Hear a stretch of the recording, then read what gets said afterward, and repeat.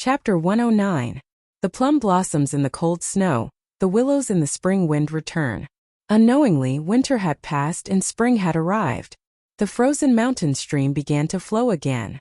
The icicles under the eaves of the bamboo houses, the tree branches, all dripped crystal clear water under the sunlight.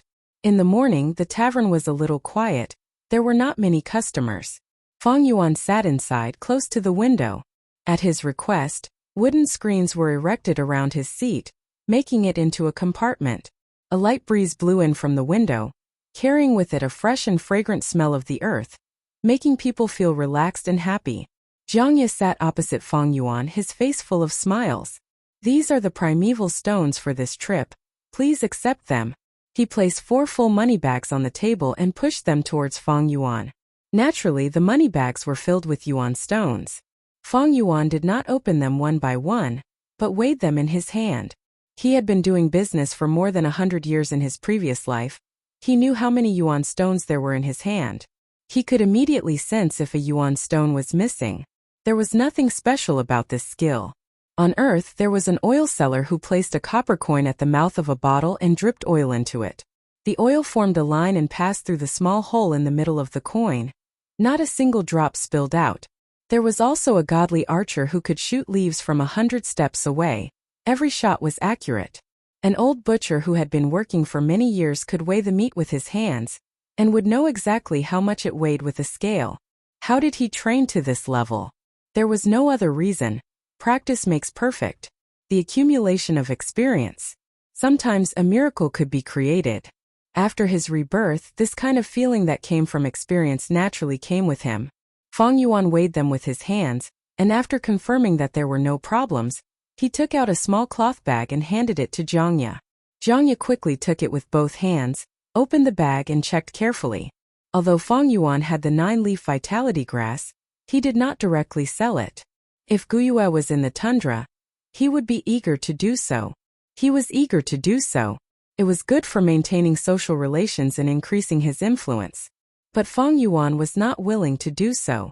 This was a waste of time and energy. Thus he sold the vitality leaves to Jiang Ye. And as the shop owner, Jiang Ye sold these rank 1 healing grass goo. Jiang Ye was Jiang He's younger brother. While Feng Yuan was looking for the liquor worm, Jiang Ye's eyes lit up. I've met him before. His brother Jiang He was half an ally to Feng Yuan. Therefore he was asked to be the agent. Peer to sell. It was relatively safe and reliable. 1239. There are indeed 9 vitality leaves, not bad.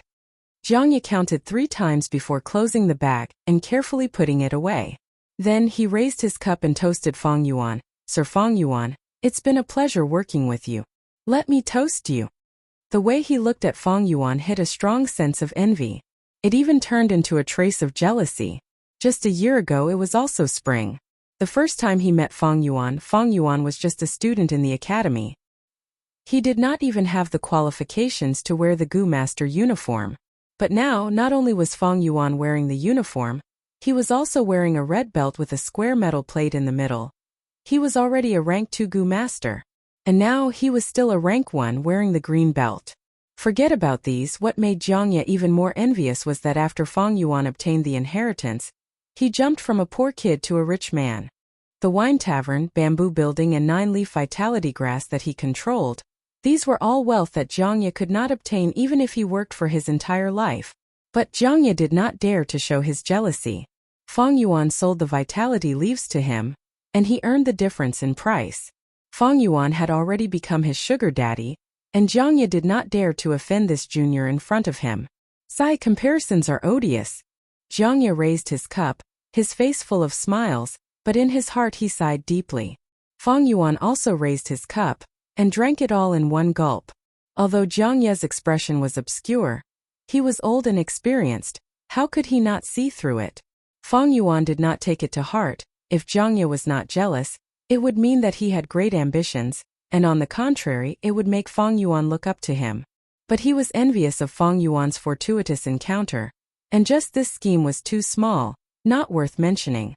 Drinking a cup of wine with him was only because he currently had some value to him. Jiang Ye put down his cup and said excitedly, the vitality leaves in the clan, each one sells for 55 yuan stone. After listening to your instructions, our grass goo only sells for 50 yuan stone as expected. The supply cannot meet the demand.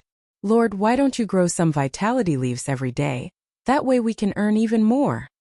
Fang Yuan heard this and shook his head, resolutely rejecting, no way, growing 9 vitality leaves is already my limit. It wastes a lot of my cultivation time. This was the difference between Fang Yuan and Jiangye, these ordinary people. To Fang Yuan, yuan stone was only a cultivation resource, a tool. Everything was for the sake of cultivation. And Jiangye treated yuan stone as his life's goal. The reason why he cultivated was to earn more yuan stone. But even if Fang Yuan only grew 9 vitality leaves every day, and earned over 400 yuan stone, after these few days of accumulation, his wealth had increased to a considerable level. Seeing Fang Yuan reject, Jiangye did not dare to force him, and could only pout his lips in pity, and attentively poured wine for Fang Yuan, and then for himself. That's true. He sighed, Lord, you have so much wealth, why do you need to work so hard every day? From what I see, why do you still need to stay in that shabby rented house? Why don't you empty out a bamboo building and live there yourself? Then marry a beautiful wife, and hire 7 to 8 servants to serve you. That would be a happy life, Tizdesk. Fang Yuan laughed lightly, and did not say anything. How could a sparrow and swallow know the ambitions of a great swan? He turned his head and looked outside the window. Bamboo buildings with snow on top, bathed in the bright spring light. Far away there was a willow tree, its branches with yellow and green tender leaves, gently swaying in the gentle spring wind. Fang Yuan's gaze was a little absent-minded, thinking about his current situation. After solving Fang Jing's problem, his family property could be said to have been secured. White jade goo and moonglow goo had been successfully refined. It could be said that he had both offense and defense. Next was to refine the liquor worm. But the matter of the liquor worm was more troublesome. To refine the 4 flavors liquor worm, he needed a second liquor worm, as well as sour, sweet, bitter, and spicy wines. These things he did not even have a clue about. The liquor worm must be refined, without it, my progress will be more than halved. But to refine the 4 flavors liquor worm, I have to wait for the caravan to arrive. Using the caravan as an opportunity, I can also expose the white jade goo. This way my battle strength can be displayed, and I don't need to hold back. Fang Yuan now had the moonglow goo, white jade goo, and together with his 500 years of battle experience, he was already above most rank 2 goo masters. Sickly Snake Jiao San and other slightly famous group leaders, if they fought him one-on-one, they would not be Fang Yuan's match. But for Qi Shan, Mo Yin and Qing Shu, Fang Yuan was still weak. Firstly, his cultivation was insufficient. Fang Yuan was only rank 2 initial stage. But they were all upper stage or even peak stage. Secondly, he did not have enough strong goo worms. Fang Yuan used goo worms for battle. He only had 2. But Qi Shan, Mo Yin and Qing Shu each had at least 3. And they also had hidden trump cards. And among his peers, Fang Zheng, Ma Bei and Qi Qing were unsurprisingly starting to show their talents. Especially Fang Zheng, after obtaining the rank 2 moon raiment, he already had the strength to fight Fang Yuan. And as time passed, his cultivation would get higher and higher. Gradually, he would leave Fang Yuan far behind. Unless Fang Yuan could quickly refine the 4-flavor liquor worm, he would not be able to keep up with Fang Jing in terms of cultivation speed. As for the higher levels, those rank 3 and rank 4 goo masters, to Fang Yuan there was no need to talk about a draw. Even keeping his life was a difficult matter, not to mention challenging someone of a higher level. It was very difficult to challenge someone of a higher realm. Fang Yuan had no trump cards and also no aptitude. Even if he had rich battle experience, even a clever housewife cannot cook a meal without rice. Without a strong goo worm, these experiences would not be of any advantage. If I can refine the 4-flavor liquor worm, my cultivation speed will be more satisfactory. But I still need to replenish some goo worms. I have the white jade goo for defense, the moonglow goo for offense, and the 9-leaf vitality grass for healing. I still lack detection and movement type goo worms. Although these 2 goo worms are only supplementary, once I have them, I can make up for my shortcomings and increase my battle strength by at least 3 times. Fang Yuan pondered. He did not need to learn step by step through practice. His rich life experience had already let him know his exact position. Zhang Ye's voice sounded in his ears. I heard that recently, there seems to be someone looking for trouble with Lord? Specifically causing trouble in the bamboo building and wine tavern you rented out? Fang Yuan frowned, his train of thought was interrupted. But Zhang Ye was right. Fang Yuan had already investigated clearly. It was his uncle Guyue Dong too, who was stirring up trouble in the background. After being warned by Guyue Qingshu, he no longer dared to use Fangzheng to cause trouble. But after a period of silence, he was filled with unwillingness and resentment. Using his connections, he hired some Gu masters to cause trouble at Fang Yuan's place. Businessmen were most afraid of this kind of trouble. So recently he had taken some time out to check on the place. Young master, someone is causing trouble again. At this moment, a waiter walked into the room with an anxious and fearful expression. Oh! Fang Yuan's brows relaxed, to think he would bump into him today. Not waiting for Fang Yuan to make a move, Zhang Ye suddenly stood up, eagerly saying, Lord, please wait for a moment, I will go take a look. He walked out of the screen and turned around in a blink of an eye. It's Guyue man sure. Zhang Ye's face turned pale, saying in a low voice. His eyes were also filled with fear and worry. Guyue man sure? Fang Yuan acted cautiously, knowing the importance of information. In this period of time, he had already gathered information on all the rank 2 Gu masters in the clan, and had memorized most of them. Guyue Manshur was a Gu master with some reputation, good at defense and had some strength, taking up the role of Manshur's group leader. In terms of reputation, he was slightly higher than sickly snake Jiao San. Bam! From outside came the sound of wine jars smashing on the ground. Then a rough and arrogant voice sounded, What kind of wine is this? It's like horse piss, you dare to sell it to me? Humph! Fang Yuan's eyes flashed coldly, standing up. Chapter 110. Zhang Ye saw that Fang Yuan had the intention to leave, and quickly stopped him. Lord Fang Yuan, a wise man knows better than to fight when the odds are against him. This man sure is very strong. He was once able to escape from Bai Ningbing's hands. He cannot be underestimated. Publicizing his defeat as glory, what is there to fear from such a person? Fang Yuan laughed lightly, and pressed his hand on Zhang Ye's shoulder. Just sit here and drink. Lord! Zhang Ye opened his mouth wanting to persuade him again, but met Fang Yuan's cold gaze.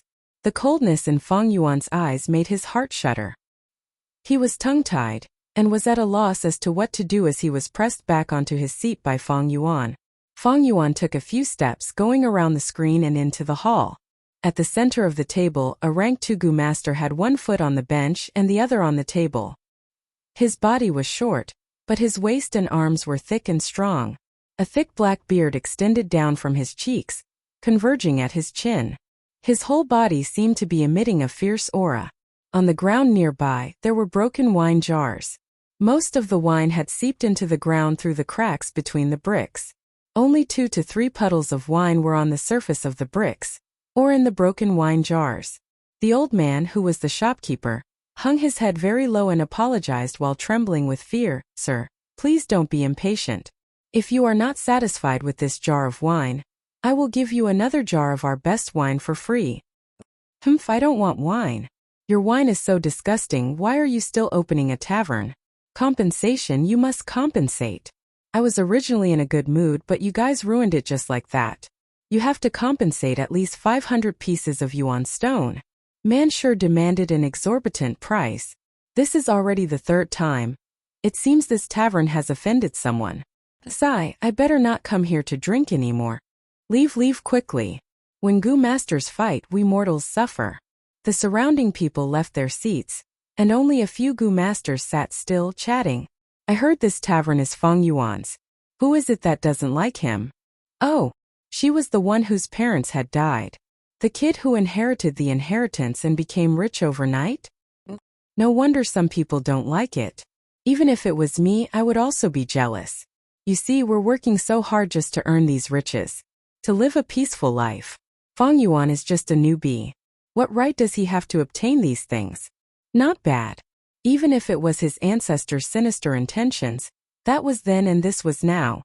The family's resources were limited. Everyone was only given a small amount. How could he, a mere C-grade talent, enjoy so much wealth at such a young age? How preposterous. Man sure isn't trying to provoke him into betting, is he? If it's really a goo battle, I might really be able to get a piece of fat meat. Someone shook his head. Hey, do you think those elders are fools? Someone nodded. But that might not be the case. Haven't you all understood the family's policies after all these years? In a way, it is tacitly allowing us to fight. Powerful people deserve more resources, don't they? If the weak couldn't keep their property, they could only part with it. Everything is for the family's strength. That makes sense. But let's watch first. This water is a bit deep. It is said that Manshur has a retired senior behind him.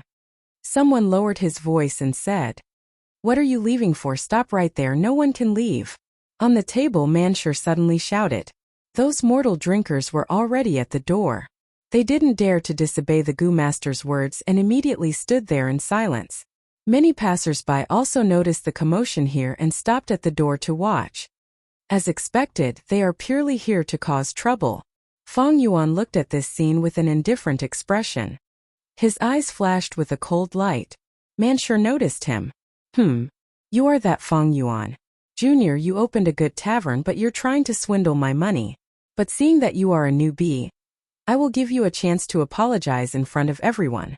Otherwise, people will say that I, Manshur, used my status as a senior to bully a junior like you. Ha ha ha. Manshur laughed. As long as you apologize and bow, I will let this matter go. I am a man of my words. He beat his chest so hard that it made a loud thump. He showed a forthright attitude, but his intentions couldn't be hidden from the surrounding Goo Masters. Manshur's move is sinister. That's right. If Fong Yuan really apologizes, he won't be able to raise his head in the future. Anyone would rush over, step on his head, and bully him for his weakness. But if he doesn't apologize, this is disregarding his seniors, arrogant and unruly. He will be ostracized by the entire circle. That's right, he is in a dilemma. Oh my fuck. The Goo Masters whispered, and suddenly, someone's mouth opened wide enough to swallow a duck egg. The other spectating Goo Masters were not much better off. Someone's eyes almost popped out of their sockets. Someone spat out the wine in his mouth. Someone looked on with incomparable shock like a statue. They had been staring at the scene, wanting to watch a good show. In the end, not only did Fong Yuan fulfill their wishes, he even gave them a huge surprise. The young man waved his hand and a moonblade flew out. Swoosh! This was the Moonglow Goo's moonblade. The eerie blue moonblade flew in the air, as big as a washbasin. Along the way, a square table was sliced in half like tofu. Huh! Manshur's laughter stopped abruptly. His pupils shrunk as the moonblade grew larger in his eyes. In the blink of an eye, the eerie blue moonlight shone on his face, revealing every strand of his beard. A strong aura of death assaulted him. At the crucial moment, Manshur lost his composure and shouted, "Monolith Goo!" Immediately, his whole body shone with a dark gray light. His skin bulged, growing into rock skin.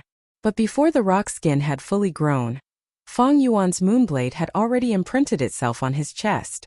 With a soft sound, the rock skin split open, and a long slanted wound appeared on Manshur's chest. Blood spurted out like a stream. Ah! An intense pain assaulted his nerves and Manshur screamed in fear, his voice filled with shock and disbelief. He had never expected that Fong Yuan would attack without saying anything. He really dared to attack. In the village, he directly used a goo worm. Against his own clansmen. Not to mention Manshur. Even the other spectators were flabbergasted. A look of disbelief. What's going on? Is this kid crazy? He didn't say anything and just attacked. He's not afraid of killing Manshur. He was rejected by the punishment hall, and now he has to pay with his life? Young people are so impulsive. Did you see that moonblade just now? That is not the moonlight goo but the moonglow goo. To think that Fong Yuan has already refined the moonglow goo. Fong Yuan, what the hell are you doing? Manshur stood on the square table, shouting with a malevolent expression, his voice like thunder. His skin bulged, growing into a rock skin and becoming even thicker. The wound was also covered by the rock skin. However, large amounts of blood still flowed out, but it was no longer gushing out like before. Fong Yuan's expression was cold and indifferent as he slowly walked over. He did not speak, or more accurately speaking, to be precise, he did not speak. He responded to Manshur with a movement. Another moonblade. Swoosh. The crescent blade flew across the short distance. Manshur did not have time to speak, and quickly raised his arms to protect his head and chest. Both of his arms were covered with thick, dark gray stones, as if they were carved from stone. They were thick and strong. The moonblade imprinted on his arms, creating a deep wound. A deep gash was carved out, and countless small stones splashed out. The moonblade's strength caused Manshur's body to lean backwards. His body was covered in thick rocks, causing his weight to increase sharply. Finally, the square table he was stepping on could not bear the weight, and with a crack it completely collapsed. Manshur could not stand steadily, and fell to the ground, revealing a flaw in his defense. Fang Yuan walked slowly, his eyes flashing with a cold light. Grasping the flaw, he shot another moonblade. The moonblade cut through the air, creating a whistling sound. Manshur quickly stretched out his hands, but he underestimated Fang Yuan's battle experience. Although the moonblade was a straight-line attack, it was slanted at a crafty angle, not completely perpendicular to the ground. Manshur's arm blocked half of the moonblade, but the other half was imprinted on his chest. Immediately, his injuries worsened, and large amounts of blood flowed out of Manshur's chest. Is he going to kill someone? The rank 2 Gu masters who were sitting on their seats could not sit still, and stood up. The mortals did not even dare to breathe. They looked at each other in fear and excitement. The Gu masters killing each other had triggered something in their hearts that had been suppressed for a long time. Manshur breathed roughly, trying to get up, but it pulled at his wounds. The intense pain caused him to fail, and with a bang he fell down again. Fang Yuan walked over slowly. Manshur had lost a large amount of blood, his face pale. He looked at Fang Yuan in fear. Fang Yuan's cold and slow steps approached him, giving him a huge pressure. Fang Yuan, you can't kill me. If you kill me, you will be arrested by the punishment hall. Manshur's legs scraped against the ground, moving backwards. His blood flowed out, following his body, drawing a bright trail on the green brick floor. Everyone was silent. Everyone was stunned by Fang Yuan's cold aura, holding their breaths as they watched. No one felt that Manshur was useless without any style. If it were them, they would not be any better than Manshur. Fang Yuan walked in front of Manshur, raised his leg, and fiercely stomped on the wound on Manshur's chest. Manshur sucked in a breath of cold air from the pain. Fang Yuan stomped on the ground again, and Manshur felt like he was being rammed by a wild boar, trampling on his body as it continued to trample over him. He could not bear it anymore and screamed in pain. Even with the protection of the thick rock skin, his chest was being crushed by Fang Yuan, and blood flowed out of his wound. More importantly, Fang Yuan's right hand was covered in a layer of eerie blue moonlight, condensed and not released. This was the sign of the moonblade's attack. Manshur was anxious and did not dare to move. You can't kill me. He stared with his eyes wide open, and shouted with difficulty. I won't kill you. Fang Yuan said his first words since he appeared. His tone was very calm. In the dead silence of the wine tavern, his words clearly entered everyone's ears. But I can cripple you, break one of your arms or one of your thighs. According to the clan rules, I will have to compensate you with a large amount of yuan stone, and I will be imprisoned. But you can only spend the rest of your life in bed. Your disability has greatly reduced your battle strength. You can no longer go out to carry out missions. Do you think this kind of result, can you accept it? Fang Yuan looked down at Manshur and said slowly. A cold voice entered Manshur's ears. It made his heart stop, and his body trembled. He opened his mouth and gasped for breath. His mind became even more chaotic. The power of Fang Yuan's foot made him feel like he was being pressed by a huge rock, and he felt that breathing was becoming more difficult. Damn it. If I had taken precautions, if I hadn't been caught off guard, and been seriously injured from the start, how could it be? Manshur's voice stopped abruptly, because his gaze met Fang Yuan's eyes. He laid on the ground and looked up. Fang Yuan's eyelids were half closed, and his dark eyes were looking down at him. What a pair of eyes! If it was filled with killing intent, Manshur would not be afraid. But this pair of eyes, it was filled with a kind of coldness. This coldness was arrogance towards reality. It was disdain towards the people of the world. It was trampling on life. And it was abandoning the rules. This pair of eyes. Mansher's pupils shrunk to the size of a needle, and the deepest memories in his heart surfaced. That was the nightmare of his life. 2 years ago, a moonlit night in the bamboo forest. A white-clothed youngster, similarly stepping on him. Damn it. If I had refined the monolith goo, how could you have broken my defense? Death was approaching. He screamed hysterically, filled with unwillingness. Oh, since it is like this, I will not kill you this time. The white-clothed youngster's lips curled, showing an interested smile. After you return to the village, cultivate well, and refine the monolith goo, then we will fight. I hope in the future, you can add some excitement to my life. Saying so, the youngster lifted his foot, letting him go. Mansher breathed roughly, lying on the ground. He did not expect such a sudden turn of events. He stared blankly at the white-clothed youngster. The youngster looked at him like he was looking at an ant, speaking indifferently, still not scramming? Mansher's body trembled, and he quickly got up, stumbling as he escaped. This white-clothed youngster was none other than Bai Village's #1 genius, Bai Ningbing. Back then he was only rank 2, but he could already kill a rank 3 clan elder. Mansher managed to escape with his life, and thus his reputation rose. In these 2 years, Bai Ningbing's face had already become a blur in his memory. The only thing he remembered was his eyes. That pair of indifferent eyes, high and mighty, hid a pride that mortals could not hope to understand. To think that he would see this pair of eyes in his own village. At this moment, Mansher's heart was filled with fear. The unwillingness and anger in his heart disappeared, and he had no fighting spirit left. Mansher's change in expression was seen by Fang Yuan. The youngster was slightly surprised, not expecting this Mansher to be so useless. But, forget it, he is just a coward. Fang Yuan had already achieved his goal, and he loosened his foot. You can scram now. Mansher seemed to have heard the voice of an immortal, and with a pale face, he stumbled out of the tavern. Everyone was speechless. Fang Yuan stood on the spot, looking around. The surrounding Gu masters, some rank 1 and some rank 2, all avoided his line of sight. The shopkeeper and the waiters looked at him with shock, excitement and worship. Who doesn't want a strong backer? Behind him, Jiangya was dumbstruck. He heard the commotion and ran out, only to see the scene of Fang Yuan chasing Mansher away. That was Guyue Mansher. He was extremely shocked, and his gaze towards Fang Yuan had already changed. Jealousy had already disappeared.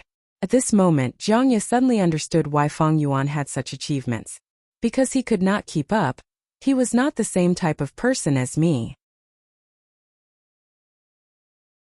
Chapter 111. Guyue Mansher was defeated by the newbie Fang Yuan.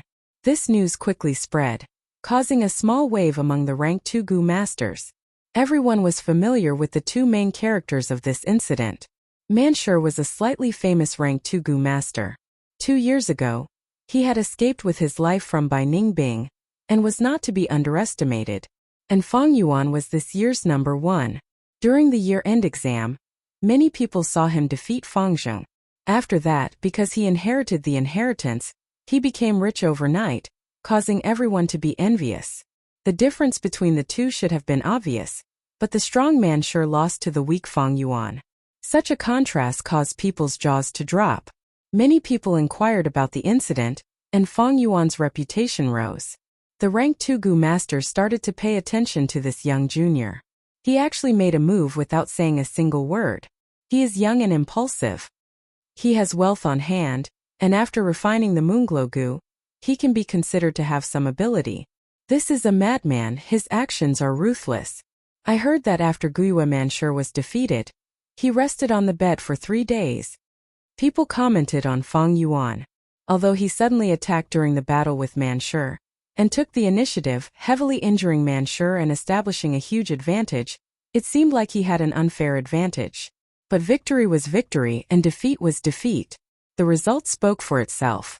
Maybe on Earth there were many people who focused on the process and not the result. But in this world life was tough and filled with fatal dangers. Winning often meant that they were still alive. Defeat meant death, losing everything. The concept of the winner being king, and the loser being a bandit was strongly acknowledged by almost everyone. Fang Yuan won no matter the process, that was the truth. A newbie rose, stepping on Mansher's shoulders, officially stepping into everyone's field of vision, and Mansher became a stepping stone, his reputation ruined. After returning, he resigned from his position as the group leader. This was the outcome of a loser. Relatives would sympathize with such a loser, but they would worship and acknowledge the winner. The winner represented strength, and strength meant that people's lives were safer. After this incident, Guyue and Frozen Earth also wisely stopped their little tricks. The fate of Guyue and Mansher finally made the shrewd uncle realize the reality. Fang Yuan's growth made him feel helpless, resentful, and unwilling. He knew that it was impossible for him to get this inheritance back. It was meaningless to persist any longer. Using his connections to hire others to cause trouble for Fang Yuan was a waste of Yuan stone. As for Fang Yuan, he was rolling in money. If the stalemate continued, even if he had a large amount of Yuan stone, he would still be the one to lose in the end. Because he had lost the bamboo house, the wine tavern, and the 9-leaf vitality grass, he had become like water without a source. It would be very difficult to replenish the Yuan stone that he had consumed. On the other hand, Fang Yuan, although there was a shortage of Yuan stone, it was increasing day by day. More importantly, Guyue Tundra discovered to his dismay that this stalemate had no benefits to speak of. So when he heard the news of Mansher's defeat and escape, he immediately stopped this pointless action. In fact, when Fang Jing's trouble was resolved by Fang Yuan, it meant that Guyue and Frozen Earth had lost. Thus, Fang Yuan's wine tavern could operate as usual, which was a happy event. There was another happy event, which was the early arrival of the caravan. March. The spring sun shone brightly, and the light song of spring came with a cheerful beat. Spring flowers bloomed. The grass grew long and the orioles flew. On Qingmao Mountain, as far as the eye could see, it was all green. On some of the hillsides facing the sun, wild flowers bloomed, forming a colorful and gorgeous sea of flowers. The gurgling flowers bloomed like raging flames, interweaving with the sunlight. The newborn dragonpill crickets slowly grew from the thin eggs, forming new swarms of insects, and began to be active at night. During the day, large flocks of colorful parrots appeared, circling in mid-air chirping. Spring brought light to all living things. Under such a scenery, a caravan slowly entered Qingmao Mountain. The black-skinned fat beetle wriggled slowly. It was filled with people and goods. Proud ostriches with colorful feathers pulled carts after carts. Mountain spiders ignored the terrain. Winged serpents twisted their bodies and moved forward, occasionally spreading their wings and flying for a distance. A treasure brass toad, too, 5 meters tall and orange in color, led the way. Sitting on it was the rank 4 Gu master Jia Fu. After knowing the caravan had entered the village, Fang Yuan sighed in his heart. It's changed again. In his previous life's memories, this caravan should have arrived in summer. According to previous years, the caravan would have arrived in summer. But now it has arrived 2 to 3 months earlier in spring. And on a larger scale, Fang Yuan's rebirth changed his current situation, and also affected the surroundings, causing the future to change. But the root cause was because he killed Jia Jinsheng. After deceiving everyone, Jia Fu mistakenly thought that Jia Jinsheng's death was a scheme by his rival Jia Ge.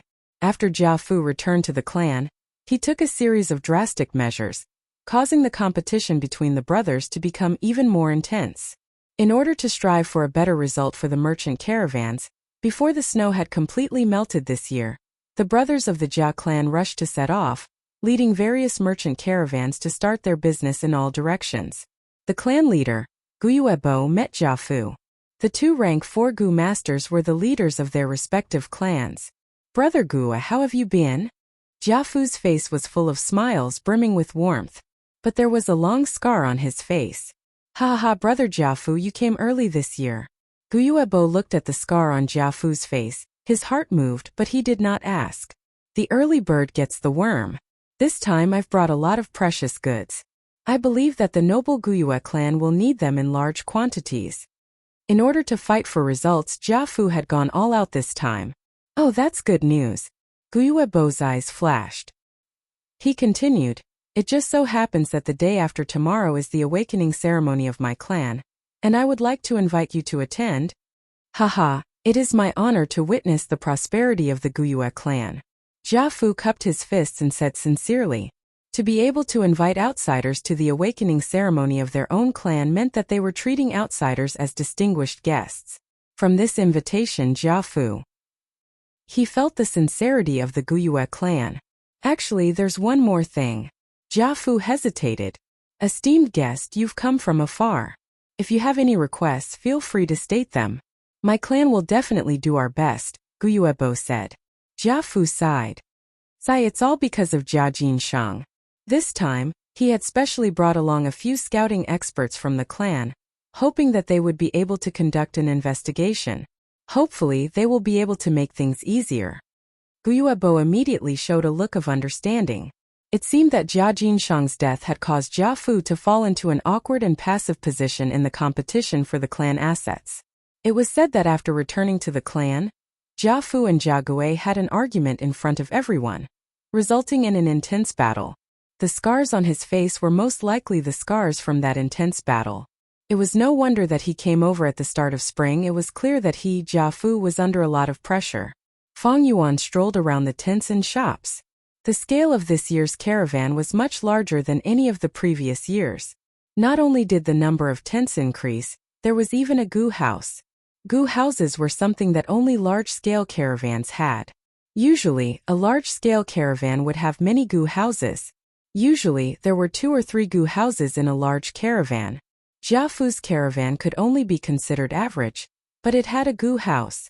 This gu house was a large tree. It was 18 meters tall, a true towering tree. The roots were thick and strong, and the branches were like entangled dragons and snakes. A small portion was exposed on the surface, while the rest were deeply rooted under the ground. The trunk at the bottom had a diameter of 10 meters. As it went up, it decreased, but the decrease was not obvious. The brown trunk was not dense, but there were 3 layers of space in the trunk. The surface of the trunk. There were also windows. Sunlight and fresh air passed through the windows, entering the 3 layers of space in the trunk. The tree's branches were sparse, and the leaves were sparse. Only the crown of the tree was green and lush. The spring wind blew and the leaves swayed, creating a slight rustling sound. This was the most commonly seen house gu. Rank 3 grass gu called 3-star cave. It was planted by a logistics gu master and nurtured with primeval essence, causing it to grow. The 3 layers of space in the trunk were 3 rooms arranged in a row. Its defense was not something that tents could compare to. In the continuous stretch of tents, a huge tree stood tall like a tower, giving off a feeling of being a crane among chickens. At the bottom of the huge tree there were 2 wide doors allowing people to enter. Fang Yuan followed the crowd and walked into the huge tree. The 3 layers of space in the treehouse had been modified into a shop layout. On the counters there were all sorts of gu worms. These counters were made of wood, and were a part of the huge tree. Green leaves grew on them. 3-star cave tree gu could grow according to the gu master's wishes. Other than these counters, there were round stools and benches for customers to rest on. A rank 3 logistics gu master was somewhere in the giant tree, controlling and monitoring the situation. Once someone snatches the gu worm on the counter, he would control this huge tree to grow, and immediately close the door at the bottom of the trunk, instantly creating a secret room. Countless branches would grow crazily, forming a concentrated attack. At the same time, the gu masters guarding the tree house would also participate in the battle. Tree houses were much safer than tents, thus the goods sold inside were more valuable. Fang Yuan had just arrived at the first floor, and first saw a liquor worm on a lone counter in the center. Many gu masters were already surrounding this liquor worm, commenting on it, or clicking their tongues in admiration.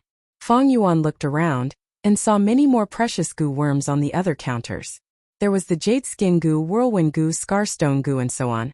These gu worms could be used with the moonlight gu to fuse into higher-ranked gu worms.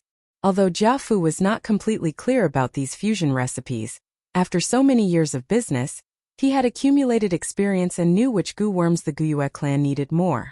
Jia Fu's business is naturally not targeting the Guyue clan. From this, it can be seen that he really went all out this time. It seems he was provoked after returning. Fang Yuan saw this and his heart jumped. Chapter 112. Liquor Worm. Fang Yuan murmured softly as he walked to the center of the counter. As long as he had this liquor worm, he would be able to refine the 4 flavors liquor worm by supplementing it with sour, sweet, bitter and spicy wines. Of course, this kind of fusion naturally had the possibility of failure. But if Fang Yuan didn't have a second liquor worm, he wouldn't even have the chance to try. Life was like this. Hard work might not lead to good results and success might not be guaranteed. But if you don't work hard, you will definitely fail. It was the same for the Devil Dao. Most of the people in the Devil Dao were good at overcoming obstacles and advancing bravely. In the eyes of most people, this seemed extreme and risky. I was still worried about how to find a second liquor worm. I didn't think that fate would send this liquor worm to me. The opportunity was right in front of me, how could I give it up? I will get this liquor worm. Fang Yuan's eyes flashed with determination. If my cultivation level had reached rank 5 or 4, with great battle strength, I would have snatched it and left without saying a word. If God or Buddha obstructs, God or Buddha obstructs. If they were rank 3 or rank 4, they would have many methods and could steal without anyone noticing. It's a pity that I'm only at rank 2 now, and I'm only at the initial stage. Fang Yuan sighed inwardly. If that's the case, I can only buy it honestly. He glanced at the price on the counter. Liquor worm, 500 yuan stone. The normal market price of the liquor worm is 580 yuan stone. The marked price here was actually 80 yuan stone cheaper than the market price. But if Fang Yuan really thought that he could buy this liquor worm by spending 500 yuan stone, then his 500 years of previous life would have been wasted. The reason why the price is so low, it was just that Jia Fu wanted to attract people and attract them to buy. This treehouse was obviously Jia Fu's property. Grandma, this liquor worm is only worth 500 primeval stones. A young girl walked over and exclaimed in a small voice.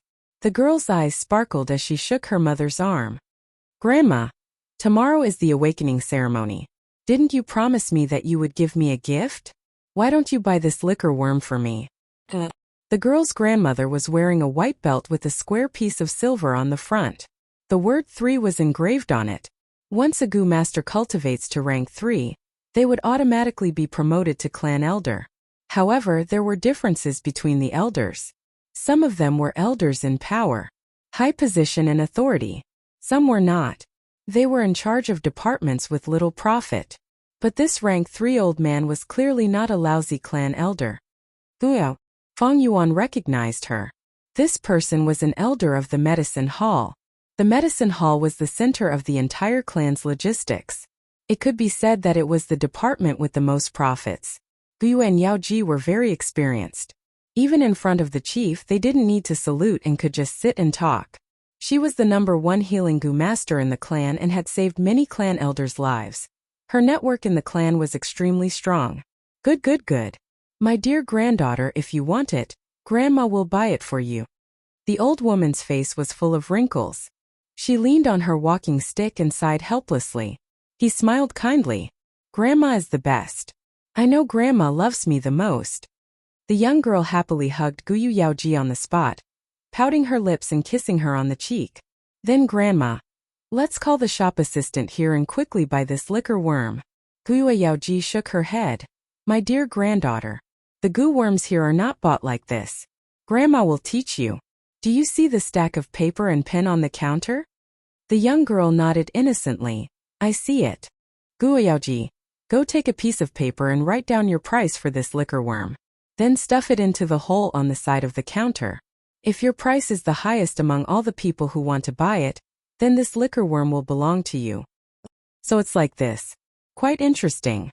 The young girl took a bamboo paper and held the pen. But when she was writing, she hesitated. She furrowed her cute brows and thought hard for a while. Finally, she pouted and asked, Grandma, how high should I write down the price? I'm afraid if the price is too low, the liquor worm will be bought by someone else. If the price is too much higher than others, you will suffer a loss. Guo Yaoji laughed and deliberately teased. How can it be so easy to buy a liquor worm? It's up to you, my dear granddaughter. Grandma. The young girl acted like a spoiled child, hugging Guo Yaoji's arm and shaking it. Okay, stop shaking.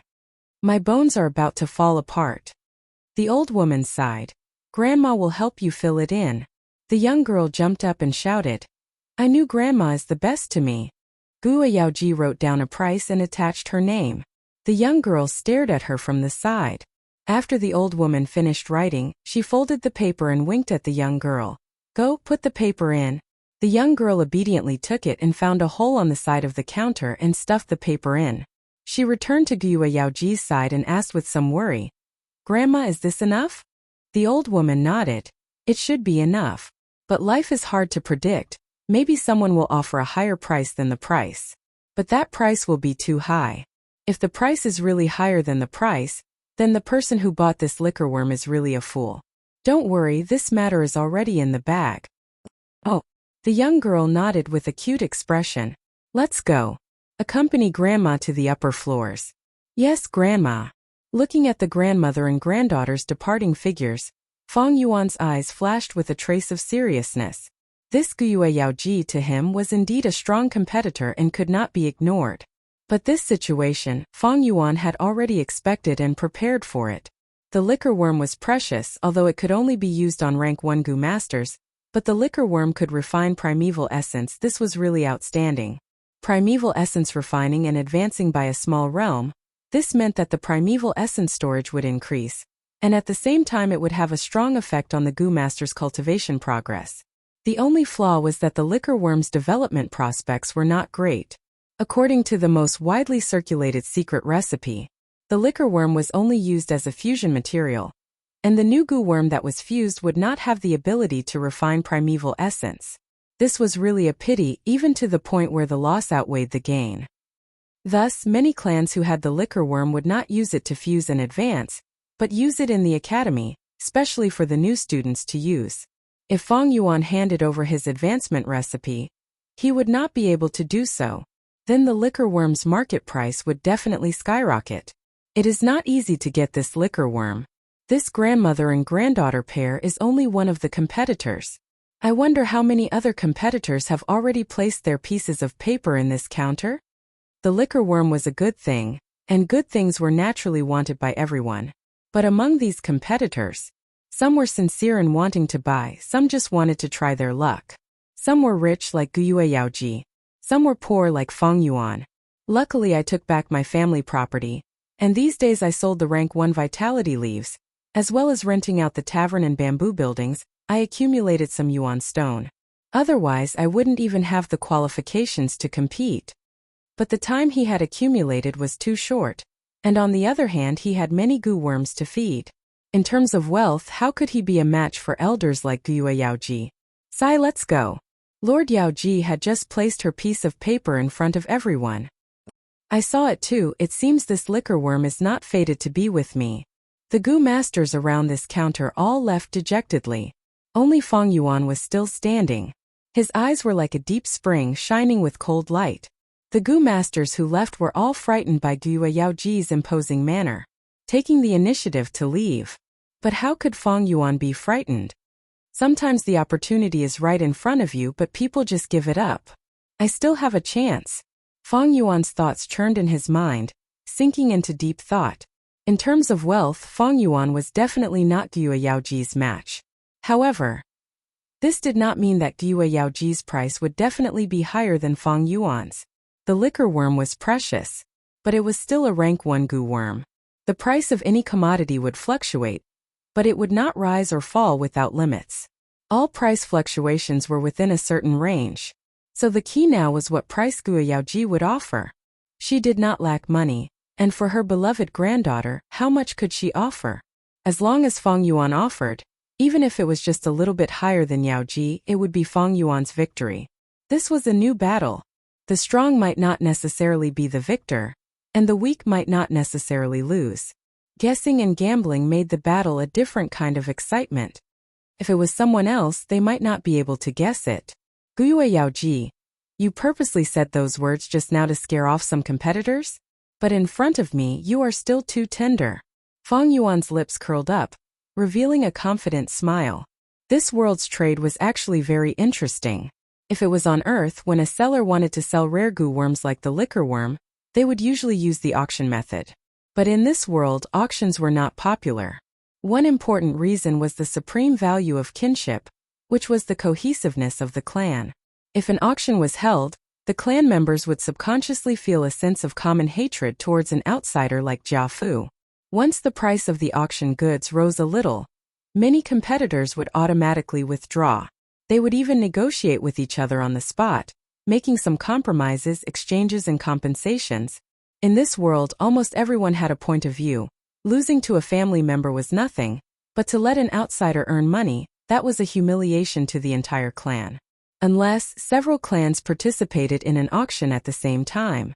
Like this, there would be competition and the smell of gunpowder.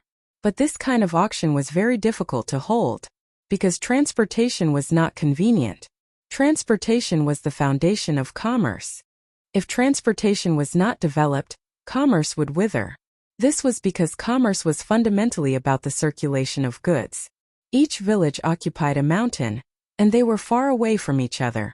The road in the middle was difficult to travel, with beast groups, steep cliffs, harsh weather, and dangerous wild goo worms. It was full of difficulties and obstacles. With such inconvenient transportation, it was hard to organize people from all sides to participate in an auction. Even on Qingmao Mountain, there were 3 villages adjacent to each other. Jia Fu did not dare to organize an auction. Firstly, where would the auction be held? It was not safe to hold it in the wilderness. If it was held in Guyue village, the other 2 parties would not be at ease. He was only a rank 4 cultivator, the 3 village leaders were also rank 4. He could not control the situation. Compared to Earth, this world's commerce was not developed. It had its own unique rules. In his previous life, Feng Yuan relied on the business theories he learned from Earth. He had earned money, but also suffered losses. After experiencing many lessons of blood and tears, he gained true knowledge from practice. Combining the rich business theories from Earth, together with his personal experience, it was not an exaggeration to say that Feng Yuan's understanding of this world's commerce was definitely at the top of the world. Just an old woman who lived in a village and had never left Qingmao Mountain wants to stop me from getting the liquor worm? Old woman, you are too inexperienced. Chapter 113. Grandma, what goo is this? The young girl pointed at the counter in the middle of the 3rd floor, asking curiously. This treehouse was divided into 3 floors. The first floor specialized in buying rank 1 goo worms. The second floor sold rank 2 goo worms. The third floor sold rank 3 goo worms. The higher the floor, the fewer goo worms and the higher the price. Of course, the goo worms that could be sold in the treehouse were all rare.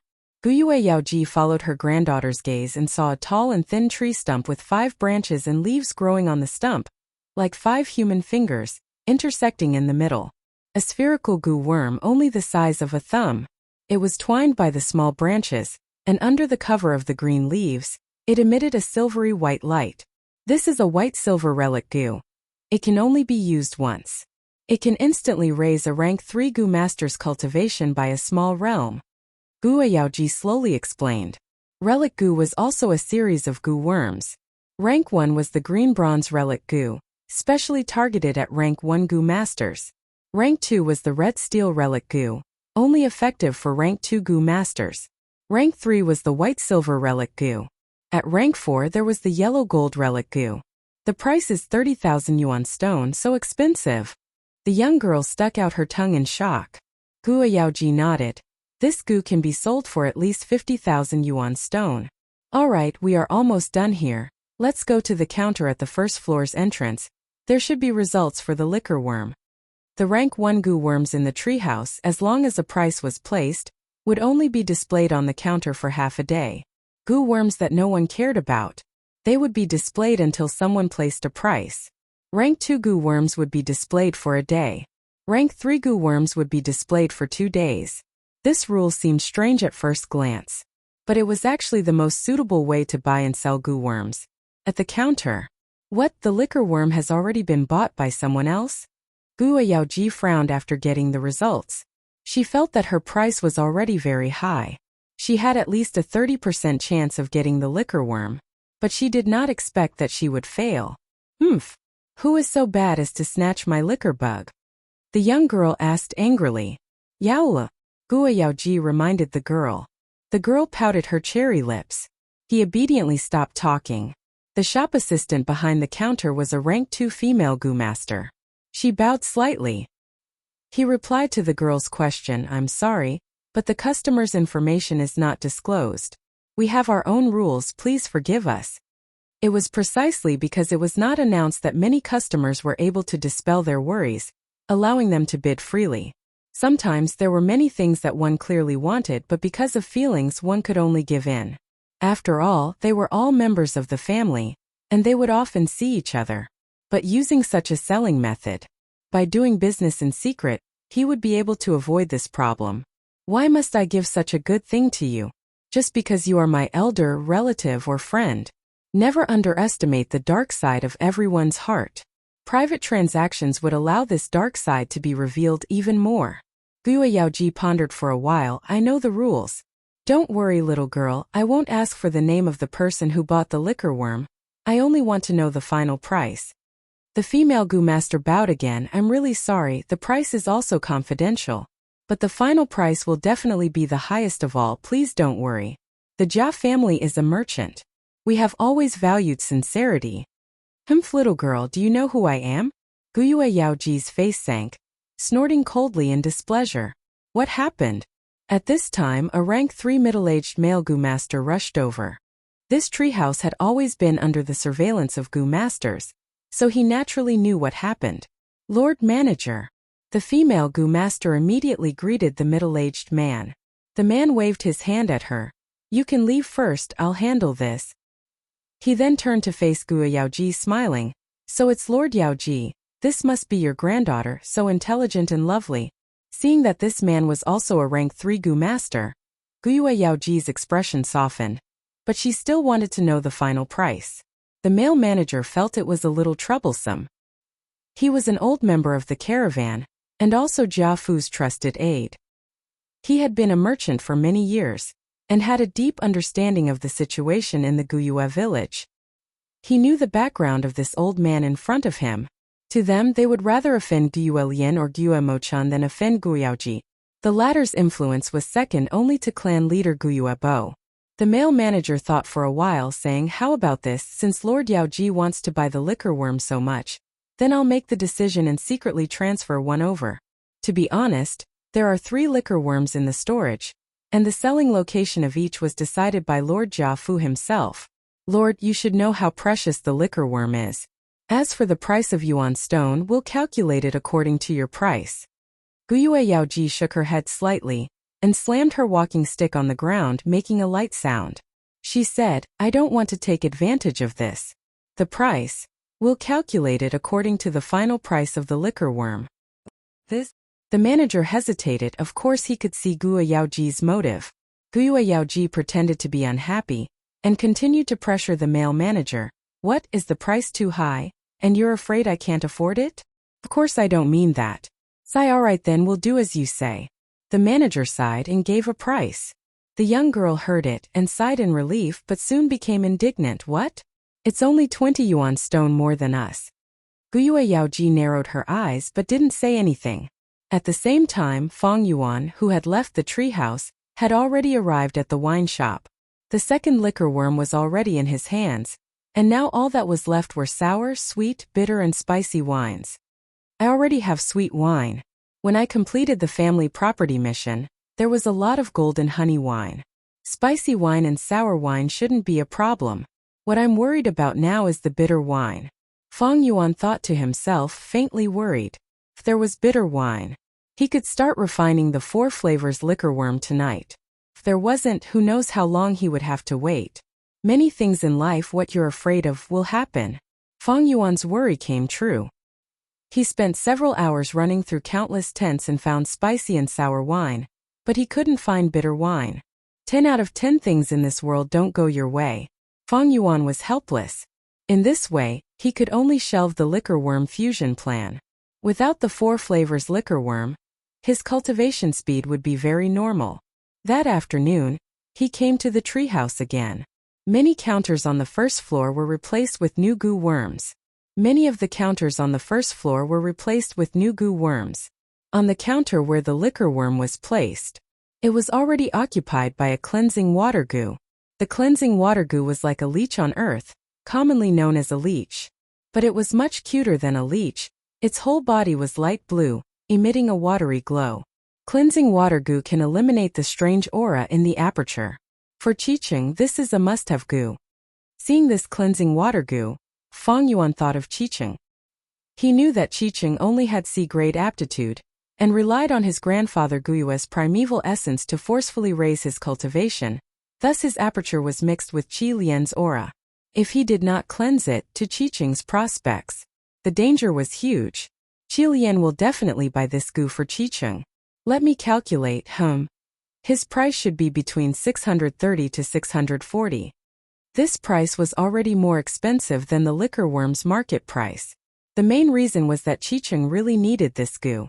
If I can bid 650, I should be able to get this cleansing water goo. If I add another 10, this cleansing water goo will definitely fall into my hands. As for the liquor worm I bought this morning, my price should be about 20 yuan stone more than Guyue's Yaoji. Fang Yuan sneered in his heart. He had such confidence. This confidence was formed from his 500 years of experience, in addition to the business theories on Earth that were several times more advanced. It was already above the mortal world. According to Fang Yuan's experience in his previous life, when he had an extra 10 yuan stone, he had an 80% chance of getting the item. When he bought the liquor worm, the reason why he had an extra 10 was because of Fang Yuan's cautious style of doing things.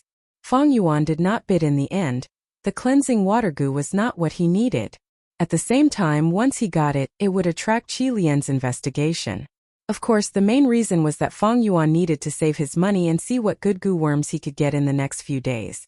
I am currently lacking 2 goo worms, one for scouting and one for movement. Next year, the wolf tide will erupt on Qingmao Mountain, and the caravan will not come again. Although there is the flower wine monk's inheritance, it was left behind in a hurry after the flower wine monk was injured. Who knows if it is complete or not, and what goo worms will appear next. In his memory, the next year's wolf tide would be very dangerous. Fang Yuan did not want to lack goo worms, causing him to be injured or even lose his life in the wolf tide due to his lack of goo worms. The current him, if he were to be surrounded by the wolf pack, it would be a disaster. Thus, before that, he needed to make the most preparations, and he could not be lacking in cultivation or goo worms. For the next 3 days, he came to the treehouse many times. On the 3rd day, on the first floor of the treehouse, he found a surprise. A black boar goo. Black and white boar goo were goo worms that could increase a goo master's strength. Fang Yuan had already used the white boar goo to increase his strength by 1 boar. If he continued to use a second white boar goo, there would not be any increase in strength.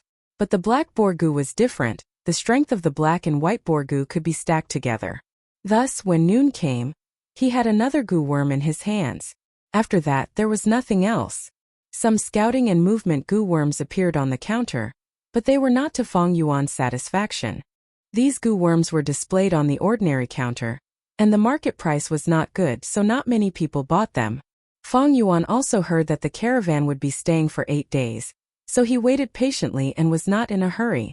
All the way until the 7th day. On the 2nd floor of the treehouse, Fang Yuan found a red steel relic goo. When a rank 2 goo master uses it, they can immediately raise their cultivation by a small realm. The price was 3,000 yuan stone, attracting countless rank 2 goo masters to bid for it, throwing the paper into the counter, and the scene was extremely lively. If I get this red steel relic goo, I can immediately push my cultivation to the middle stage.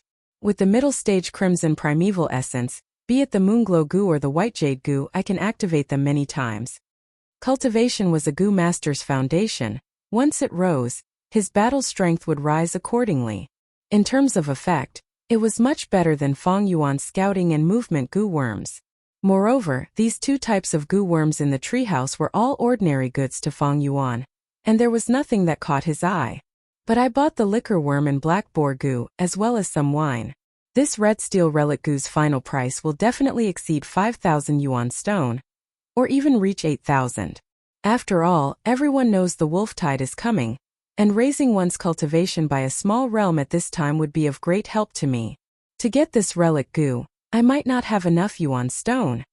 Fang Yuan instantly realized that a difficult problem was in front of him. Chapter 114. Although he had inherited his parents' inheritance, to Fang Yuan, the amount of time he had accumulated was still too short. He could not produce vitality leaves every day as it consumed a lot of time. Usually, the 9 vitality leaves that he produced would be used up in half a day. Fang Yuan pondered for a while. This red steel relic goo was only available for sale for 1 day. To raise such a large amount of yuan stone in such a short time, the only way was to pawn off his wine tavern or bamboo buildings. There was nothing to feel pity about. A year later it would be the wolf tide. In his memories, under the siege of the wolf pack, Guyue village was on the verge of collapse several times. The most dangerous time, even the main door was broken. The clan leader and the elders restrained the Thunder Crown wolf, while Guyue Qingshu used his life to block the door, stabilizing the situation. The wolf tide would cause severe losses to the 3 clans of Qingmao Mountain. Although it would not be 9 out of 10 empty houses, at least 50% of the population would be gone. At that time there would be many houses but few people. What would be the point of renting out the bamboo buildings? The wine tavern was also close to the eastern gate. Who would dare to drink at the front lines? Even if someone wanted to drink, the wine tavern would have already been taken over by the clan and transformed into a defensive tower. Right now, many people in the clan had greatly underestimated the severity of the wolf tide. At this time, if they could get rid of the wine tavern and bamboo buildings, they would be able to sell them for the best price. Wealth is just an external object. Only one's own cultivation is the foundation. However, selling it to the clan is still a bit cheaper. If I sell it to an individual, the price will be higher. But who has such a large sum of money to buy my bamboo buildings and wine tavern? Such a huge transaction. It is not something that can be negotiated on the first meeting. Both sides need to inspect and bargain. This will waste time. And I only have 1 day. Wait a moment, maybe there is someone who can. Fang Yuan suddenly had a flash of inspiration, thinking of a certain person. This person was none other than his uncle, Guyue Dong Tuesday. His uncle and aunt were shrewd and stingy. These 10 years they had been operating the wine tavern, bamboo buildings and selling vitality leaves. His uncle and aunt were shrewd and stingy. For the past 10 years they had been running a wine shop, a bamboo building and selling vitality leaves. Moreover, this business was originally managed by them. Knowing the bottom line, they could save a lot of time to inspect. More importantly, they urgently needed a portion of the family's assets to continue operating. More importantly, they urgently needed a portion of the family's assets to continue operating. No matter how much money they had, it was like water without a source. Seeing their yuan stone dwindling, anyone would be worried. It could be said, his uncle and aunt were the most suitable trading partners. Thinking so, Fang Yuan hesitated. After leaving the treehouse, he walked towards Guyu Dongtu's residence. The one who opened the door for him was Shan Chui. It's you. She was shocked. Soon she realized that she had made a slip of the tongue, and her face paled in fear.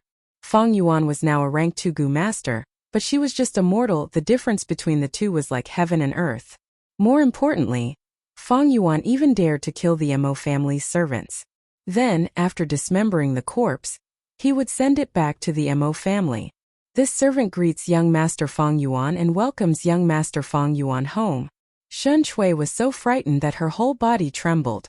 Her knees softened and she knelt on the ground. Home! Fang Yuan strode into the courtyard. He looked at everything that was familiar to him, and a hint of mockery appeared on his face. There was no nostalgia. After a year he came here again. Compared to his impression, this place was much more deserted. Just like what Fang Jing said, some of the servants had been sold or fired. Fang Yuan's sudden arrival naturally alarmed uncle and aunt. As the housekeeper, Mother Shen rushed over immediately. She bowed and groveled as she welcomed Fang Yuan into the living room and personally served him tea. Fang Yuan sat on a chair and looked around the reception hall. Much of the furniture had disappeared, and the layout was much simpler and shabbier. However, this didn't mean that his uncle and aunt didn't have any savings. Guyue Dong too is quite shrewd. This is his way of protecting himself. He has already retired, and his battle power has declined sharply. Most importantly, he lost the 9-leaf vitality grass, which means that he has lost his trump card to maintain his social network. He can no longer exert his influence. A man's wealth is his own ruin. After Fang Yuan inherited the inheritance, he attracted the jealousy and covetous eyes of many clansmen. As for his uncle and aunt, they were also facing the same problem. The large amount of savings in their hands was both a blessing and a curse. To them, not revealing one's wealth was the right way to survive. At this moment, a series of footsteps could be heard. The footsteps were getting closer and closer. Then, his aunt appeared at the door. "Fang Yuan, how dare you come here?" When she saw Fang Yuan, she was instantly enraged. She screamed, "You ungrateful little wolf cub. How did we raise you? In the end you treated us like this. Do you still have a conscience? Was your conscience eaten by a dog? You still have the face to come here and still have the face to sit here and drink tea? Did you specially come here to see us in dire straits? Now that you've seen it, are you satisfied?" She pointed at Fang Yuan with one hand and placed her other hand on her waist, scolding like a shrew. If not for Fang Yuan wearing the eye-catching rank 2 Gu master attire, reminding her, she would have already pounced on Fang Yuan and torn him apart. Fang Yuan was pointed at by his aunt and scolded, but his expression didn't change, as if he didn't hear anything. After a year, although his aunt's yellow face was filled with anger and malevolence, it couldn't hide her haggard appearance. Her clothes had already been changed into simple hemp clothes, and the accessories on her head had lessened. She didn't wear any makeup, making her look like a monkey. Fang Yuan taking back the family property had a considerable impact on her life. Towards her scolding, Fang Yuan didn't take it to heart. He calmly picked up his cup and drank a mouthful of tea, speaking in a leisurely tone.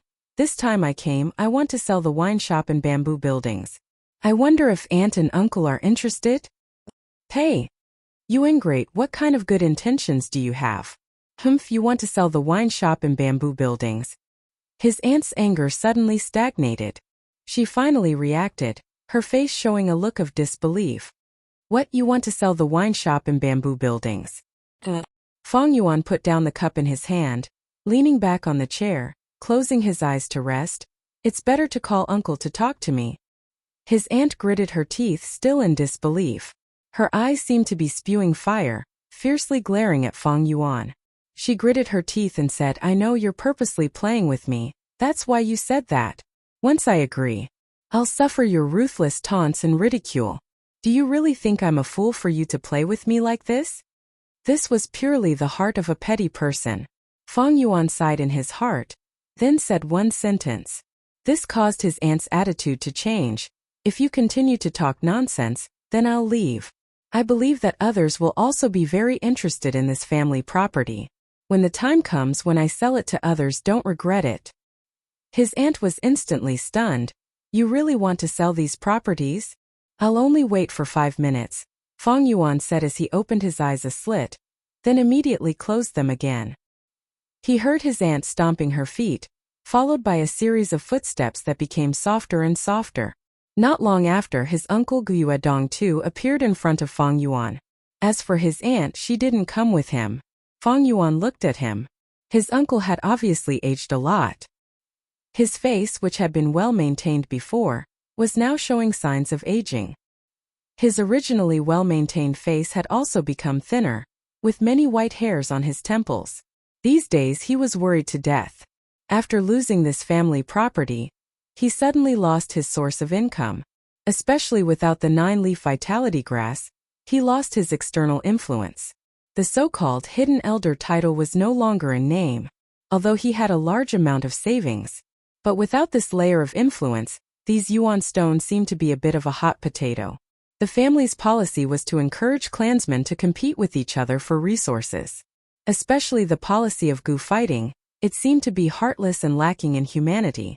But this could prevent parasites and the appearance of hedonistic young masters, causing everyone in the family to maintain a sense of crisis. This allowed the family's battle strength to always be at a strong state. In this world, only strong battle strength could ensure survival. Hurricanes, floods, ferocious beasts wouldn't reason with people.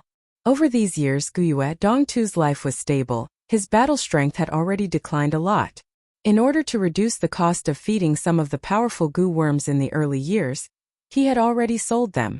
If someone challenged him, he would definitely lose more than he won. Facing his uncle, Feng Yuan directly stated the reason for his visit. Feng Yuan, then I'll be frank. There are some things I don't understand. Why did you sell the wine tavern and the bamboo building? If you keep them, you will have an endless supply of yuan stone in the future. Uncle also didn't believe it, but his tone was more tactful than Aunt's. Because I want to buy a red steel relic goo. Feng Yuan said honestly, there was no need to hide this matter. So it's like that. Uncle's gaze flashed. Then, do you also want to sell the 9-leaf vitality grass? That's impossible. Feng Yuan shook his head without any hesitation. I only want to sell the wine tavern, bamboo building, farmland, and the 8 servants. The 9-leaf vitality grass was the most valuable item in the inheritance. Feng Yuan needed its healing properties, and at the same time he could sell the vitality leaves to earn yuan stone, which could support his cultivation and feed his other goo worms. Moreover, with the wolf tide next year, the price of vitality leaves would definitely soar. With this 9-leaf vitality grass, Feng Yuan didn't have to worry about rank 2 yuan stone. But if his uncle obtained the 9-leaf vitality grass, then his influence as a hidden elder would recover. Feng Yuan didn't want to see this happen. Seeing Feng Yuan's firm attitude, Guiyuedong too was very disappointed. At the same time he was quite helpless. Both sides talked for more than 2 hours before they signed a strict transfer contract. Guiyuedong too got the wine tavern, bamboo building, servants, and farmland again, while Feng Yuan led 3 servants, each carrying a chest filled with yuan stone, towards the treehouse. Both sides took what they needed. Aunt heard the news and rushed over. She looked at the stack of house and land deeds in Guiyuedong Tu's hands, and her eyes widened, revealing an ecstatic expression. Master, that kid has become stupid from cultivating. He actually sold this money-making property. What an idiot. For eggs, he gave up the hen that laid the eggs. Will you die if you don't speak? Shut up. Guiyuedong Tu, however, was somewhat irritated. Master, Aunt mumbled, I'm just happy. Don't get carried away. With this wine tavern and bamboo building, we need to be even more cautious and keep a low profile. A tall tree attracts the wind. Although Fengjing is our adopted son, but we can't use this relationship arbitrarily. After all, Fengjing hasn't grown up yet, who knows what will happen in the future. Guiyuedong Tu let out a deep sigh. Yes, master. His aunt listened as she took the deed and looked at it. She was grinning from ear to ear. Guiyuedong Tu's expression, however, was gloomy. Although he would have an income if this deal was completed, it was not a big deal. The yuan stone he spent could be replenished after 2 to 3 years of business. But he didn't feel any happiness in his heart. His mind was filled with Feng Yuan's figure. Feng Yuan sold his property without hesitation for a relic goo. This was equivalent to giving up on his comfortable life in the future. Uncle Guiyuedong Tu put himself in his shoes. Could he do this? He couldn't. Even if he didn't like Feng Yuan, and was filled with disgust and hatred, he couldn't help but sigh in his heart. Being able to give up, what great courage! Chapter 115. The competition is really intense. I wonder who will be the final winner. I've been standing here for 15 minutes and more than 10 goo masters have already placed their pieces of paper into the counter. Sigh, this is a game for the rich. We don't even have the qualifications to compete. On the second floor of the treehouse, the goo masters gathered around the central counter, discussing and sighing. As evening approached, the competition for the red steel relic goo reached its peak. Many rank 2 goo masters who had been observing in the dark started to bid during this last period of time. Some goo masters even bid several times in a row. The final winner of this competition should be either Mo Yin or Qi Shan. Someone guessed. Very likely. Mo Yin and Qi Shan are both ranked 2 upper stage. After using this relic goo, they can advance to peak stage and be on par with Qing Shu. In recent years, Guiyue and Qing Shu have been pressuring them. I don't believe they have no thoughts. This matter is hard to say. Not only us rank 2 goo masters. Some rank 3 clan elders also bid. In the morning, someone saw Lady Yao Ji place her piece of paper. That's right, I heard about it too. Lady Yao Ji's granddaughter Gua Yao Lu is participating in the awakening ceremony this year. It seems Lady Yao Ji is preparing for a rainy day and wants to pave the way for her granddaughter. Sigh, how good would it be if I had such a doting elder? Fang Yuan stood in the crowd, listening to everyone's conversation with a calm gaze. No one mentioned his name.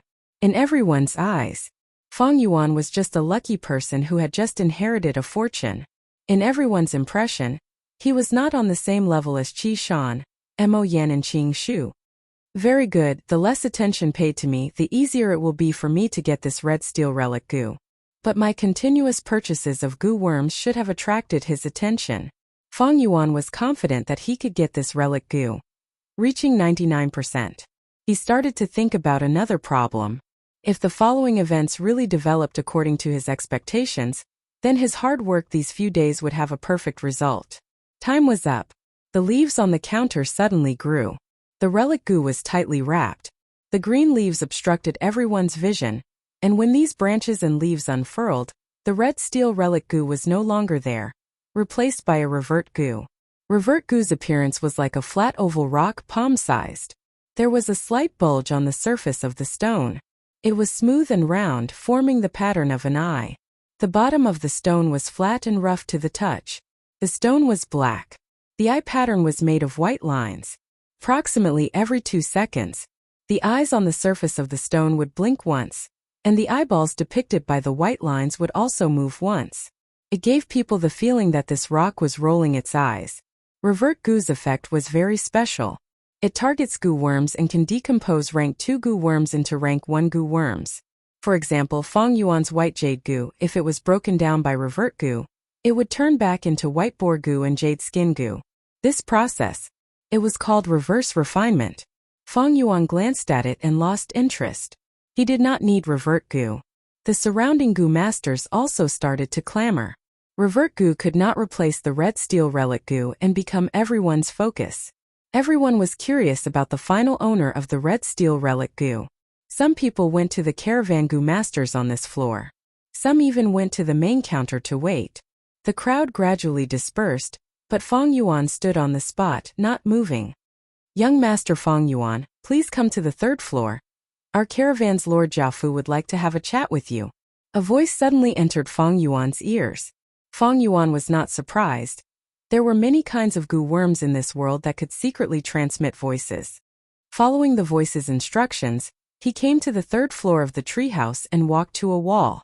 The wooden wall was covered in green leaves, stacked together, looking lush and green.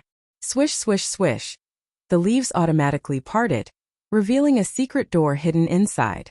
Fang Yuan pushed open the secret door and saw a small spiral staircase. He walked up the stairs and came to a small study room.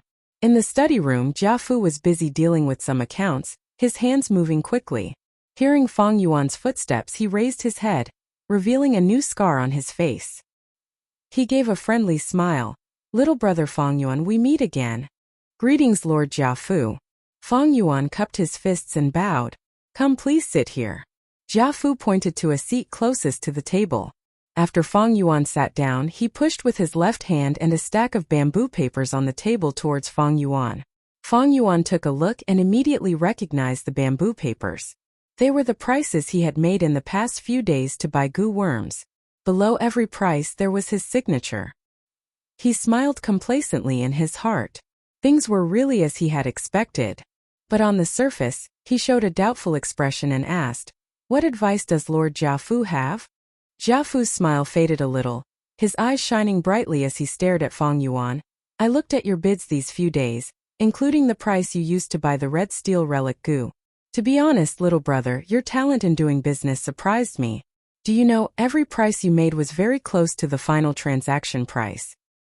These few days, although you only successfully bought a black boar goo, a liquor worm, and that red steel relic goo, your bids for the other goo worms were only a dozen or so yuan stone away from being successful. Little brother, are you interested in working for me? Jiafu tried to recruit Fang Yuan.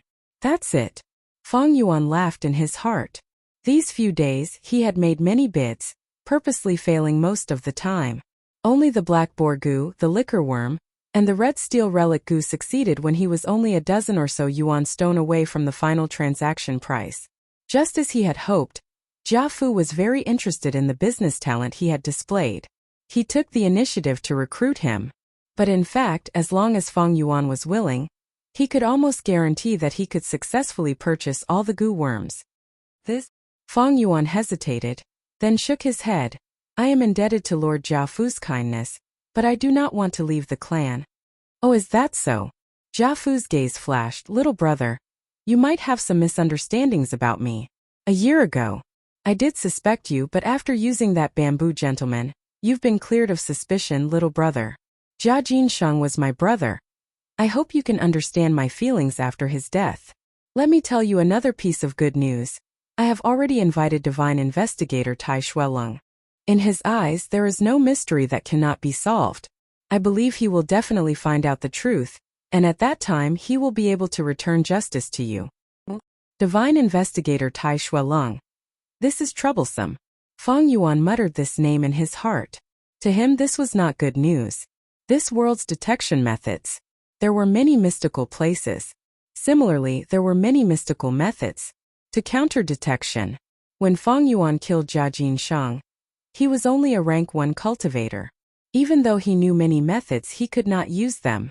And in his memory, Tai Shuelong had a high cultivation, and was a person who could not tolerate even a speck of sand in his eyes. He spent his entire life punishing the evil and promoting the good. He was filled with a sense of justice, and his thoughts were meticulous. He was most proficient in finding the most minute clues from the smallest of clues. I have long heard of Divine Investigator's great name. I wonder if this Lord Divine Investigator will be able to reach Qingmao Mountain? When can we reach Qingmao Mountain? Feng Yuan put on an expectant expression. He asked directly. Jia Fu laughed awkwardly. Divine Investigator is very busy. According to his reply, I'm afraid it will be the year after next. Feng Yuan's heart immediately felt at ease.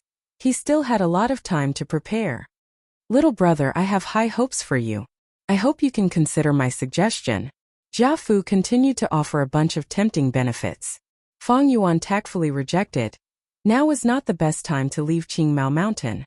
If he went to an unfamiliar environment without strength, he would definitely be bullied and ostracized. The caravan was also full of bullying and unwritten rules. That is a pity for your talent. How about this? You can take this token. If you want to rely on me one day in the future, this token is proof. I welcome you anytime.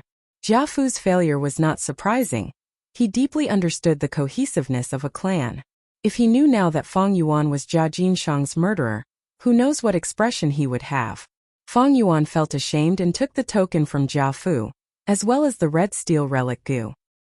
He hid these 2 items on his body, and returned along the original path. A young female goo master was caressing the green leaves on the wall, when she suddenly screamed. The branches and leaves suddenly parted, revealing a door inside. The door was pushed open from the inside, and Feng Yuan walked out expressionlessly. You. The young girl stared with wide eyes, staring blankly at Feng Yuan brushing past her. Some of the surrounding goo masters saw this scene. Some were not surprised, some smiled knowingly, and some looked at him in astonishment. Feng Yuan did not care about the gazes on him. He went down to the 2nd floor, and some goo masters were still here, excitedly discussing the ownership of the red steel relic goo.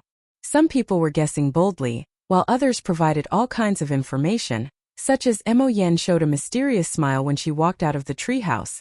Qi Shan's face was ashen, and so on. There were even some people who directly said that so-and-so bought this relic goo. When they said it, they made a solemn vow and even swore. Feng Yuan walked through this boring crowd. No one knew that at this moment, the red steel relic goo was so close to them. When he walked out of the treehouse, Feng Yuan bumped into Qi Shan. His expression was indeed ugly, while Qicheng was looking around for the location of the red steel relic goo. After seeing Feng Yuan, Qicheng snorted and turned his head, purposely not looking at him. And Qi Shan silently nodded towards Feng Yuan as a greeting. Feng Yuan also nodded in response with a smile on his face. The afterglow of the setting sun shone on the young man's face, and he was indeed somewhat happy. With the red steel relic goo, his cultivation could instantly rise by a level. And that token. A year ago, Feng Yuan befriended Jia Jinsheng. wanting to use his identity to participate in the future Gu battles. In this gathering of experts he would reap benefits. Unfortunately, the world was unpredictable, and the final result made Fang Yuan not know whether to laugh or cry. He actually killed Jia Jinsheng with his own hands. But even without Jia Jinsheng, using Jia Fu was the same. This token was equivalent to an admission ticket to the future Gu fighting convention. Happy face.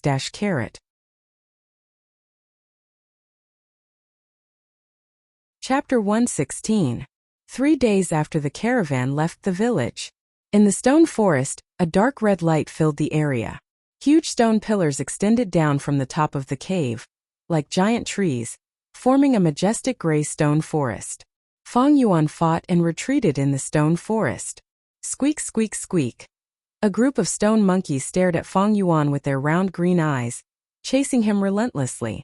Moonglow Gu. Fang Yuan willed, and his right hand lightly slashed towards the direction of the monkey group. Whoosh!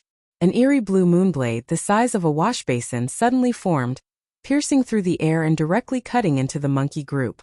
A jade-eye stone monkey was flying in the air, unable to borrow any force, and was hit by this moonblade. It did not even have time to scream, and in the next moment its entire body from head to toe was split into two by the moonblade. Its breath of life had already left it, and the thick smell of death shrouded it. In an instant its spirited eyes turned into a pair of jade pearls. As its body fell, it turned into a stone statue. Bam! After a crisp sound, the stone statue fell to the ground, breaking into pieces. The moonblade's radiance only dimmed a little. After killing this stone monkey, its momentum did not diminish, and it slashed towards the back. Crack, crack, crack. After a few crisp sounds, another 5 to 6 stone monkeys were killed on the spot. Squeak, squeak, squeak. The death of their comrade made the monkey group even more furious. They screeched loudly and their aura doubled as they charged towards Fang Yuan with an aggressive aura. Fang Yuan did not panic in the face of danger, his heart as cold as ice. He fought and retreated. As the stone monkeys got closer, he would use the moonblade to counterattack. The previous Moonlight Gu, even if he used the little light Gu to increase its power, could only kill 1 or 2 stone monkeys with one moonblade. But with the current Moonglow Gu, as long as it was used once, it could often reap the lives of 5 to 6 stone monkeys. But there were pros and cons.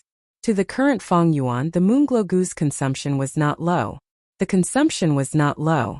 Every moonblade consumed 10% of his red steel primeval essence. In Fang Yuan's aperture, his primeval C was at most 44%. This also meant that he could only unleash 4 moonblades in a single breath. If I refine the 4 flavors liquor worm and refine my true essence, I will be able to activate 8 moonblades in a row. It was a pity. Although I have obtained the second liquor worm, I have also collected 3 of the 4 types of sour, sweet, bitter and spicy wine. I am stuck at the last step with only 1 left. Fang Yuan secretly sighed. After the 3 moonblades, there was only 14% of the light red primeval essence left in his aperture. To be safe, he no longer activated the moonblade but the white jade Gu. The group of stone monkeys surrounded them, and the one at the very front jumped to the side of Fang Yuan's feet, then suddenly jumped up. From the bottom up, it used its hard monkey head to hit Fang Yuan's chin. Fang Yuan snorted coldly, and was just about to use his fist to blow up this little monkey who overestimated himself. But with a sudden thought, he stopped and used his chin to take the attack head-on. The moment before the collision, a cold, jade-white light appeared on his chin. There was a dull thud. The force of the collision burst forth, and Fang Yuan could not help but tilt his head backwards. And that stone monkey fell to the ground, holding its head, screaming and rolling on the ground. If not for the white jade Gu, its chin would definitely have been smashed. But now, other than a slight dizziness, Fang Yuan was unharmed. But although he had the white jade Gu's defense, he still had to bear the force of the collision. Fang Yuan retreated a few steps before regaining his composure, his eyes regaining clarity. He purposely endured the stone monkey's headbutt. The goal was to let his body get used to such an attack, to get used to the dizziness. In the future, if he was in a life and death situation, he would be able to recover faster and struggle for a chance of survival. Fang Yuan had always been ruthless. This ruthlessness was not only directed at his enemies, but also at himself.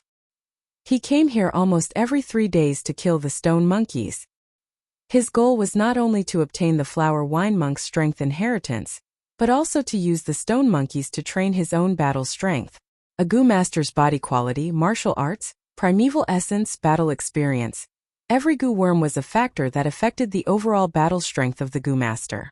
Only by combining all these factors together could he display the most powerful combat power. The stone monkeys were like a hammer, and Feng Yuan was like a freshly forged iron ingot. Every time the hammer struck, it made the iron ingot harder, purer and more condensed. A quarter of an hour later, the battle was over. On the ground, there were broken stones everywhere, and among them were jade beads. This time I killed 41 jade-eye stone monkeys. Feng Yuan knew this and would calculate the results every time. From each battle, he would reflect on himself and find out where he was lacking to improve. At the same time, he could feel his own improvement. In the battle just now, the Moonglow Gu played a huge role. 3 moonblades killed at least 17 to 18 stone monkeys, almost half of them. As for the remaining stone monkeys, I killed them with my fists and legs. The Moonlight Gu's attack on the stone monkeys was not very effective, but after advancing to the Moonglow Gu, it became Feng Yuan's most powerful attack method. Not only was its attack power strong, but more importantly, its efficiency was high. Feng Yuan activated 3 moonblades, and it only took a few breaths' time from start to finish. He used his fists and legs to hit the stone monkeys, but it took him more than 10 minutes. These stone monkeys were really slippery and agile. When the stone monkeys stood on the ground, they could not hit them with their fists and legs. With a kick, they could easily jump out and avoid Feng Yuan's attacks. The only flaw was that when they jumped in the air, they could not borrow any force. When Feng Yuan killed them, he had made use of this flaw. But this was also because of his rich battle experience. If it was any other rank 2 Gu master, even Qi Shan, Mo Yen, Qing Shu, they would not be able to do it like Feng Yuan, grasping the flaw every time. His previous life's memories allowed Feng Yuan to capture the fleeting opportunities in battle. He could use every bit of strength precisely even though he was only rank 2. But he could unleash his battle strength to the extreme. He would not be like Feng Zheng, who had the Jade Skin Gu, but on the stage he was intimidated by Feng Yuan's aura and could not unleash his battle strength. Of course, Feng Yuan's current cultivation was still weak. Facing the monkey group, he could not directly push them. Every time he had to fight and retreat. Luckily, the stone monkeys did not have high intelligence. They did not know how to change their attacking methods. They had seen many of their comrades get crushed by Feng Yuan in midair, but they still continued to jump and attack Feng Yuan. At the same time, they chased after Feng Yuan, but every time the distance was too far, their nostalgia for their home would be replaced. This would replace the anger in their hearts. Many stone monkeys would give up on the chase. The Gu was the essence of heaven and earth, and man was the spirit of all living beings. Feng Yuan relied on his intelligence to grasp the stone monkey's habits and used the right tactics to get deeper into the stone forest. Right now, he was at the center of the stone forest. After doing this several times, Feng Yuan finally exterminated all the monkeys in this stone pillar. Now in front of him was the last stone pillar. It was the thickest and largest stone pillar in this stone forest. It could be called the king of stone pillars. Even if 50 people hugged it, they would not be able to hug it. The stone pillar extended down from the top of the wall, almost touching the ground. In the silence, it emitted a majestic aura. Feng Yuan counted the number of caves above, making a rough estimation. There were at least 500 stone monkeys. So far, this was the largest group of monkeys he had ever encountered. But no matter how many jade-eye stone monkeys there were, to Feng Yuan it was just a small problem. At most he would have to spend some effort and go through it a few more times. What made his gaze turn serious was, it was a cave at the highest level. The entrance of this cave was bigger than any of the other caves around it. It was at least twice as big. The caves below it were closely arranged, as if the stars were surrounding the moon, and the birds were paying homage to the phoenix. Seems like there is a monkey king living in this cave. Feng Yuan frowned. This was where the problem lay. As long as there was a large group of beasts, there would be a beast king. In a group of wild boars, there would be a king boar. In a group of stone monkeys, there would naturally be a stone monkey king. The threat of a beast king was many times higher than that of an ordinary wild beast. The reason was that there would be 1 or 2 parasites on their bodies. These parasites and the beast king had a symbiotic relationship. Once the beast king was attacked, the parasites would also help. This Jade-Eye Stone Monkey King should not be very strong. At the very least, it is weaker than King Boar. Otherwise, the surrounding monkey groups would have long been subdued by it. Feng Yuan relied on his experience to guess the strength of the Stone Monkey King. Generally speaking, the larger the group of beasts, the stronger the beast king. A weak beast king would not have the ability to control a large number of its own kind. If the beast king's strength was roughly divided according to the size of the group, then from low to high, it could be divided into 100 beast king, 1,000 beast king, and myriad beast king. The king boar that the sickly snake group was trying to kill was 1,000 beast king. It controlled more than 1,000 wild boars. The Stone Monkey King in front of Feng Yuan was 100 beast king, and it had hundreds of stone monkeys under its command. The main culprit of the wolf tide, the Thunder Crown Wolf, was a myriad beast king. Each Thunder Crown Wolf could control at least 10,000 lightning wolves. The difference in strength between these third-grade beast kings was huge. 1,000 beast king usually required 3 groups to work together in order to hunt it down. The reason why the sickly snake group wanted to deal with King Boar was because King Boar was already heavily injured. The myriad beast king required the cooperation of the clan elders and clan leader to face it head-on. As for the 100 beast king, an ordinary 5-man group could take care of it. But Feng Yuan could not rely on external help to deal with this Stone Monkey King. He could only rely on his own strength. Rank 2 initial stage primeval essence is too weak. It seems it is time to use that red steel relic goo. Feng Yuan took a deep look at the stone cave before returning to the second secret room and closing the stone door. If the one blocking him was 1,000 beast king like King Boar, Feng Yuan would choose to retreat without a second thought. But now it was 100 beast king. If Feng Yuan had rank 2 middle stage cultivation, he could try. Of course, the result was hard to say. Even if he advanced to middle stage, there was a 75% chance of failure and a 30% chance of success. Happy face carrot. Chapter 117. The light membrane shone brightly, and on the light red primeval sea waves rose and fell, tides rose and fell. On the sea surface, 2 plump liquor worms were drinking water. In the air above the sea, the black ladybug-like black boar goo was circling around the hovering red steel relic goo, flapping its wings as it flew. The white jade goo was like a cobblestone, sinking into the depths of the sea motionless. The spring-autumn cicada concealed itself, still sleeping and recuperating. It's time. Feng Yuan willed and the waves rose. A surge of primeval essence rushed upwards, pouring into the red steel relic goo. The red steel relic goo immediately flew up, emitting a scarlet-red light. Soon the relic goo was like a rising sun, its light shining on the aperture walls. The light was as hot as fire, and as piercing as a sword. The black boar goo could not take it anymore, and with a plop, it drilled into the primeval sea. The 2 liquor worms also entered the depths of the primeval sea. The white jade goo flashed in the depths of the sea. If it was according to normal methods for Feng Yuan to advance to rank 2 middle stage, he could only use the painstaking effort, constantly using the light red primeval essence to wash the light membrane around the aperture walls. But now the red steel relic goo emitted a majestic and threatening red light, replacing the light red primeval essence and pouring it into the aperture walls. The effect was astonishing. Under Feng Yuan's gaze, he could see the entire light membrane thickening at a speed visible to the naked eye. The light in the light membrane condensed into streams of light, and finally the light membrane gradually turned into a water membrane. White waves of light flowed on the surface. Sometimes it was bright, sometimes it was dark. At this moment, Feng Yuan advanced to middle stage. But the relic goo was still emitting a red light. The light filled the aperture, replacing the primeval essence and pouring its essence and foundation into Feng Yuan's aperture. The water membrane completely accepted it, and the light rippled like water, flowing more and more smoothly. This process continued for another 15 minutes or so. The red steel relic goo used up all its foundation, and its body became transparent. Then it completely disappeared in the red light. Once it disappeared, The threatening red light also dissipated. The aperture returned to its usual calm state. It was just that the water membrane became even thicker. The red steel relic Gu's actions saved Fang Yuan a lot of time and effort. A trace of crimson true essence appeared in his primordial sea. This was rank 2 middle stage primeval essence. It was much more condensed than the light red initial stage primeval essence.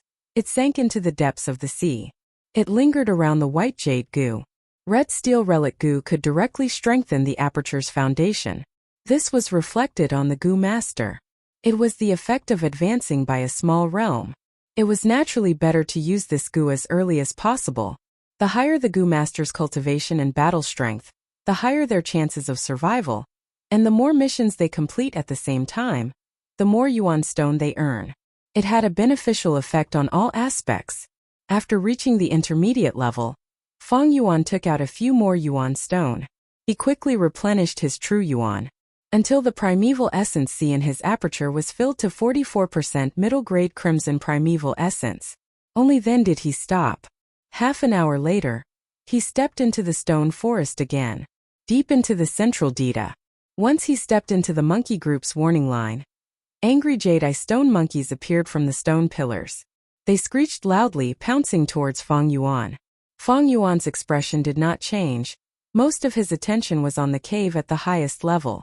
Ordinary jade-eye stone monkeys, as long as they did not fall into their encirclement, did not matter. The crux of the problem was this stone monkey king. What kind of Gu worm was residing in its body?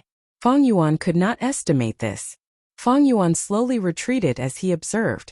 But this stone monkey king did not show itself. Fang Yuan felt strange in his heart.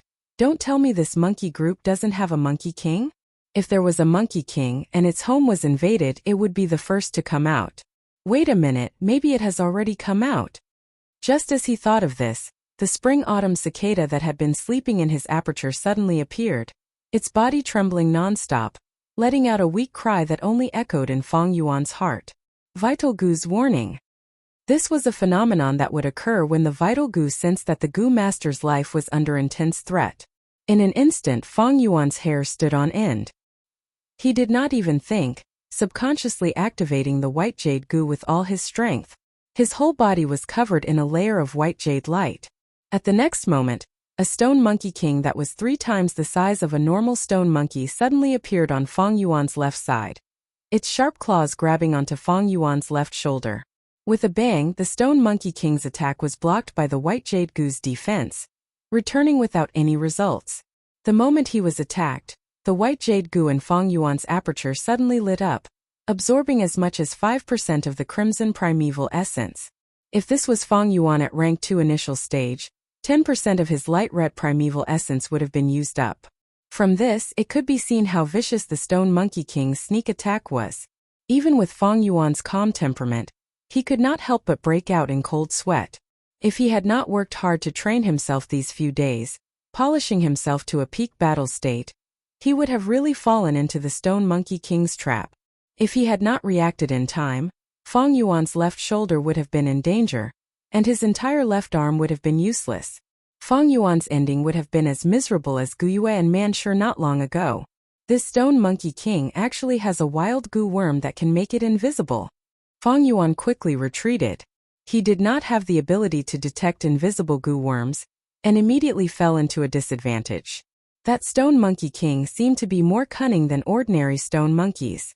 After missing its attack, it hit its body again, and no one knew where it went. This undoubtedly brought a huge psychological pressure to Fang Yuan. He activated the white jade Gu, forming a defense all over his body, expending primeval essence at every moment. He could not maintain it all the time.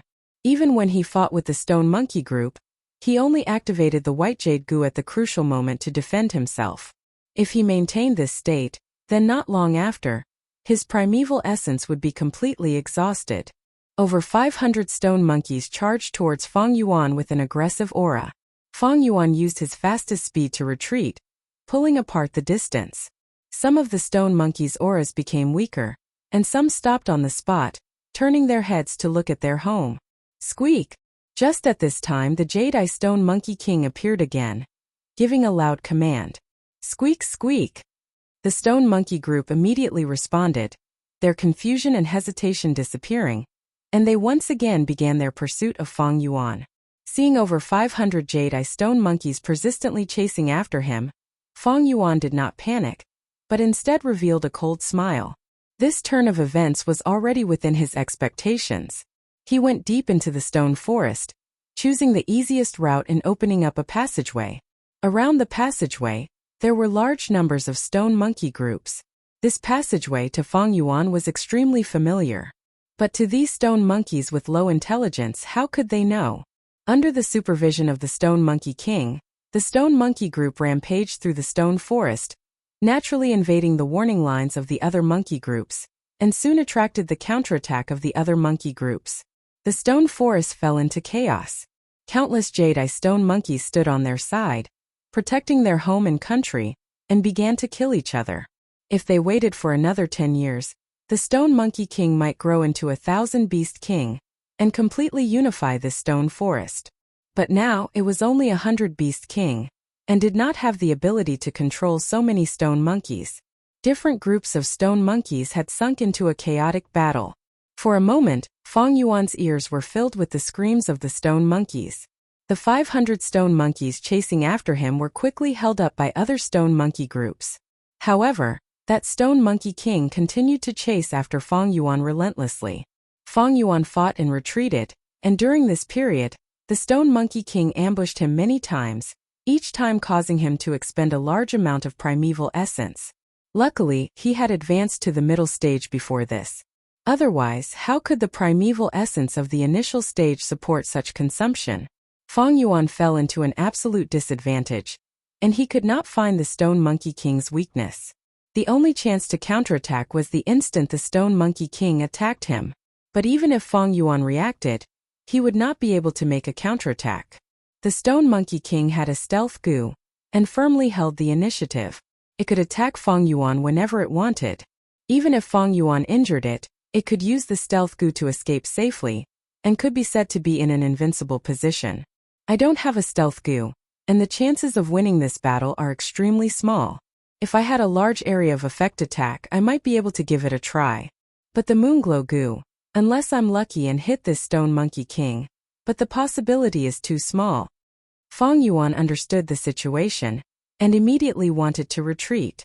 However, the Stone Monkey King seemed to have steeled its heart to kill him. When Fang Yuan was 100 meters away from the stone door, he suddenly stopped. I only have a little more than 10% of my primeval essence left.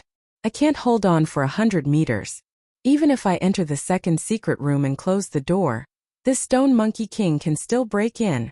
Fang Yuan had thought that after chasing him for such a long time, this Stone Monkey King would have given up. But he did not expect it to be so persistent. At this time he had already retreated from the stone forest, and there was an empty space around him. Countless stone monkeys were fighting in the stone forest, and their emotions were boiling. They let out a cacophony of noises that reverberated in this mountain space. Fang Yuan did not move. His battle instinct told him that the Stone Monkey King was hiding somewhere, waiting for his weakness to deal a fatal blow. Fang Yuan knew he was in a desperate situation. If it was an ordinary rank 2 Gu master, they would have already collapsed, unable to withstand this formless pressure. But Fang Yuan was still calm. This situation was also within his expectations, but the possibility of it happening was very small. According to logic, the Stone Monkey King also had the habits of a stone monkey, and was reluctant to leave home. But for some reason the Stone Monkey King wanted to kill Fang Yuan no matter what. Since I chose to take the risk, I have to be prepared to pay with my life. Fang Yuan's eyes flashed coldly, and he started to take off his clothes.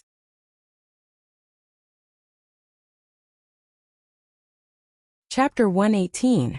10% primeval essence is only enough for 2 moonblades or 2 sneak attacks from the Stone Monkey King. Just relying on the Moonglow goo or the White Jade goo is not enough.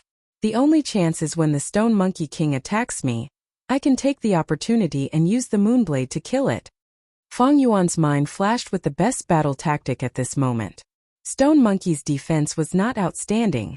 Since the Stone Monkey King chose this sneak attack method, it also exposed its weakness of low defense. One moonblade could kill 5 to 6 jade-eye stone monkeys. Even if it could not kill the Stone Monkey King, it could still heavily injure it. But don't think it is easy. It was very difficult to do this. Even if a group of goo masters came without a goo worm that could detect invisibility, they would still die on the spot. This monkey is crafty, not attacking at all. Is it waiting for my primeval essence to run out? Never mind, I will trust the spring-autumn cicada this time and gamble on this. Fang Yuan instantly made a decision, his eyes flashing with a cold light. He stood on the spot, his hands hanging down, holding the collar of his shirt. At the same time, he slowly closed his eyes, leaving only a slit. More shockingly, he removed the white jade goo's defense. The primeval essence consumption in his aperture immediately stopped. But at the same time, his body no longer had the protection of the white jade light. Stone Monkey's angry cries and miserable howls could be heard from the stone forest, but Fang Yuan felt these sounds were getting further and further away from him. A kind of silence shrouded his mind. He was calmly waiting for the Stone Monkey King's attack. When it attacked, it would be the moment when the battle would be decided. Waiting, suddenly, the spring-autumn cicada in his aperture vibrated again. Creak! The next moment, an explosion sounded beside Fang Yuan's ear, and the Stone Monkey King suddenly appeared on his left. White jade goo. Fang Yuan's eyes shone with a bright light, the white jade light enveloping his whole body. Bam! The Stone Monkey King hit Fang Yuan's body with ferocious strength, almost causing Fang Yuan to stagger. The primeval essence in his aperture suddenly decreased by half, leaving only the other half. The crafty Stone Monkey King missed its attack. Escape immediately. Fang Yuan had no time to retaliate, but this was enough time for him to raise the shirt in his hand. Immediately he felt something in his pocket. A force dragged his shirt and ran outside. The jacket was not made of barbed wire. In order to prevent the jacket from breaking, Fang Yuan released his hands in time. Then he saw something wrapped in his jacket. They were scurrying around at an astonishing speed. Now is the time. A cold light flashed in Fang Yuan's eyes. The success or failure of this battle would depend on the crescent blade in his hand. His heart was as calm as ice.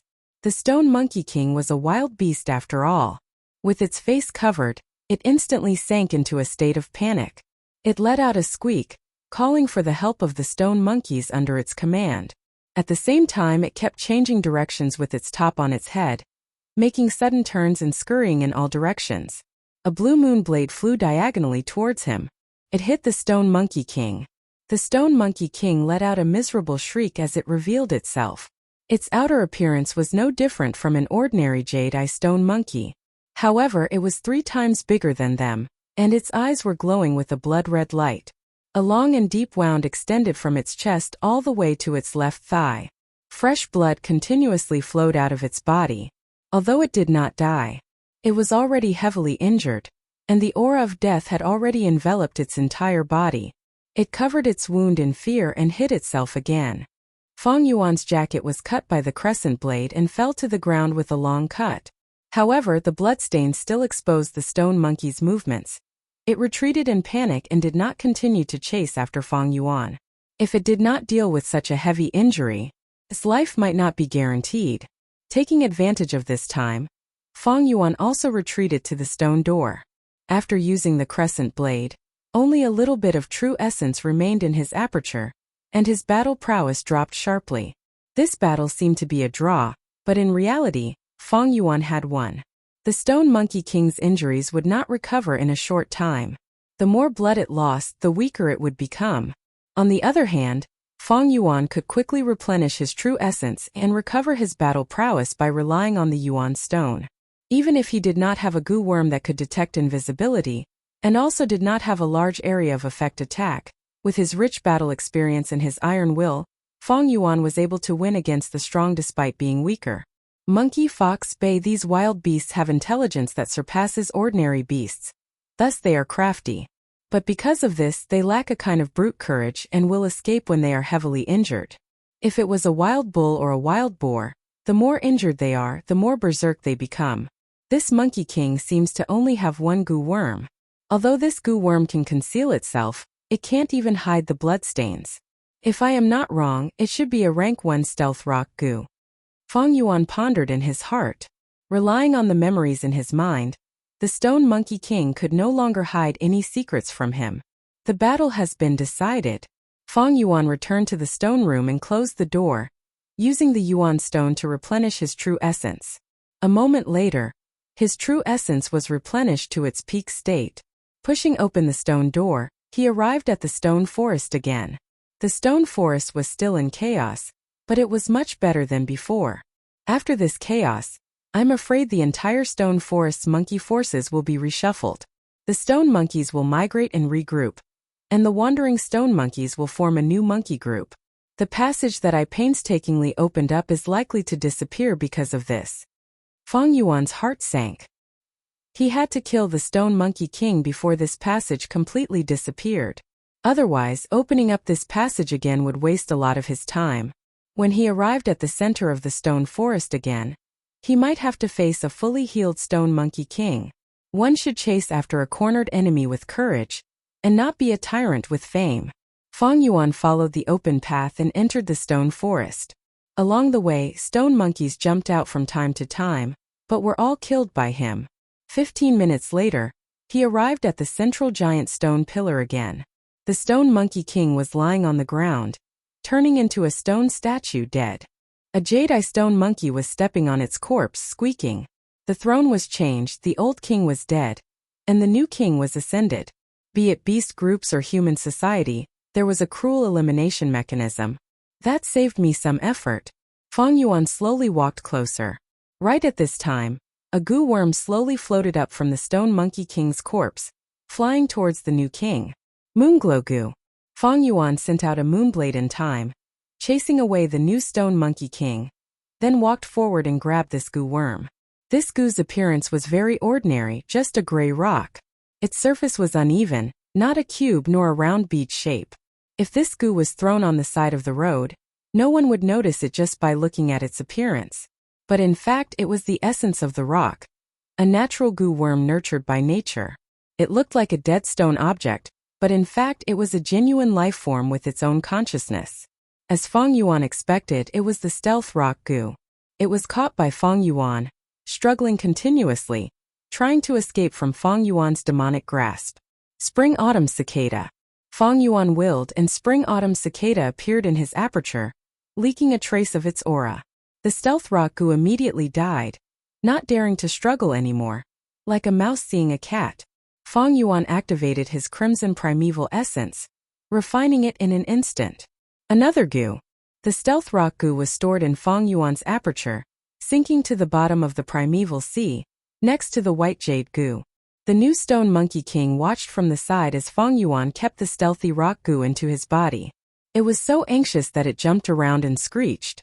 It had just ascended to the throne not long ago, so not many stone monkeys responded to it. Fang Yuan sent out another moonblade, immediately taking the lives of 4 or 5 monkeys. The group of monkeys that had gathered around it suddenly collapsed and scattered in all directions. The new Stone Monkey King bared its fangs at Fang Yuan. Scram! Fang Yuan stared at it, saying one word, his eyes cold as ice. The Stone Monkey King shuddered, truly feeling the terrifying killing intent emitted by Fang Yuan. It looked at Fang Yuan in a daze, then whimpered, turning around and escaping. It showed that it had intelligence that surpassed other wild beasts. Fang Yuan chased away this group of stone monkeys, ignoring them. Instead, he quickly walked to the bottom of the stone pillar. As he got closer, he found a cave entrance under the stone pillar. The cave entrance was not big. A row of stone stairs extended from the cave entrance, all the way into the darkness. Fang Yuan did not have an investigative goo, so he naturally did not know what was under the cave. Since the situation was unclear, Fang Yuan did not enter the cave, walking down the stone stairs. He had barged in just now, so his condition was not very good. More importantly, the chaos in the stone forest was disappearing, and was already stabilizing. He spent a lot of time and effort to open up the path, and there were already many stone monkeys living in the stone pillars along the path. Haste makes waste. I have already reached my goal after finding the inheritance clues. It is time to return. Fang Yuan resisted the urge to investigate, and returned along the original path. Along the way, the pressure of advancing increased. But in the end, Fang Yuan withstood the pressure and was chased by hundreds of stone monkeys, rushing out of the stone forest in a sorry state. Time passed quickly as spring and summer changed. Unknowingly, it was the scorching summer again. Fang Yuan cultivated diligently, making use of every moment to cultivate. The use of the red steel relic Gu allowed him to catch up to Fang Jing's cultivation progress. He did not have any special Gu worms, so his middle stage aura could not be concealed. A day after killing the Stone Monkey King and obtaining the Stealth Rock Gu, his cultivation level was discovered by others. Only then did the tribesmen know that the person who obtained the red steel relic Gu was actually Fang Yuan. At the same time, Fang Yuan purposely exposed the Black Boar Gu. Fang Yuan sold such a large amount of inheritance to buy the Black Boar Gu and red steel relic Gu. Many people could not understand his thoughts, and at once big fool, idiot, lunatic, and short-sighted became synonymous with Fang Yuan. With the increase in attention, Fang Yuan had no choice but to reduce the number of times he explored the Flower Wine Monk's inheritance. On one hand, he continued to nurture his aperture, taking steady steps towards rank 2 upper stage, while on the other hand, he collected the materials needed to advance the Liquor Worm and Stealth Rock Gu. At the same time, he produced the Vitality Leaf and earned Yuan Stone to maintain his cultivation. July early autumn. Near the village at the foot of the mountain, a wild rank 5 Gu worm suddenly appeared, causing a huge commotion in the entire Guyue village.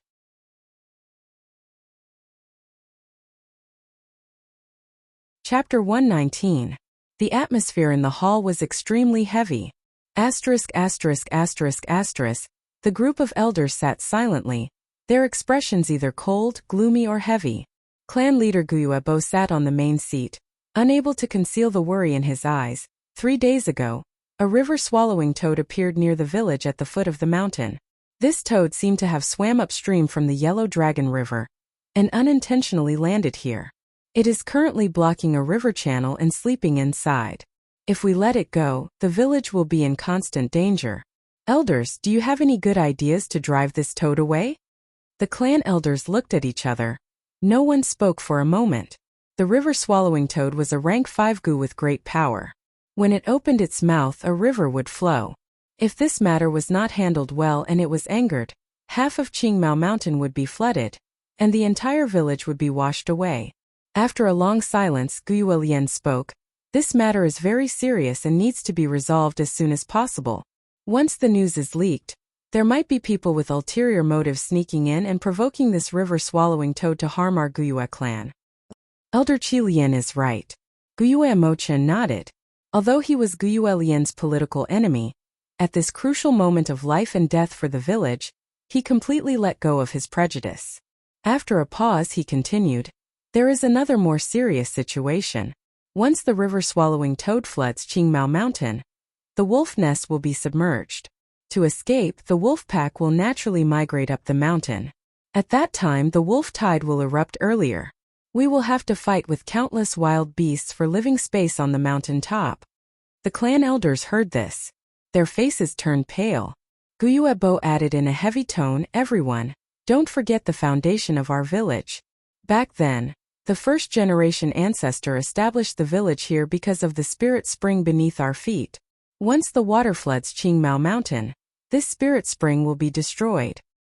What should we do? Sai, even if we resist the beast tide and survive on the mountain top, after the flood recedes, the spirit spring will disappear. Large numbers of beasts will die, and the surroundings will become barren. Our cultivation resources will be severely lacking. If we're going to die together, why don't we ask for help from the Xiong clan village and the Bai clan village? We're all 3 grasshoppers tied to the same string. I don't believe that they won't do anything. The elders whispered to each other in panic. Some people were already thinking of asking for reinforcements. It's too early to ask for help now. Guyue shook his head and rejected the idea immediately. Now is not the most difficult time. Back then, when the first-generation ancestor had just established the village, a rank 5 Blood River Python attacked the village. He was killed by the first-generation clan leader. Compared to the Blood River Python, the river-swallowing toad is much cuter. It has a gentle temper and doesn't offend any mortals. Only when it sensed the aura of other goo worms would it be vigilant. Only after suffering heavy injuries would they become enraged and spit out water. By chance, I once heard the previous clan leader mention this. There are rumors about the river-swallowing toad. In the hall, Guyuebo spoke with fervor and assurance. The voice was slow. All the elders listened attentively with nervous and flustered expressions on their faces. He couldn't help but relax. As expected of the clan leader. Guyue Yaoji sensed the change in the atmosphere and looked deeply at Guyuebo, praising in her heart. According to what Lord Clan Leader said just now, driving this river-swallowing toad away is not a difficult matter. An elder said. You can't say that. Guyuebo shook his head. These are only rumors. I haven't seen it with my own eyes and there's no evidence of it. This is an important matter and cannot be careless. I think we should send a group of Gu masters to try it out. All the elders nodded. Guyuelian said, to do this, only my chief faction can do it. If he can't do it, I'm afraid no one in my clan can. Everyone knew who Qi Lian was talking about and agreed. Clan leader Guyuebo smiled. Since it is so, then let's send the Qi Shan group. It was the beginning of autumn, and the weather was gradually cooling down. Feng Yuan sat alone by the window in the tavern, quietly tasting his wine. The manager of the tavern stood beside him, bowing and groveling. Shopkeeper, a few days ago I asked you to inquire about bitter shell wine. Have you found anything? Feng Yuan asked. Feng Yuan was only lacking a portion of bitter shell wine to refine the liquor worm. However, bitter shell wine was hard to find, and because of the red steel relic Gu, he was the center of attention. Wherever he went, people would point fingers at him. Thus, he couldn't inquire about the bitter shell wine. It was only in these few days that the commotion gradually subsided. Maybe after extreme misfortune comes bliss. Feng Yuan unintentionally found some clues about the bitter shell wine. The shopkeeper quickly replied, reporting to young master, the bitter shell wine you wanted me to inquire about. Someone had drunk it in by clan village. The raw material of this wine is a kind of shell from deep pools. This kind of shell was completely black, and there were circles of white veined patterns on the shell like tree rings. We call it bitter shell. Ordinary shells can be brewed into pearls. It swallows the sand and stones in the water, but can only dissolve the sand and stones, turning it into bitter water. Someone pries open its shell and obtains this bitter water, using it to brew wine. The bitter shell wine brewed is both bitter and fragrant. It is very unique. Feng Yuan heard this and slightly raised his brows. That means by clan village has this bitter shell wine? The shopkeeper quickly bowed. I can't guarantee it. I only heard people talking about it occasionally. But to be honest, by clan village is truly famous for its white liangye. This wine, together with my clan's green bamboo wine and Xiong clan's bear gall wine, are known as the three wines of Qing Mao. Bitter shell wine. The servant felt that even if by clan village had it, it wouldn't have much. Even if it doesn't have much, I still have to search for it. Feng Yuan thought. But this matter was troublesome. By clan village had been showing signs of rising these years, and was starting to shake Guyue village's position as the traditional overlord. If Feng Yuan entered by clan village without permission, he might be killed by the patrolling by clan Gu masters before he could even see the village's main gate. But even so, Feng Yuan still wanted to try it. After all, this bitter shell wine was much more reliable than the green wormwood wine that was 100,000 li away. Coming back to his senses from his thoughts, Feng Yuan found the old shopkeeper was still standing beside him. He waved his hand. All right, you can leave, there's nothing for you to do here.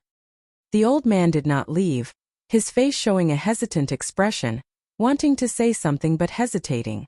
Finally, he gathered his courage and said, Young master, can you take back this wine tavern? I and all the other workers want to work under you.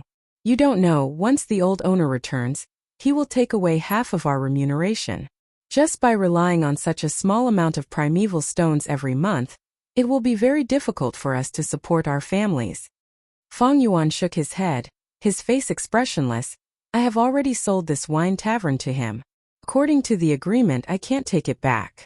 Moreover, I don't want to run this wine tavern business. You can leave. But, young master, the old man stopped in his tracks.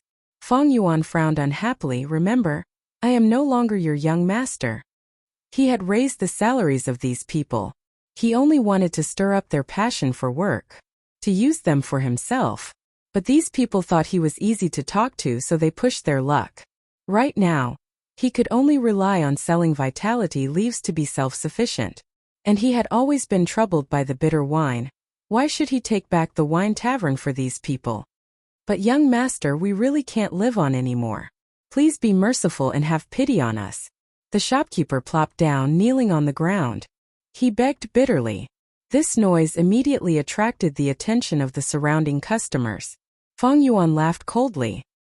He casually picked up the wine jar on the table and smashed it on the shopkeeper's head. There was a cracking sound. Immediately, the jar broke, wine splashed everywhere, and the old man's head was bleeding. You really think I don't dare to kill you? You blind thing, scram. Feng Yuan's eyes were cold. The shopkeeper was agitated by this killing intent, and his body trembled. He suddenly woke up and hurriedly retreated. No matter which world it was, there would always be a group of weak people, begging for the charity of the strong shamelessly and inappropriately. It was as if helping them was the demeanor of the strong, and not helping them was the wrong thing to do. Weak people should act like weak people, either accept their fate and be lowly like slaves, or work hard and keep a low profile. The help that the strong gave to the weak was just charity when they were in a good mood. The weak didn't work hard, shamelessly begged the strong, and still wanted a result, entangled. Then they deserved to be rejected. People who were willing to be weak, and didn't work hard, and only wanted to beg the strong, were not worthy of sympathy. Shopkeeper, hurry and bandage the shopkeeper's wound. The waiters surrounded the old man with dirty blood all over his face, and were in a mess. The old shopkeeper was just a mortal. Even if he was killed on the spot, it wouldn't matter. With this ending, the surrounding customers felt bored, and retracted their gazes, continuing their conversations. Did you know? Something big happened recently. You mean that river-swallowing toad? Who doesn't know about this now? This is a rank 5 goo worm. If we don't handle it properly, we might face the danger of the village being exterminated. I heard that this river-swallowing toad feeds on water. When it is hungry, it opens its mouth and directly swallows a river. If it gets angry, it can flood Qingmao Mountain, and its power is extremely terrifying. We might all die. Then what do we do? Sai, let's see how the higher-ups of the clan handle this. We can't escape anyway. Where can we escape to? In the wine shop, there was a panicked and confused atmosphere. River-swallowing toad, huh? Feng Yuan listened, smiling in his heart. Fear was contagious, and the more it spread, the more fearful it became. Actually, the river-swallowing toad was very gentle, and was not scary. It loved to sleep, and people often saw the river-swallowing toad drifting in the river. They would often lay on the water surface with their white bellies facing upwards, sleeping soundly. Sometimes when they woke up, they would swallow the river water to fill their stomachs. After they were full, they would continue sleeping. They had no interest in fighting and killing, and if they met an enemy, their first reaction would be to escape. Only when they were in a desperate situation and could not avoid it, would they brazenly retaliate.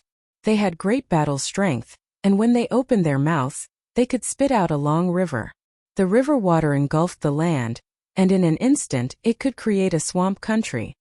This river-swallowing toad should be asleep. Following the Yellow Dragon River, it unintentionally entered a tributary, and was brought to the foot of Qingmao Mountain by the waves. Feng Yuan guessed the truth.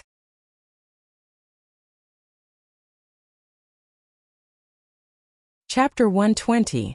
It is said that every river-swallowing toad has a river in its stomach. Feng Yuan did not use the river-swallowing toad in his previous life, but this goo left a deep impression on him. This all originated from one person. A normal person, a servant. In his previous life, 200 years later, an extremely special goo master appeared, Zhang Fan. His existence made goo master's jaws drop, and mortals fought to spread his name. Once he appeared, he became a legend. What made him was a river-swallowing toad. Zhang Fan was originally a family servant who managed a fish farm on behalf of his master. One day, a river-swallowing toad was stranded on the riverbank, its belly facing upwards, its head raised, sleeping. Zhang Fan was shocked and scared at first, but slowly, He felt that the toad was not dead. Why was it not moving? The toad corpse blocked the upstream river, causing a lot of trouble for Zhang Fan, who was in charge of the fishing ground. Zhang Fan tried all ways and means to move this toad corpse away. He was just a mortal, how could he move such a heavy river-swallowing toad? The master was cruel and harsh, and if he could not complete the quota every month, he would lose his head. Zhang Fan did not dare to report it. Not long ago, there was a person who did not complete the quota, and reported a legitimate reason, but was killed on the spot by the master. As the deadline approached, the toad corpse continued to block, greatly affecting his profits. Uncontrollably, Zhang Fan became more and more panicked, his temper becoming more and more irritable. Although he knew he could not move this toad corpse, every day he would go over punching and kicking the toad corpse, crying and throwing a tantrum, venting the fear and anger he felt before his death. But one day the river-swallowing toad suddenly woke up, opening its sleepy eyes and staring at Zhang Fan. Zhang Fan was so scared his legs went soft. The river-swallowing toad was half asleep, still lying there like a corpse. After a long while, Zhang Fan regained his composure. He was no longer afraid. A person who was about to die. What was there to be afraid of? He climbed onto the river-swallowing toad's belly, raising his head and lying down, looking at the starry sky. Toad, oh Toad, are you like me on your last breath about to die? How would he know the habits of the river-swallowing toad? Looking at the river-swallowing toad's half-dead state, he thought that it was also on its last breath. Tears streamed down Zhang Fan's cheeks as he spoke. The river-swallowing toad squinted its eyes, listening to Zhang Fan's words and also looking at the starry sky. For the next few days, he laid on the soft white belly of the river-swallowing toad, crying and talking at the same time, pouring out the pain and depression of a mortal. Finally, the deadline was reached. The steward came down from the village and came to his fish farm, wanting to collect the fish. Where would Zhang Fan find the fish to hand over? With no other choice, he could only say that he needed time to tidy up, and then ran to the river-swallowing toad to bid farewell. He patted the river-swallowing toad's belly. Old toad, I didn't expect that I would die first. Being able to meet you can also be considered as fate. I hope that your last days will be better. At this moment, the river-swallowing toad moved. Zhang Fan jumped in fright. The river-swallowing toad's movements were getting bigger and bigger. He hurriedly jumped down. Thump! The river-swallowing toad flipped over, its belly facing down and its back facing up. It was finally fully awake. Zhang Fan's entire body was drenched, and seeing this scene, he stomped his feet in anger. Old toad, so you can move. You've killed me. If you had moved a few days earlier, I wouldn't have to die. The river-swallowing toad ignored his words. It woke up and felt hungry. Half of its body was submerged in the water. Then it opened its mouth and began to swallow the river water to eat. This scene caused Zhang Fan to be dumbfounded. He watched in shock as the water level of the river dropped at a speed visible to the naked eye.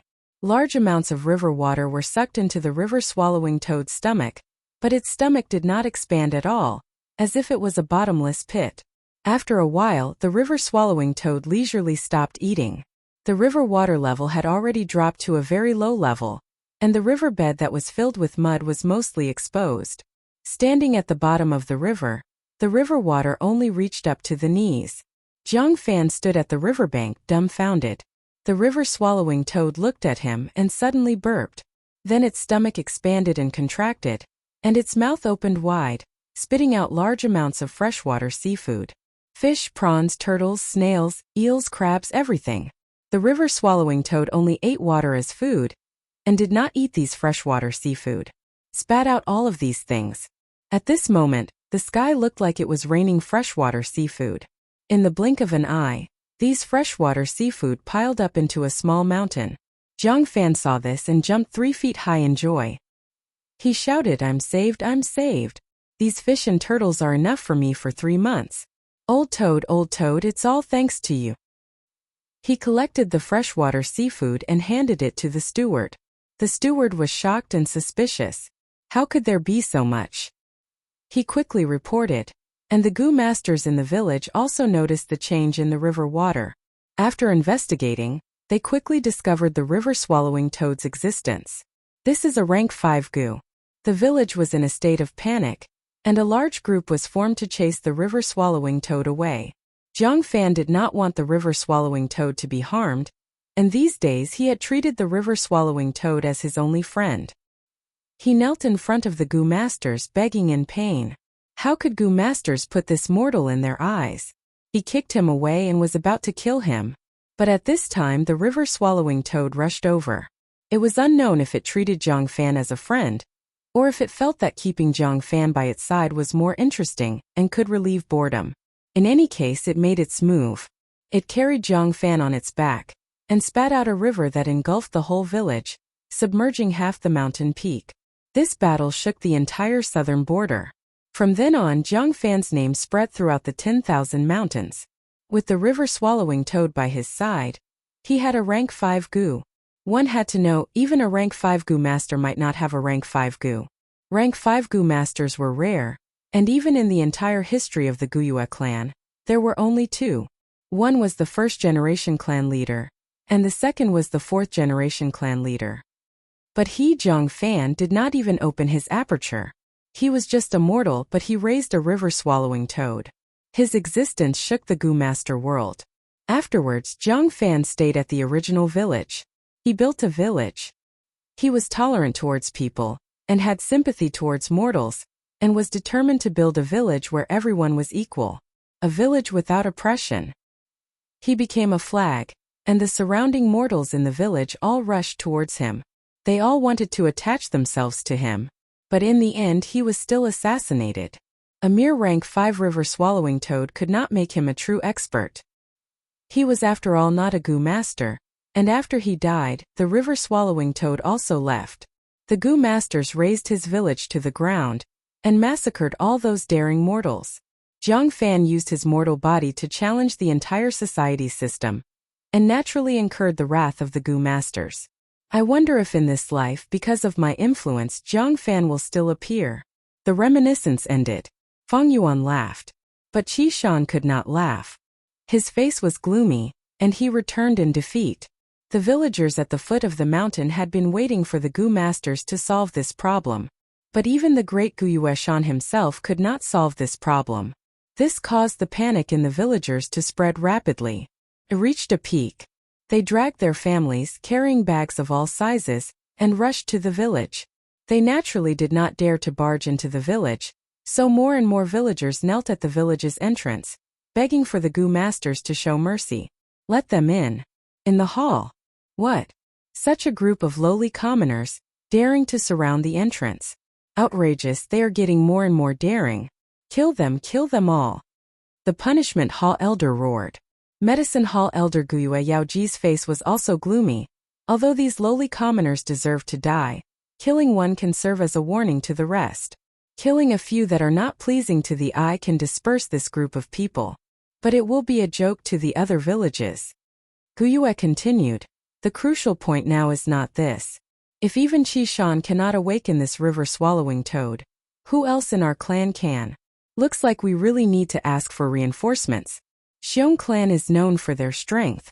Sigh for the village's safety, asking them to help, even if we have to pay a small price, it is worth it. These words gained the approval of the other clan elders, and even clan leader Wuxia Bo was moved. Clan leader and various clan elders, Junior has something to report. Wuxia Shan stood in the hall, listening to the clan elder's words. He suddenly bowed and spoke. Wuxia Bo nodded. He had an admiring attitude towards Wuxia Shan. Qi Shan, what suggestions do you have? Just say them. Qi Shan did not reply, but asked instead, Lords, to awaken this river-swallowing toad, must we rely on one person's strength? Wuxia Bo said, according to what the previous clan leader mentioned, the river-swallowing toad has a gentle temperament, and loves to sleep. Even if its body is awakened by someone, it will not get angry. Thus we ordered you, who has the greatest strength in the village, to awaken it. But the result was a failure. Qi Shan then said, then, clan leader, please bestow me a brute force longhorn beetle goo.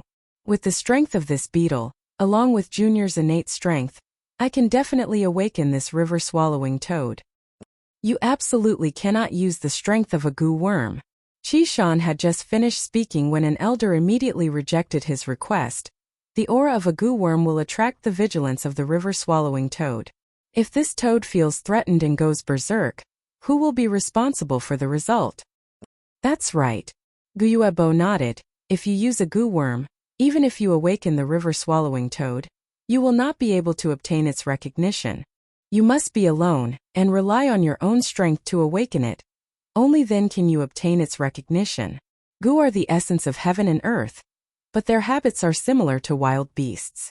Wild beasts have their own territories, and when wandering beasts encounter the beast king of this territory, they will often engage in a battle. The winner takes the territory while the loser roams. The formation of the beast tide is also based on this habit of wild beasts. Strong beast groups will invade the surrounding territories. The weaker beast groups will be dragged out, forming the early stage of the beast tide. To drive the river-swallowing toad away, one must start from this habit. The river-swallowing toad is docile and does not like to fight. As long as it acknowledges the ability of the beast king of this territory, it will retreat. Thus, using goo worms is not possible. The aura of the goo worm will be sensed by the river-swallowing toad, and the consequences are unpredictable. Gathering everyone's strength is also not possible. Once there are too many people, even if the river-swallowing toad is pushed, it will not leave. Because this is the strength of everyone, it will not accept an unfair victory. Thus, the clan leader let Qi Shan make a trip. This is because his physical strength is the strongest in Guyue village. So that's it, I understand now. Qi Shan finally understood the whole story, cupping his fists. Since it is like this, then Junior will recommend a person to the elders. This person's strength is even greater than mine. Oh, who is it? There is actually such a person, why do we not know? Qi Shan, don't keep us in suspense, quickly say it. This person is Guyue Fengyuan. Qi Shan said a name.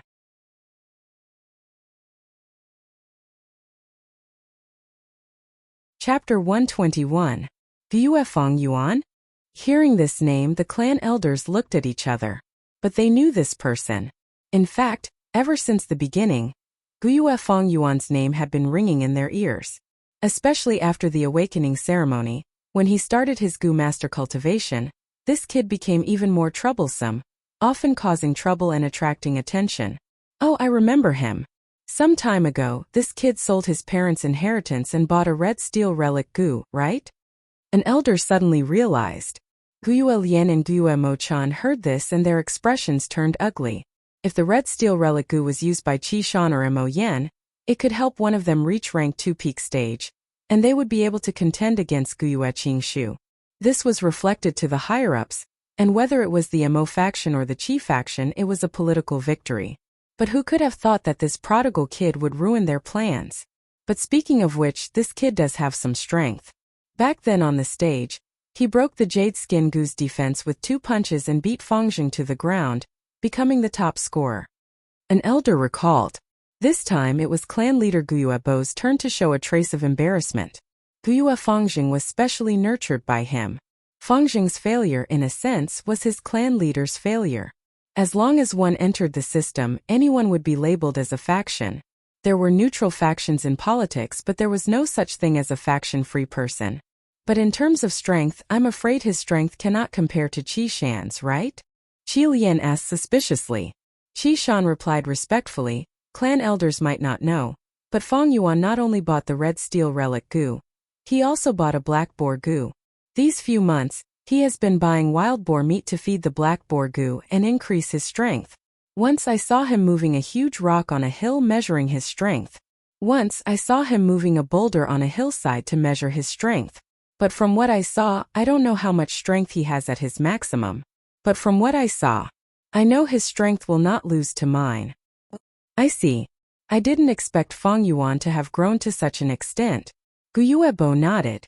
Then let's order Fengyuan's group to try again. Hearing this, the Internal Affairs Hall elder stood up from his seat with an awkward expression. He stood up and said, Lord Clan Leader, please allow me to report. This Fengyuan is currently alone and has yet to join the team. What does that mean? Guyuebo frowned slightly. It's like this. Ever since the first beast tide, the group he was in was almost completely annihilated, and he was the only survivor. The Internal Affairs Hall elder replied. Even if that's the case, why didn't you include him in the reorganization? An elder asked curiously. Sigh. The Internal Affairs Hall elder sighed deeply. I've also warned him about this, but he has no intention of joining the team. To be honest, I don't like this kid. He's the best at playing tricks. I'm afraid he's lost his fighting spirit after inheriting that inheritance. Playing tricks? That's impossible. If he doesn't have a team, how can he complete the clan's monthly missions? An elder asked suspiciously. The Internal Affairs Hall elder's face completely darkened. He takes on the mandatory missions every month, but he fails every time. His track record is the worst I've ever seen. Almost all of them are mission failures. I've talked to him a few times, but he's still doing things his own way without any remorse. But he didn't violate the clan's rules, so I have no qualms in punishing this kind of stubborn and crafty kid. The elders looked at each other. They had never seen a younger generation who didn't seek to improve himself. The more missions he failed, it meant that his future in the clan was smaller. This kid is muddle-headed. Simply stubborn and crafty. He's destroying his own future. If I have such a mischievous younger generation, I'll directly slap him to death. All right.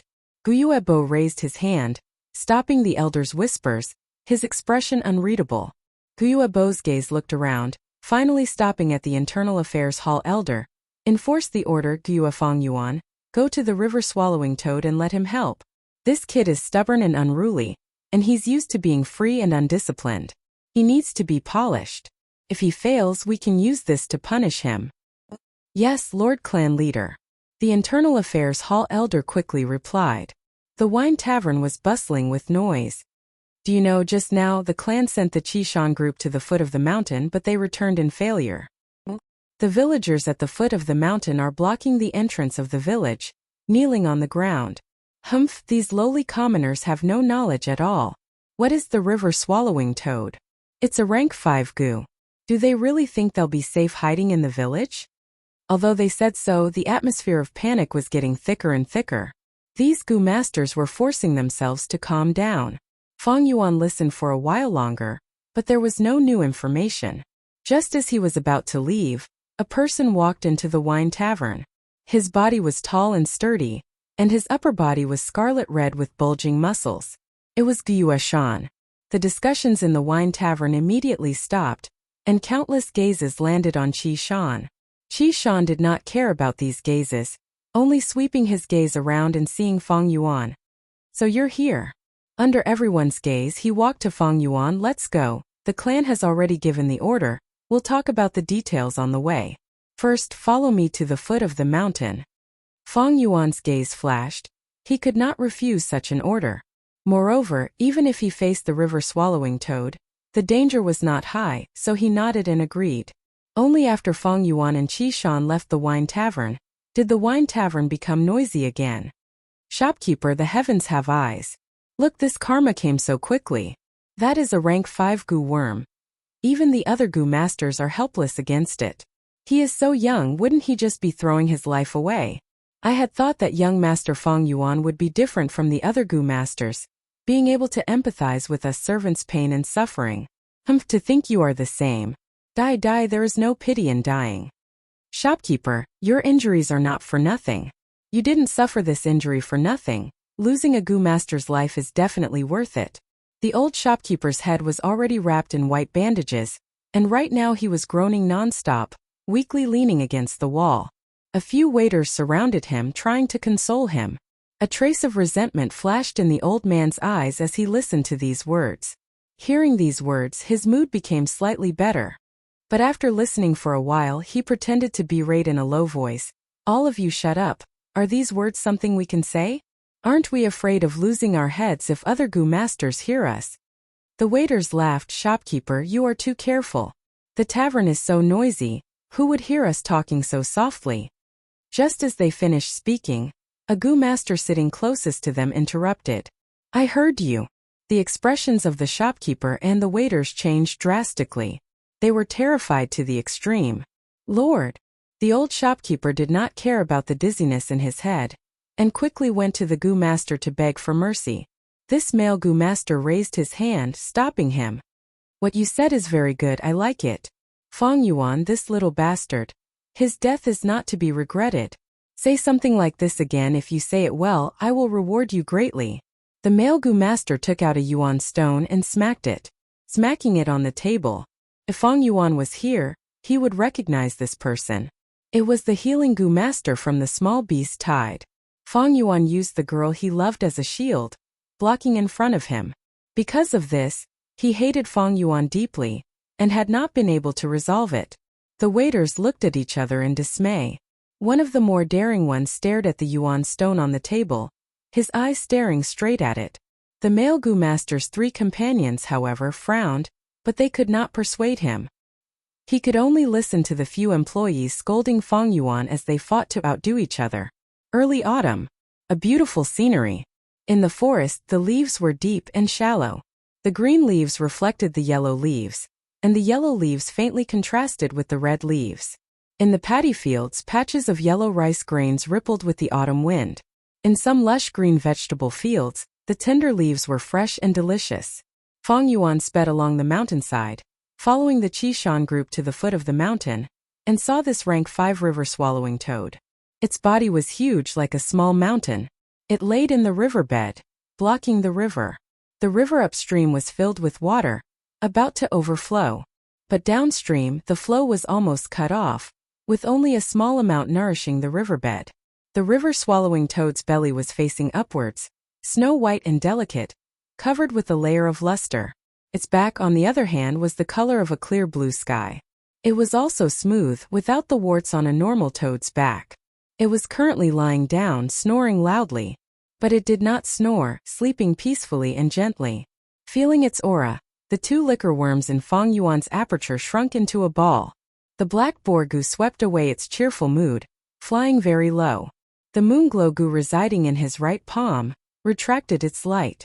Only the spring-autumn cicada was still sleeping peacefully. Fang Yuan also kept the moonglow goo into his aperture. As long as he did not activate these goo worms, their aura would not leak out. Placing them in the aperture was very safe. Fang Yuan, the rest is up to you, Qishan said. On the way here, he explained most of the situation. Fang Yuan also approved of this method. Of course, the simplest method was to use the spring-autumn cicada. As long as the rank 6 goo worm's aura leaked out, this river-swallowing toad would flee in panic. Of course, this was also because the river-swallowing toad did not like to fight. If it was a violent goo like the blood river python, the spring-autumn cicada's aura would cause it to go berserk and attack crazily. Fang Yuan stood on the riverbank trying to push it. The river-swallowing toad's skin was slippery, giving him a feeling that he could not exert any strength. Adding on its heavy weight, it did not budge at all. Are you sure you can do it? Crimson Castle said sarcastically. Fang Yuan ignored him, saying to Qishan, although I have the black boar goo to increase my strength, but in terms of strength I am only slightly stronger than you. But to move this river-swallowing toad, it is not impossible, I still need your help. How? Qishan immediately asked. Fang Yuan said slowly.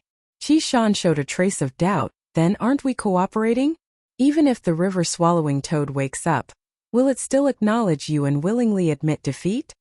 Fang Yuan laughed. You don't have to worry about this.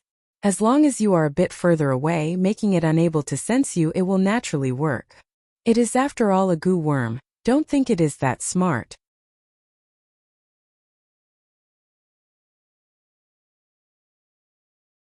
Chapter 122.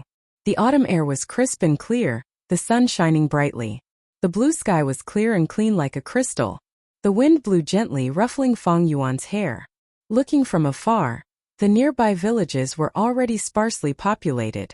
Nearby, the hill-like river-swallowing toad was in deep sleep, stuck in the river bed. Fang Yuan stood at the riverbank and compared to this rank 5 giant goo, he was like a monkey beside an elephant. Fang Yuan's state of mind was calm, without a trace of nervousness. He thought to himself, I have used the white boar goo and black boar goo to temper my body and raise my strength. With the strength of 2 boars in addition to my own strength, I can surpass 5 to 6 adults. But to wake this river-swallowing toad, I would need the strength of 2 bulls. With just my own strength I can't do it. But, as long as I borrow the strength of the waves, it's coming. Swish, swish, swish. Fang Yuan turned his body to look, and saw a wave coming, the calm river water welcoming a turbulence. The waves became bigger and bigger, continuously slamming against the river-swallowing toad, creating waves that soared to the sky. Fang Yuan had only stood for a while, but his body was already drenched. He did not care, and began to push the river-swallowing toad with all his strength. The river-swallowing toad was still in a deep sleep. It was originally a goo that lived in the rivers and lakes, and the attacks from the waves were too common to it, and could not wake it up. Following the wave's momentum, Fang Yuan worked hard for a while, and finally pushed the river-swallowing toad away from its original position. The lower the river went, the wider the riverbed became. Adding on the water flow on both sides, it made it easier for Fang Yuan to push. After pushing for about 300 meters, the river-swallowing toad opened its sleepy eyes. A pair of dark green pupils. From a dazed state it gradually became focused, and stared at Fang Yuan who was beside it. Fang Yuan had no fear, and stared back at it. From its deep and serene pupils, Fang Yuan could clearly see his own reflection. Jiangong! The river-swallowing toad raised its head, and suddenly opened its mouth, letting out a weird croak. The croak spread. It reverberated in Qingmao Mountain. For a moment Fang Yuan felt his ears ringing. The river-swallowing toad lowered its head, its huge mouth sucking at the incoming river water. Hua hua hua.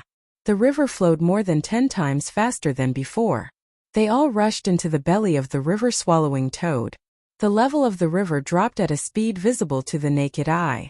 Fang Yuan stood beside the river-swallowing toad, and could clearly see the countless fishes, prawns, eels, and turtles. They were also sucked into the river-swallowing toad's stomach along with the river.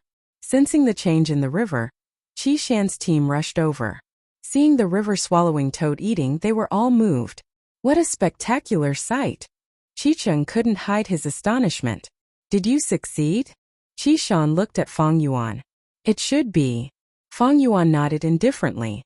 The river water dropped lower and lower until it stopped flowing. The river-swallowing toad raised its head high again, its stomach expanding and contracting, spitting out countless fishes, prawns, turtles, and turtles. Pa pa pa.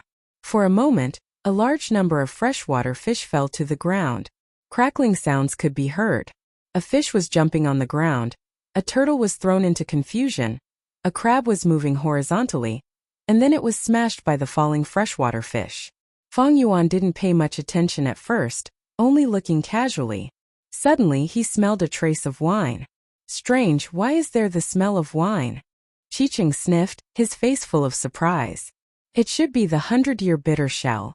The female Gu master in the group pointed at a broken black shell the size of a millstone. This shell was as black as ink, and there were circles of white patterns on it, like the growth rings of a tree. Not bad. The bitter shell can turn sand and stones into bitter water. The bitter water in the 100-year bitter shell, through the accumulation of time, changes and becomes wine. The current clan leader of the Bai clan likes to drink this bitter shell wine. Qi Shan added. Without needing his explanation, Fang Yuan had already picked up this shell and started to collect the bitter shell wine. Not long ago, he was still troubled about how to obtain this bitter shell wine, but to think it would appear in front of him in this form. This was truly wearing out iron shoes in fruitless searching, only to find it by chance. The river-swallowing toad had almost swallowed all the water in this river. In the depths of the river, the 100-year bitter shell that was buried in the sand was exposed. Fang Yuan quickly collected 600-year bitter shells. 2 of the shells were already damaged, but the other 4 were intact. I finally collected the bitter wine. With this, I can start to refine the 4 flavors liquor worm. At this moment, Fang Yuan's joy was not enough to tell others. Jiangong. After the river-swallowing toad finished spitting out the freshwater fish, it called out again. Then it looked deeply at Fang Yuan, and slowly turned its huge body, following the river and swimming downstream. It really succeeded. Qi Shan mumbled, his heart finally calming down. He watched as the river-swallowing toad left, until its figure disappeared from his sight. What, to chase it away so easily? If I knew this, we could have done it ourselves. But now we let Fang Yuan become a hero so easily. Qicheng's mouth twitched, his tone filled with jealousy and unwillingness. Fang Yuan, no matter what, you have done a great service this time. You are the hero of our Guyue tribe. Qi Shan looked at Fang Yuan with a complicated expression. Oh, Fang Yuan absent-mindedly replied, full of a perfunctory feeling. At the same time, his eyes shone brightly, as he continued to search for the 100-year bitter shell among the freshwater fish. What hero? It was just a compliment. And compliments and slander were just the views and opinions of others. Fang Yuan did not care about what others thought of him. You think you are, I will live my life. Hero. Coward. Haha, it's not even as practical as a bitter shell. The news of chasing away the river-swallowing toad immediately spread to the village. Guyuebo said good 3 times, and the heavy atmosphere in the hall was swept away. Only the internal affairs elder had a complicated expression. He did not think well of Fang Yuan, and not long ago he had criticized Fang Yuan. Now that Guyue village was in danger, Fang Yuan stood out to resolve it. One after the other, wasn't this a slap to his face? Guyue, Fang Yuan has done a great service in chasing away the river-swallowing toad. He will be promoted to group leader and rewarded with 500 yuan stone. Guyuebo muttered to himself for a while, before giving this order with deep meaning. In the tavern. What? Fang Yuan actually succeeded. Strange, he is just a newbie. How could he chase away a rank 5 Gu? Even Qi Shan had to return in defeat, but he did it. The news spread. Everyone was shocked. Fang Yuan became our clan's hero? The male Gu master who had enmity with Fang Yuan was at a loss when he heard the news. His group leader suddenly shouted, pointing at the tavern's shopkeeper and the waiters, you mere mortals. Slandering our clan's hero, you deserve death. Before he finished, he sent out a moonblade. The old shopkeeper did not expect his death to come so suddenly. The moonblade hit his neck, and his head separated from his body. Lord, spare us. The waiters saw this and were stunned before kneeling on the ground, crying and begging for mercy. Group leader, what are you doing? The male Gu master stood up. What am I doing? His group leader's eyebrows twitched, sighing heavily. Times are different now, ahai. Fang Yuan has become a hero, and will definitely be noticed by the higher-ups. Tell me, if the matter of us slandering him is spread out by someone with ulterior motives, what will happen? There are many investigative Gu masters here. If there are people who don't like us and speak ill of us to the clan elders, our future will be ruined. The male Gu master broke out in cold sweat. The male Gu master broke out in cold sweat. It was indeed so, the clan's kinship was paramount. Fang Yuan was dealing with rank 5 Gu worms outside, risking his life to protect the clan. But at the same time they slandered him in public, cursing him, insulting him. What kind of mentality was this? This was the heart of a wolf and lungs of a dog, heartless and indifferent.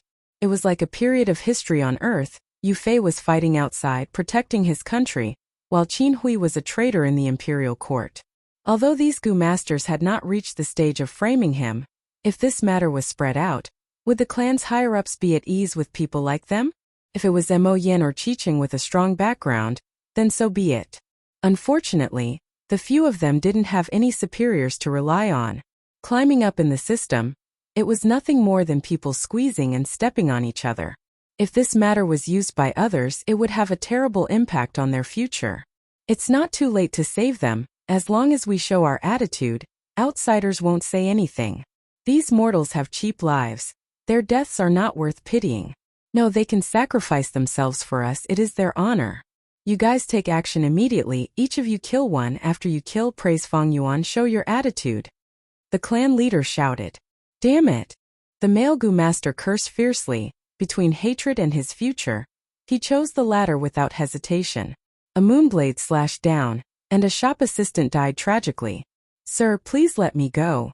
At once, the other shop assistants collapsed on the ground, scared to the point of peeing their pants. The male Gu master did not care about them. Under the watchful eyes of the crowd, he righteously pointed at these pitiful shop assistants, scolding, You bunch of people deserve to die. What kind of hero is Guyue Fang Yuan? Relying on his own strength to protect the clan, what kind of courage did you eat? How dare you slander him? The male Gu master said, his brows tightly furrowing. This expression was not fake. Feng Yuan was someone he hated deeply, but he had to praise Feng Yuan in front of everyone.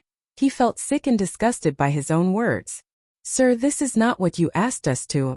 A shop assistant felt extremely wronged, shouting loudly. But he had just shouted halfway when his voice stopped abruptly.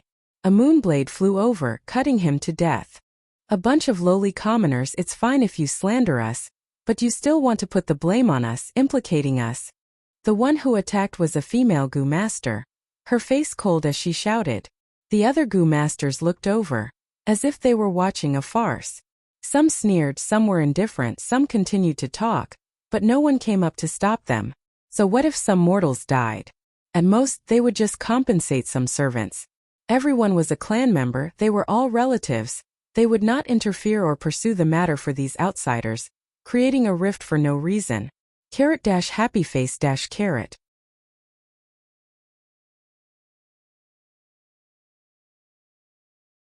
Chapter 123. The Guyue Tribe. Xiongli stood at the top of the hill, looking at the Guyue stronghold in the distance, a complicated expression on his face. The autumn wind was cool and refreshing, blowing gently. At this moment, autumn had dyed the entire mountain range. The leaves were a mix of red and yellow, and wild fruits were everywhere. Only the green spear bamboo, as green as jade, still stood upright. Once upon a time, the Guyue clan was like the green spear bamboo on this mountain, evergreen all year round, the #1 overlord. But now he seems to be in dire straits. Xiong lips curled into a mocking smile. But very quickly, he thought of his own clan's stronghold. The smile on his face flattened, and his heart became heavy. The rise of the Bai family village had already broken the old balance of Qingmao Mountain. The traditional hegemon, the Guyue clan, was weak, and the Xiong clan village was not doing well. This had caused the power structure of Qingmao Mountain to be in a state of turmoil. Xiongli knew that the only reason this problem had not completely erupted was because Wolf Chao was suppressing him from above. The three mountain strongholds had to work together in order to survive this wolf attack. Therefore, they had tacitly chosen to cooperate and temporarily put aside their past grievances.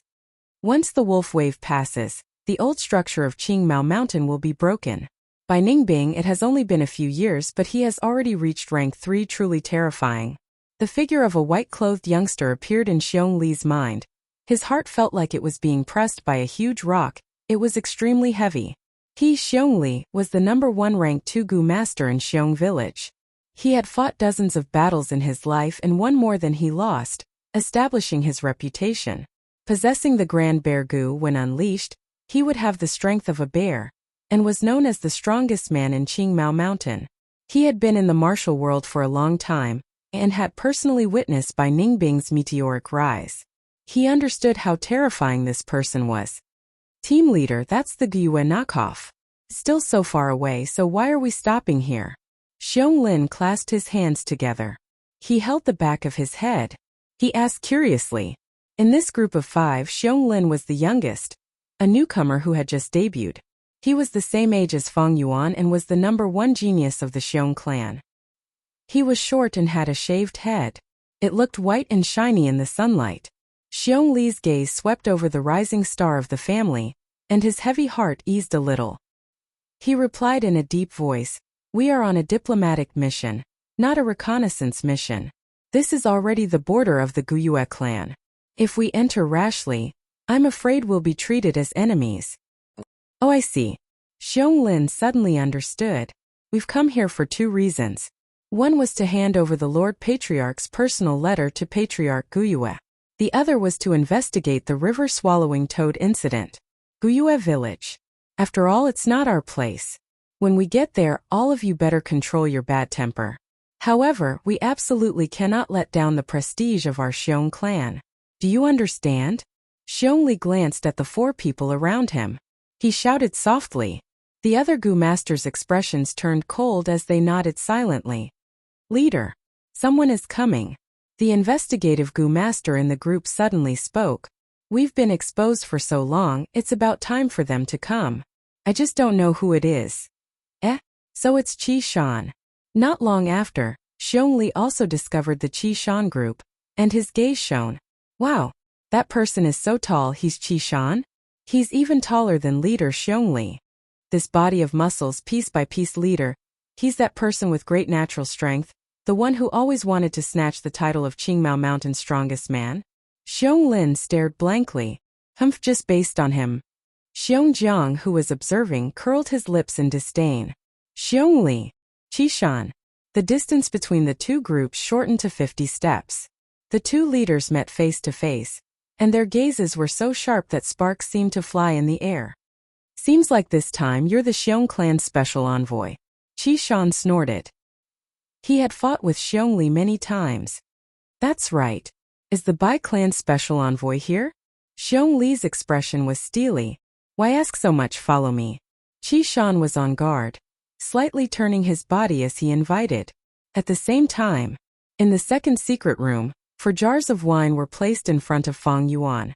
Sour, sweet, bitter and spicy, 4 types of wine. The sweet was the golden honey wine, the spicy was the white grain liquor, the sour was the bayberry wine, and the bitter was the bitter shell wine. Fang Yuan sat cross-legged on the ground. With a thought, the 2 liquor worms flew out from his aperture. The process of fusing the 4 flavors liquor worm was slightly different from normal fusing. Under Fang Yuan's will, the 2 liquor worms burrowed into the bayberry wine jar. In the bayberry wine they began to fuse. A white ball of light was produced in the wine jar. The bright light rushed out from the mouth of the jar, and shone on the top of the wall. Fang Yuan threw yuan stone into the wine jar. 1 stone, 10 stones, 50 stones. When it reached the 100th stone, the ball of light shrunk to the size of a fist, and floated in the middle of the wine jar. At this time the bayberry wine had been used up. Fang Yuan picked up the second jar of wine, and poured the golden honey wine that was as thick as oil into it. Under the immersion of the honey wine, the white ball of light suddenly expanded to its original size. Beads of sweat appeared on Fang Yuan's forehead. He had to maintain the fusion of the 2 liquor worms' consciousness, so multitasking was very taxing. He continued to throw yuan stone into the wine jar. With each yuan stone, the white ball of light would shrink a little, until it was once again the size of a fist, reaching its limit. Fang Yuan repeated the same process, pouring in the bitter shell wine and white grain liquor. When the 4 jars of wine were completely consumed, the white light in the wine jar suddenly flourished, and then disappeared. Success. Fang Yuan did not need to look at the wine jar to know that he had succeeded. He willed, and a goo worm flew out of the wine jar in a swaying manner. It was the 4 flavors liquor worm. Compared to the liquor worm, its appearance did not change much. It was only slightly larger than the liquor worm. It also resembled a silkworm, with a pair of bright black eyes. The only difference was that the liquor worm's entire body was white and flawless, but this 4 liquor worm's body had 4 colors that were constantly changing. Red representing spiciness, blue representing bitterness, green representing sourness, and yellow representing sweetness. It made Fang Yuan involuntarily think of the neon lights on Earth. Phew! Fang Yuan let out a long breath. His luck was good this time. He did not fail, and succeeded on his first try. He was afraid that if he failed, the liquor worm would be seriously damaged and one would die. Or the bitter shell wine would be used up. That would be troublesome. Fortunately, that did not happen. Goo masters use goo, raise goo and refine goo. None of those were easy. In terms of refining goo, many goo masters had to go through a lot of trouble to find the recipe and gather the materials. The recipes were all different. There might not be a suitable one. Some goo masters would even spend more than 10 years to gather the materials. Even if they found the recipe and gathered all the materials. But if the refinement failed, the materials would be wasted, and all the effort and preparation would be wasted. Goo master cultivation is so difficult. Fang Yuan sighed deeply in his heart. Refining goo was considered easy in the early stages of cultivation. At rank 4 and rank 5, one might not even succeed once in 10 tries. The success rate of rank 6 was even lower than 1%. Every failure in the refinement of a high-level goo meant a huge loss of resources. But once it succeeded, the gains would be considerable. Take Fang Yuan's newly refined 4 flavors liquor worm for example. It could refine rank 2 primeval essence and advance by a small realm. Fang Yuan used a red steel relic goo. Advanced to middle stage. Now he used the 4 flavors liquor worm. That was upper stage primeval essence. This meant his battle strength would increase by 2 times. At the same time, it would nourish his aperture. Cultivation would be twice the result with half the effort. But everything has its pros and cons. Fang Yuan used the 4 flavors liquor worm to refine his primeval essence, which would lead to an increase in yuan stone expenditure. Just the income from selling vitality leaves was not enough to balance his cultivation expenditure. Next, I need to refine stealth stone goo into stealth scales goo. This is another expenditure. Every time a goo master refines, no matter if they succeed or fail, they would expend a sum of yuan stone. To refine the 4 flavors liquor worm, Fang Yuan had already expended over 400 yuan stone. After he chased away the river-swallowing toad, the clan rewarded him with 500 yuan stone. 500 yuan stone was enough for other goo masters to spend for a long time, but Fang Yuan used almost all of it here. Fortunately, he had sold his family assets and used more than half of it to buy the red steel relic goo, so he still had some money left. In the short term, he did not need to worry too much. Only the stealth scales goo needed to be refined. After Fang Yuan killed the Stone Monkey King, he obtained the stealth stone goo. But this goo lacked practicality. It could only conceal itself. That is to say, after Fang Yuan used it, his torso, head and hair would all be concealed, making others unable to see them. But the clothes he was wearing, the wrist guards and leg bindings, and the bamboo shoes he was wearing would still be there, visible to the naked eye. The Stone Monkey King did not have this concern. It was a wild beast and did not need clothes. But Fang Yuan was in an awkward situation. To display the best effect of the stealth stone goo and make others unable to see him, he had to take off all his clothes. If he did not take them off, even if he was invisible, others would still discover a set of walking rank 2 goo master martial attire. The stealth stone goo was only a rank 1 goo, but when it advanced to the rank 2 stealth scales goo, this problem would be solved. The stealth scales goo could make a goo master's clothes invisible. If the Stone Monkey King used the stealth scales goo, then even if Fang Yuan's clothes covered its body, they would still disappear. If the Stone Monkey King used the stealth scales goo, then whether or not Fang Yuan could defeat the Stone Monkey King was still a matter of suspense. To refine the stealth scales goo, other than the stealth stone goo, there were also other materials. But these materials were rather common. So Fang Yuan had already asked Zhangye to help him gather them. If I successfully refine the stealth scales goo, not only would it be much easier to enter and exit the secret cave, I would also be able to move freely in the wolf pack. With this life-saving method, I can attack and defend at will. Fang Yuan pondered. It was getting late, so he kept the 4 flavor liquor worm and returned it to his aperture, leaving the cave entrance and heading towards the village. He had successfully chased away the river-swallowing toad, and immediately became the focus of everyone's attention. It was not convenient to move around these days, so he had some reservations. If he stayed in this secret cave for too long, it would arouse the suspicions of others. At the entrance of the village, a contest of strength had already ended. Xiong Li's group stood proudly, while Qi Shan's group and the goo masters guarding the entrance all had solemn expressions. Xiong Li's body was not as tall as Qi Shan, but right now his gaze carried a sense of superiority. He slowly said, "Qi Shan, you are indeed born with great strength and have talent, but I have the brown bear innate strength goo, and have already nurtured the strength of a bear. You saw the result of the battle just now, you are still not my match. Humph, you want the title of Qingmao Mountain's strongest man, dream on." At the side, Xiongjiang snorted coldly. Qi Shan's face was ashen. He knew that the other party had purposely challenged him, and his actions were filled with political intentions. Right now, he had lost, and it was no longer a personal matter, but a humiliation to the Guyue clan's name. What's there to be proud of beating me? You guys don't know, but I am no longer the strongest person in the clan. If you have the ability, then beat Fang Yuan first. Qi Shan had no choice but to bring up Fang Yuan. Oh, Fang Yuan? I heard that the Guyue clan has produced an A-grade genius, called Fang Zheng. Who is Fang Yuan? Xiongli asked curiously. Qi Shan snorted coldly and answered. Fang Yuan is Fang Zheng's brother. He is also gifted, having great strength from birth, and at the same time he has a goo worm to increase his strength. Earlier, the rank 5 river-swallowing toad was pushed 100 steps away by his strength alone. If you don't believe me, you can go to the village and ask around. Xiong Li's group's expression changed. Rank 5 River Swallowing Toad. Fang Yuan. This name was immediately engraved in their hearts.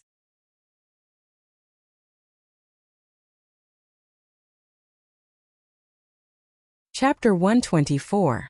Swoosh swoosh swoosh. 3 consecutive moon blades the size of washbasins drew a deep blue arc in the air. Swoosh swoosh swoosh. In an instant 16 to 17 Jade Eye Stone Monkeys died on the spot.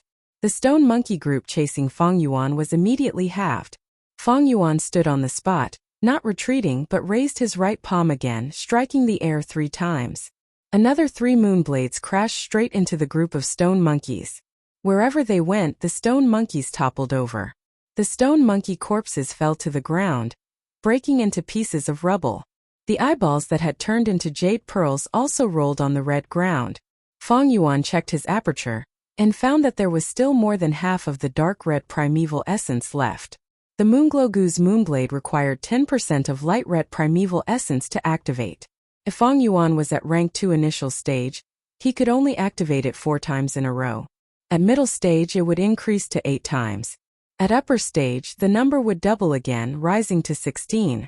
Although Fang Yuan had not reached rank 2 upper stage, with the 4 flavor liquor worms refined upper stage primeval essence, he could be considered a pseudo-upper stage, and his battle strength rose sharply. Originally, he had to fight and retreat when he was chased by 70 to 80 stone monkeys, but now he could kill most of them with just the Moonblade attacks. Only a dozen or so of them would escape at the sight of him. It's only been 2 days and I've already broken through 3 stone pillars. This speed is several times faster than before. At this rate, I should be able to break through to the middle of the stone forest in a month and a half. Fang Yuan thought to himself. According to the Flower Wine Monk's arrangement, the cave in the middle of the stone forest should be the next checkpoint. Before the checkpoint, there is a high chance of planting the Earth Treasury Flower Goo. But at this stage, the Flower Wine Monk's strength inheritance should be almost complete. After all, he is heavily injured and his condition is not good. So he hastily set up this inheritance. Most likely, there will only be 1 or 2 more checkpoints in the future. With his previous life's experience, Fang Yuan thought of the image wall, the Flower Wine Monk's blood-soaked and dying scene, and made this judgment. The time that the Flower Wine Monk had left behind this inheritance was too short, so he couldn't do more. But this was just a special case of inheritance. Actually, normal inheritances needed to be designed and arranged by Goo masters over a long period of time. Some of them were grand in scale, while others only opened once every decade or so. In the process of inheritance, there was more than one location. Instead, it was divided into several locations that were scattered all over the world. The distance between each location could be the ends of the earth. For those who wanted to inherit this inheritance, they would have to go through decades of exploration and all kinds of tests. Some inheritances, a Goo master might not be able to successfully explore them in their lifetime.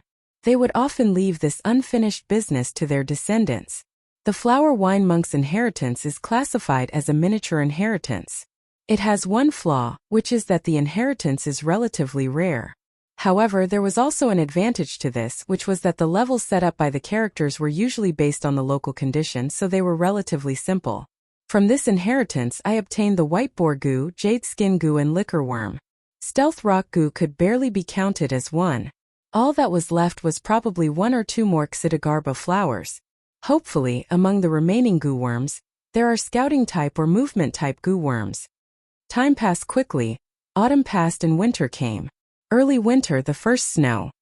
The sky was gloomy and snow fluttered down, falling on Qingmao Mountain. Fang Yuan walked alone in the snow.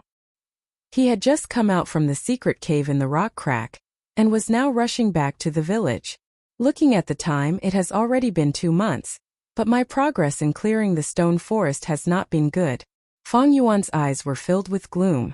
It was not that he did not want to work hard, but the prelude to the wolf tide had already begun. In winter, food was scarce in the cold wind. The growing wolf pack began to hunt on a large scale in order to gather more food to fill their stomachs. This caused the wild beasts around the wolf nest to be purged. Chaotic small-scale beast tides occurred frequently, and at the same time there was also the crippled wolf tide.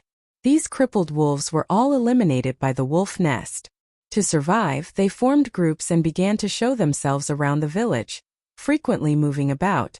Although they had not reached the stage of attacking the village, the mortal hunters no longer dared to go hunting in the mountains. At the same time, there were villagers who lost their lives to the wolves.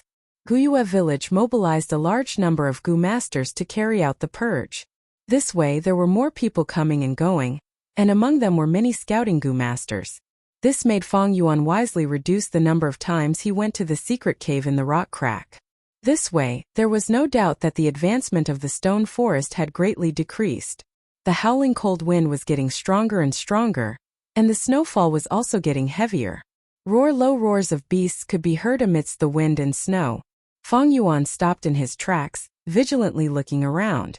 A small-scale crippled wolf pack, about 20 lightning wolves, quickly appeared in his vision.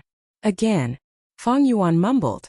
This was the 8th time he had met them this month, but this time it was different. So close to the village, there are already wolf packs moving around. Looks like the clan's Gu masters will attack more frequently. The secret cave in the rock crack is not far.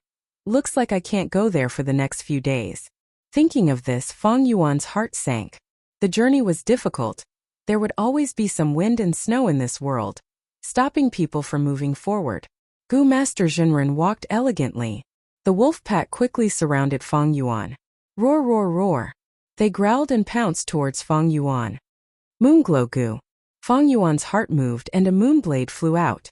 The eerie blue moonblade split the wind and snow, hitting the crippled wolves consecutively. 3 were killed in an instant, and when it reached the 4th, the crippled wolf suddenly rolled on the ground, cunningly dodging the moonblade. These crippled wolves, although most of them were missing arms or legs, or were blind or missing a tail, they had rich battle experience and were extremely cunning. If a normal rank 2 middle stage Gu master met with such a pack of crippled wolves, especially after being surrounded by them, his life would be in grave danger. But Fang Yuan was not afraid in the face of danger. His rich battle experience and the high-level dark red primeval essence refined by the 4-flavor liquor worm were his trump cards. Kill, kill, kill. Under the siege of the crippled wolves, he agilely moved, calmly dodged, and decisively attacked. One by one, the crippled wolves died in his hands. Soon, the number of lightning wolves in the crippled wolf pack was reduced by half. Howl.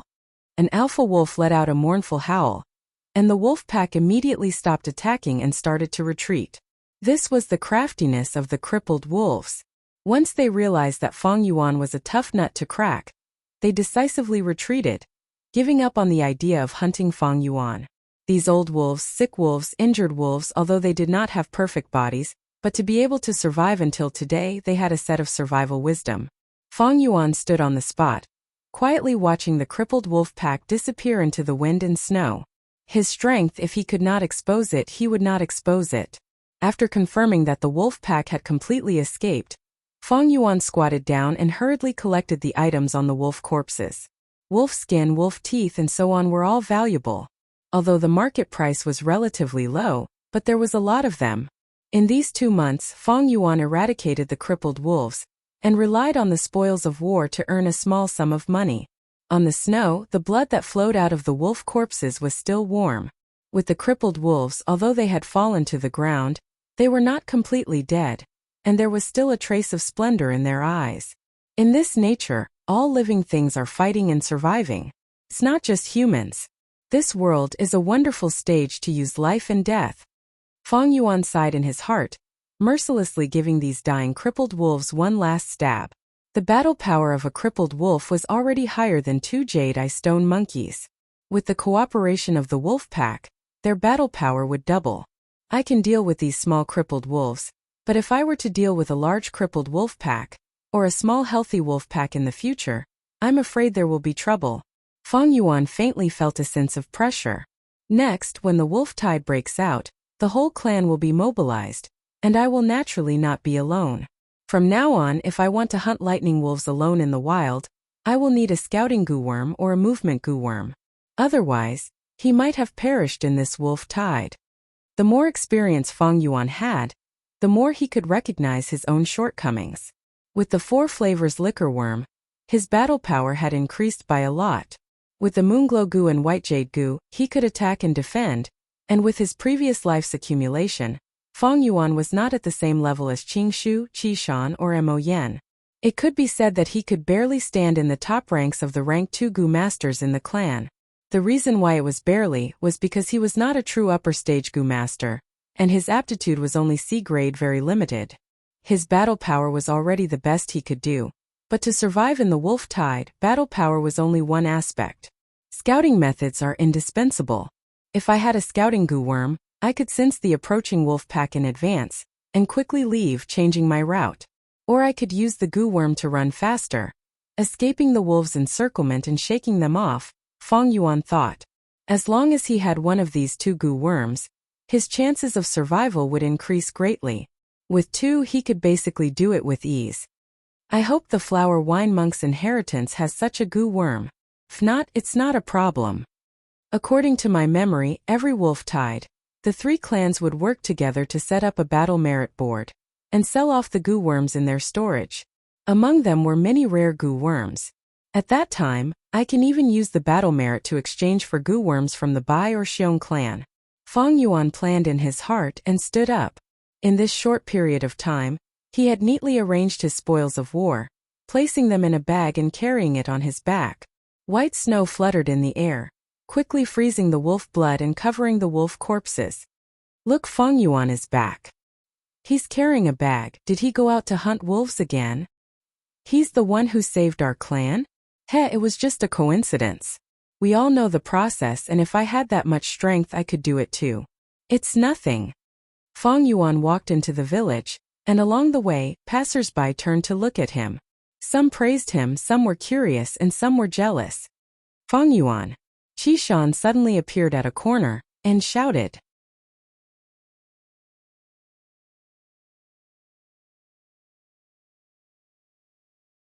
Chapter 125. What's the matter? Fang Yuan looked at Qi Shan. Even in winter, he was still bare-chested, his red skin emitting warmth, making people feel like they were leaning against a stove.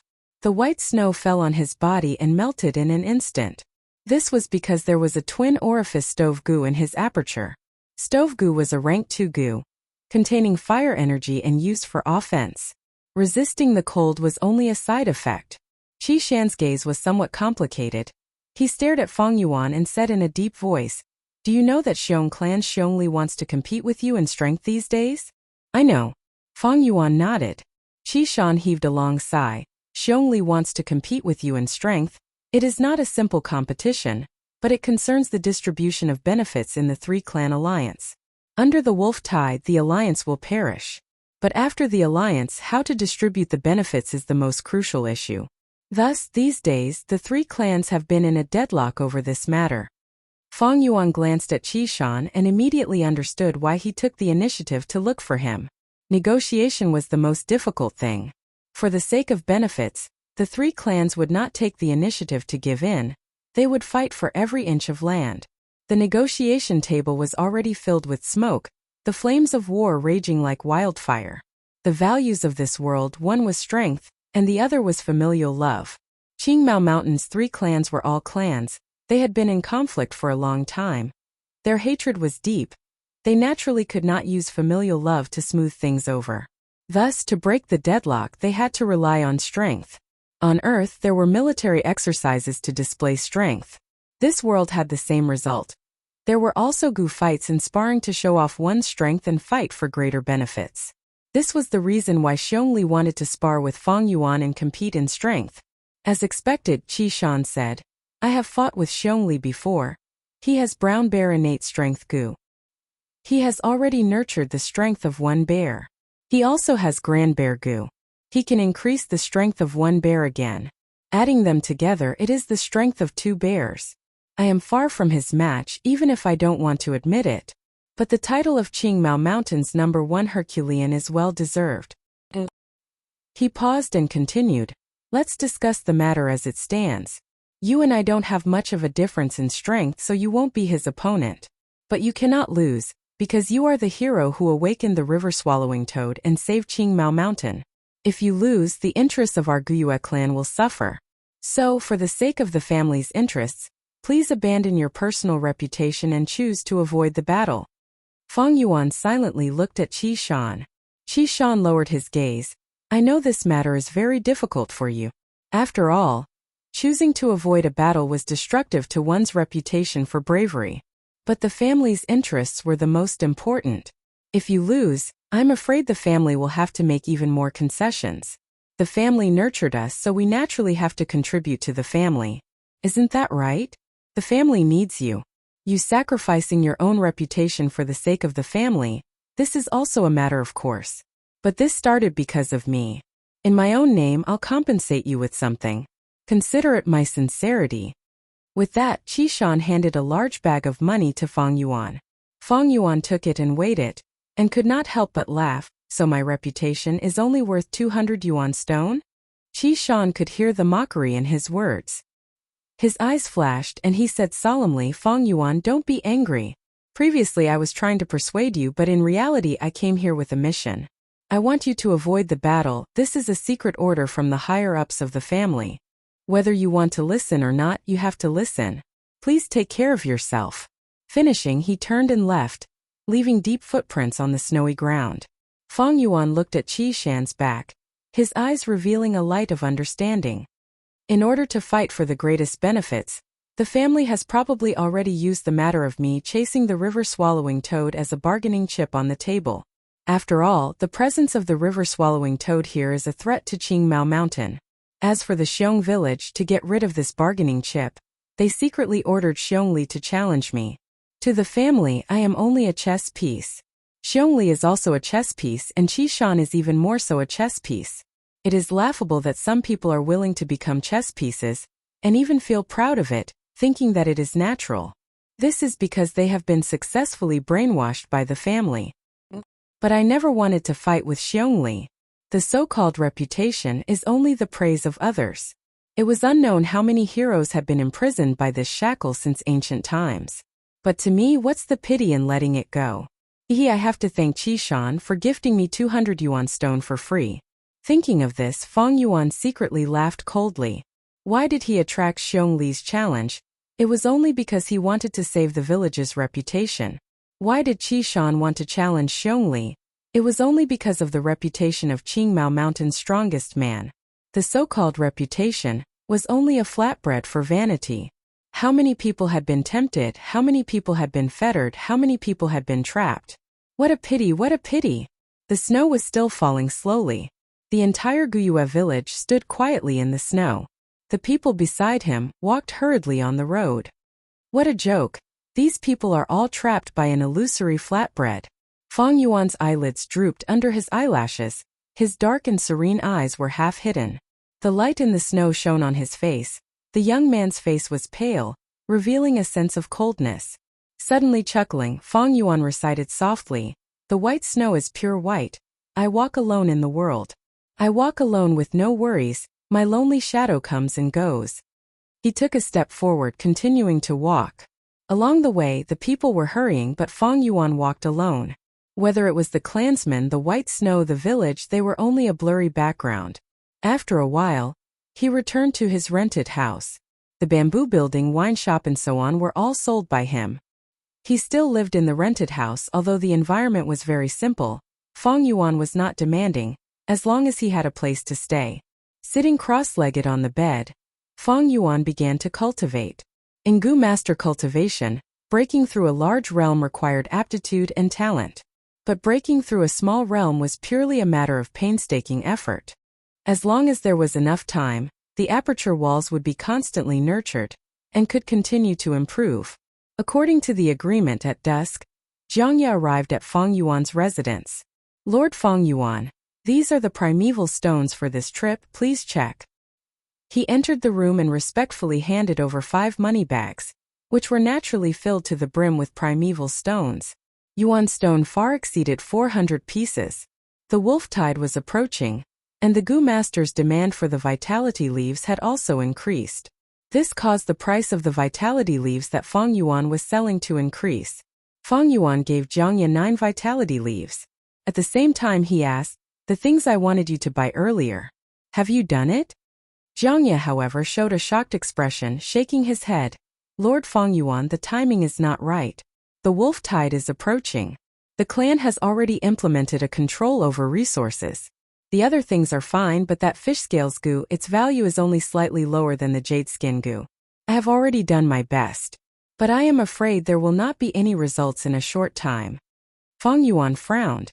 The fish scales goo was used to fuse with the stealth stone goo, to refine the stealth scales goo. Without the fish scales goo, he could not fuse the stealth scales goo. But even with the control over resources, it is not impossible to get the fish scales goo. In the end, it is because Zhang Ye's ability is too small. It seems the matter of refining the stealth scales goo will have to be delayed. Feng Yuan sighed in his heart. But he was not discouraged. In this world, 10 out of 10 things do not go one's way. This was the normal state of life. The so-called smooth sailing was just a beautiful blessing. Bai clan produces fish scales goo, and the clan also has fish scales goo. It is just that the quantity is small. It seems this matter will have to wait until after the alliance. Feng Yuan was not impatient. He knew that once the three clans officially formed an alliance, they would set up a battle merit ranking. They would encourage goo masters to hunt wolves. By then, they could use battle merits to exchange for resources from the three clans. Of course, Guyue clan's Moonlight Goo, Xiong clan's Bear Strength Goo, Bai clan's Stream Goo.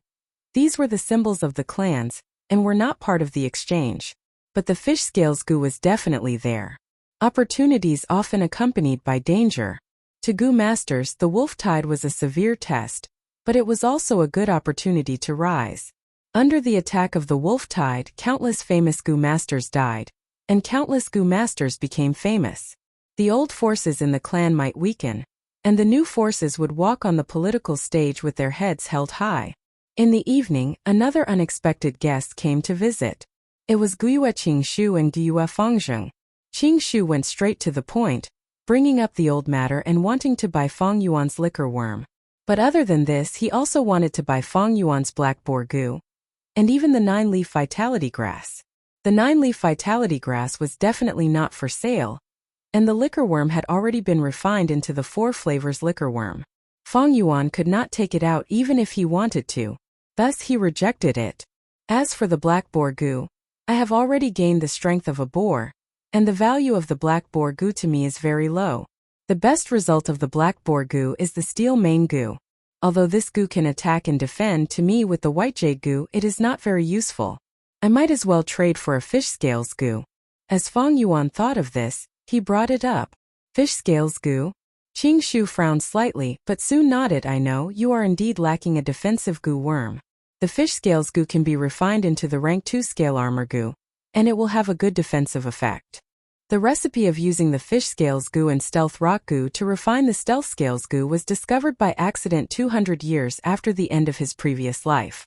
It was normal that Qingshu did not know about it now. Feng Yuan did not expose him. The black boar goo is much more expensive than the fish scales goo. If you trade it, you have to compensate me for the difference. Of course. Qingshu nodded and asked, forget about the 9-leaf vitality grass. But are you really not selling the liquor worm? It's useless to you now. Raising it for nothing and even wasting yuan stone. Feng Yuan shook his head. Don't mention the liquor worm anymore, it is not for sale. Qingshu rubbed his nose and could not help but laugh bitterly. Feng Yuan, this matter is more complicated than you think. Do you know about Guyue Yaolu? She is the granddaughter of the medicine hall elder, Guyue Yaoji, a new student this year with great aptitude. Guyue Yaoji loves this granddaughter very much, and had once bid for a liquor worm in the treehouse, but did not succeed. You have used the liquor worm before, and naturally you know its benefits the best, so I will not say more. It is just that for her granddaughter, Lord Yaoji really wants to buy this goo worm. An elder's love for her child is completely understandable, so she came to you. She sincerely wants to buy it, and the price she offered is very high. She even promised that if you get injured in the wolf tide, you will be taken care of by the medicine hall. Please think it over carefully. Today is 1 chapter, tomorrow is 1 chapter, and the day after tomorrow there will be 2 chapters. This is the side effect of deleting the chapters. This is the consequence of deleting the chapters, and I have already expected it. I am also silently bearing the consequences of letting everyone down. I will make up for the missing 4 chapters, just that it will take a little longer. The future is long, and I will make up for it eventually. Sigh, even though I lost my character this time. There are still so many people supporting me. I am very touched.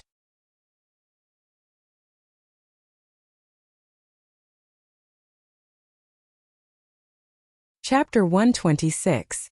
I see. Fang Yuan rubbed his chin, but then shook his head. I am not selling this liquor worm. Since Yao Ji insists on buying it, why don't you go find the gu master who bought it? Hearing this, Qing Shu's face turned gloomy. He sighed deeply. I don't know which clansman bought this liquor worm, but kept it a secret. We can't investigate it, and we can't just casually search other people's apertures, right? This is a taboo. For such a small matter like the liquor worm, it's not good to incur public anger. But I can understand this clansman. Hiding it with a treasure is human nature. Qing Shu did not know that the real buyer was sitting right in front of him. But Qing Shu had never suspected Fang Yuan. In his mind, Fang Yuan already had the liquor worm. He would not buy a second one. What was the use of buying it? If he knew the recipe for the 4-flavor liquor worm, then he would definitely suspect Fang Yuan first. But for now, only Fang Yuan had the recipe for the 4-flavor liquor worm. The only person who knew that Fang Yuan was the buyer was Jia Fu. But from Jia Fu's point of view, Fang Yuan could have bought it for someone else. Maybe for family, maybe for a lover. There was nothing wrong with that. Wasn't Yao Ji in the same situation, buying the liquor worm for her granddaughter? No matter what, I will not give in on the matter of the liquor worm. Fang Yuan's attitude was firm, and he did not relent, laughing coldly in his heart. This was the system. On one hand, the system was strong, but on the other hand, it was a kind of restriction. Gu Yao Ji was a rank 3 gu master. She was clearly stronger than Fang Yuan, but due to the system, she could not openly snatch it. Due to the rules of the system and taking care of her reputation, she could not forcefully buy it. At the side, Fang Jing suddenly persuaded, brother, the liquor worm is useless to you, why guard it? Granny Yao Ji is very kind. I have met Sister Yao Lu a few times, she is a good person. She will definitely treat the liquor worm well. And the liquor worm is also very helpful to her. Helping others is the source of happiness. Brother, you saved the village, I am really happy for you. This made my face light up. But why do you have to hold on to it this time? Aren't you being a little too petty by doing this? Fang Yuan's expression immediately turned serious. He said coldly, my good brother, are you teaching me a lesson? The booze bug is my business. Even if it rotted in the palm of his hand, it's not up to you to tell me what to do. He was not really angry, but his attitude was the mask of his heart. By expressing his attitude, Qing Shu would understand his determination to reject. Looks like Fang Yuan is determined to refuse. He had deliberately brought Fang Jing here, but he had made a mistake. The relationship between these two brothers has never been harmonious, and now they've outsmarted themselves. Guiyue Qingshu's eyes flashed. Fang Jing, why don't you go out for a walk first? Fang Jing still wanted to say something, but Qing Shu stretched out his hand to stop him. Fang Jing clenched his teeth and finally obeyed Qing Shu's order. Anyway, I can't understand this. Brother, he said, opening the door. I do things. I don't need your understanding, Fang Jing. Fang Yuan was expressionless. Fang Jing's action of opening the door paused. Then he quickly walked out of the room without looking back and slammed the door. This action made the atmosphere in the room even more awkward. If there's nothing else, please go back, brother Qing Shu. Fang Yuan directly asked him to leave. Qing Shu laughed dryly, trying to ease the atmosphere. But Fang Yuan's face was as cold as ice, and there was no change. But he was gentle by nature, and did not get angry. Touching his nose, Qing Shu smiled awkwardly. There is indeed one more thing. It's about the 9-leaf vitality grass. The 9-leaf vitality grass is not for sale. Fang Yuan rolled his eyes. I know. Qing Shu nodded repeatedly. It's about the vitality leaves. This is a personal matter of my group. I hope you can supply the vitality leaves you produce to us. Of course, we will give you some compensation. Fang Yuan did not reject business. All right. Each vitality leaf is 65 yuan stone. Qing Shu was speechless at the price. According to the market price, the clan's original selling price was 55 yuan stone. Although the vitality leaf was a rank 1 consumable goo, and could be used up after one use, no one would complain about having more of this life-saving item. And with the wolf tide approaching, the clan raised the price. One vitality leaf was sold at 60 yuan stone. Actually, not only the vitality leaf, the prices of many other items were also rising. This was because of the turbulent situation, and Gu masters could only pinch their noses and accept it. But Qingshu did not expect Fang Yuan's price to be even higher than the clan's. You think my price is too high? You can choose not to buy it. But as far as I know, after the wolf tide, the clan will control the resources, and the vitality leaves will be in short supply. At that time, the price will continue to rise and you might not even have the stock. What do you think? Fang Yuan's tone was firm, and he was sitting on the fishing platform. Qingshu choked and said helplessly, "You can see it clearly.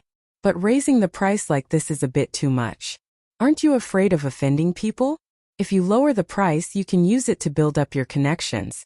But if you raise the price like this, the clansmen will resent you for getting rich like this."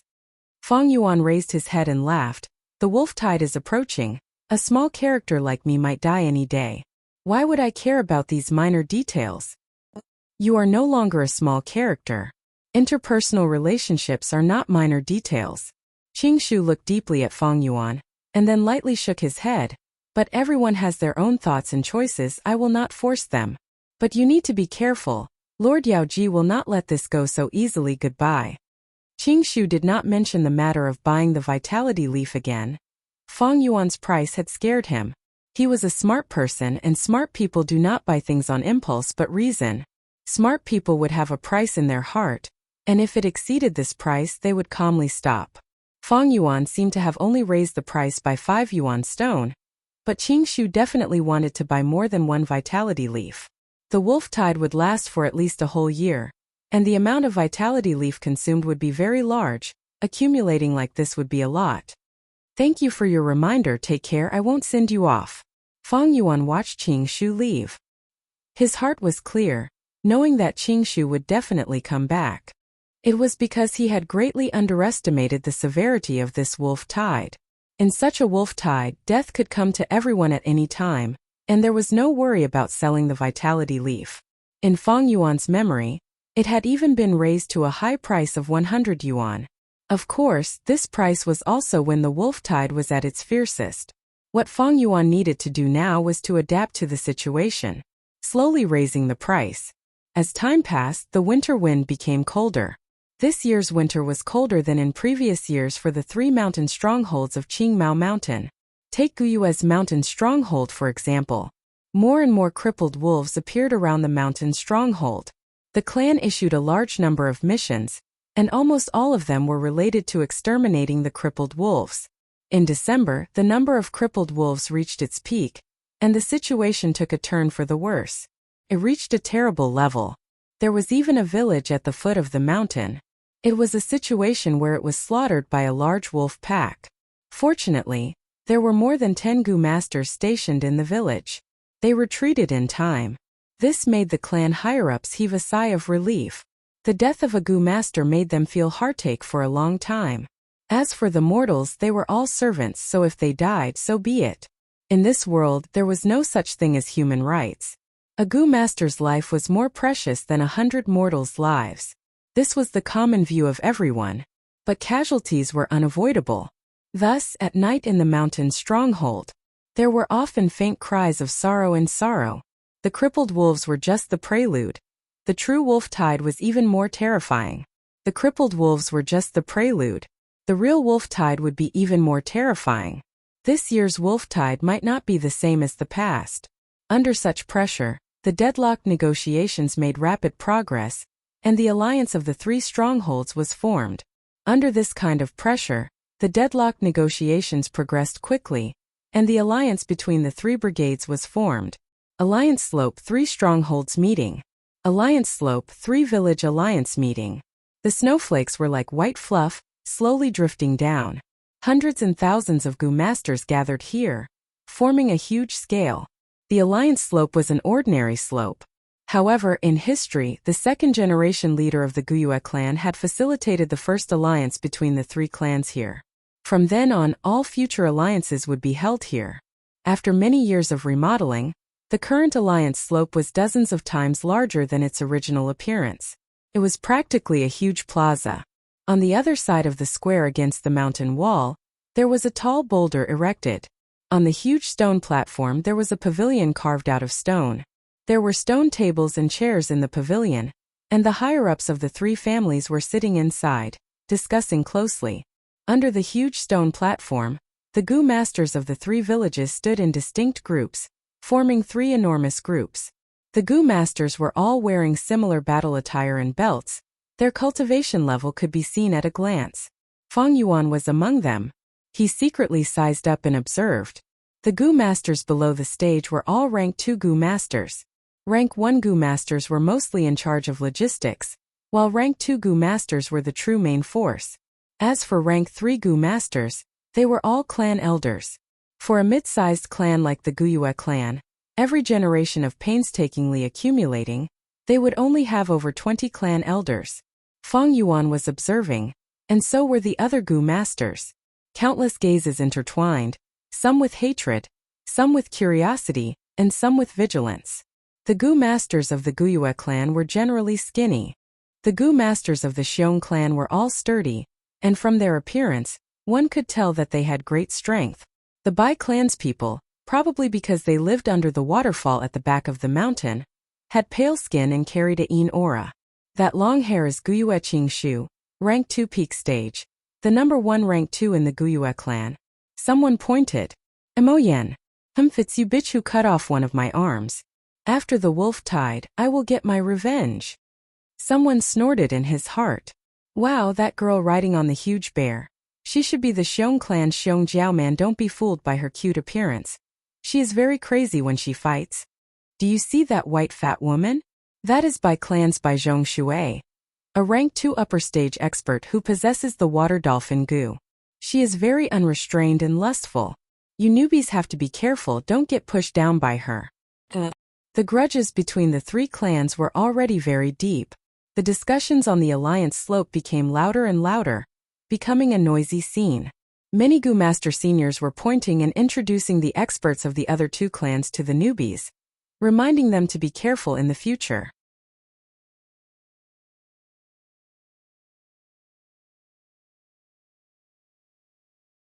Chapter 127. The Traditional Overlord Guyue Tribe, the newly rising Bai tribe, the Xiong tribe that cannot be underestimated. Feng Yuan's gaze swept over the crowd, observing the entire situation. Guyue tribe had Qingshu, Qishan and Mo Yan, while Xiong tribe and Bai tribe also had outstanding rank 2 Gu Master elites. Adding on the stone tower, the various tribe leaders and elders, the alliance slope could be said to be a gathering of heroes. I wonder which one is Bai Ningbing, the man who symbolizes the rise of Bai tribe. Bai Ningbing already has rank 3 cultivation. He is definitely not among the rank 2 Gu masters. It seems that he is not on the stone tower either. Gradually, the topic of discussion was focused on Bai Ningbing. Although Bai Ningbing did not appear, his brilliance had already overshadowed all the Gu masters on the stone tower. 3 years ago on the alliance slope, it was him, Bai Ningbing, who was the first to stand up and challenge everyone for a battle Gu. In just 3 years he became a rank 3 elder. It is truly terrifying to think about. He soared to the sky in one go. When he was rank 2, he defeated an elder of Xiong tribe. This child's future is limitless.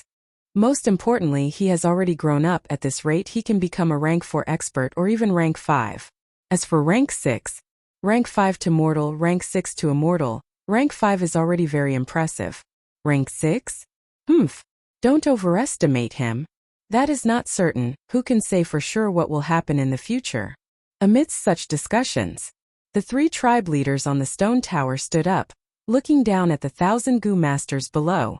Guyue tribe leader was in the middle, while Bai tribe leader and Xiong tribe leader were on his left and right.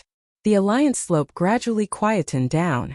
Guyue Bo held the railing, glancing around, and said concisely, "The 3 tribes are in an alliance. We are in the same boat. The Gu Battle Convention is mainly about exchanging pointers. We will not go overboard. Let's begin." Silence reigned on the slope of the alliance. Everyone looked at each other. The 3 tribes were in an alliance. There would be a Gu Battle Convention. Other than showing off the tribe's strength, it was also to promote communication and temporarily resolve grudges, reaching a consensus of cooperation. But who would be the first to stand out? The first Gu master to challenge. If he lost in front of everyone, his reputation would be tarnished. It had even shaved the face of the upper echelons of the family upstairs. Last year, Bai Ningbing stood up. But this year, while everyone was hesitating over at the Xiong village, suddenly, a group of Gu masters stepped out from the crowd. It was Xiong Li's group. Immediately, the group of 5 attracted the gazes of countless people. Xiong Li's group walked past the Guyue clan's camp and stood in front of the Bai village's camp under the watchful eyes of the crowd. It's Xiong Li, Qingmao Mountain's strongest man. Not bad. It was said that not long ago, Qi Shan of the Guyue clan had also lost to him in public. No one can shake his name, not even Bai Ningbing. Damn it. Is the Guyue clan deliberately bullying our Bai clan? In the camp of the Bai village, there was a slight commotion. Many people recognized Xiong Li and felt a sense of pressure in their hearts. But Xiong Li swept his gaze around. He had been standing at the same spot, but Xiongjiang, who was beside him, stood up. Xiongjiang's body was thin and stood out among the Xiong village's strong men. He took a few steps forward and faced the Bai village's Gu masters, cupping his fists and saying, Xiong village's Xiongjiang is here to seek guidance from brother Bai Bingyi. Once he said this, uncontrollable gasps could be heard from below the stone floor. Bai Bingyi's status was equivalent to Qi Shan and Xiong Li. Among the young Gu masters of the Bai village, he was second only to Bai Ningbing. Xiongjiang wanted to compete in Gu with him, clearly wanting to use the weak to fight the strong. But could he do it? Bai Bing stood up with a gloomy expression. He was short and had a pale face, like a patient who had just recovered from a serious illness, looking a little weak. But no one dared to underestimate him. Xiongjiang, you dare to challenge me, you have some courage. How do you want to compete? Say it, I will accept it, he said to Xiongjiang. Xiongjiang laughed sinisterly. I am good at defense, brother Bai is good at offense. How about this, you defend and you attack. I will give you 3 chances to attack and we will see the result. This was not a life and death battle, but a sparring session. But Xiongjiang was so confident he clearly came prepared, causing many people to have doubts. Bai Bingyi raised his eyebrows. Xiongjiang, no matter what Gu worm you have, you are still a rank 2 Gu master, your cultivation is still there. Do you really think you can block my water drill Gu? If I injure you, you can't blame me. Xiongjiang snorted. How will we know if we try? Come. Saying so, he activated the Gu worm in his body, and his skin started to lose color, becoming dry and green, like a gloomy dead wood. At the same time, his teeth became long and sharp.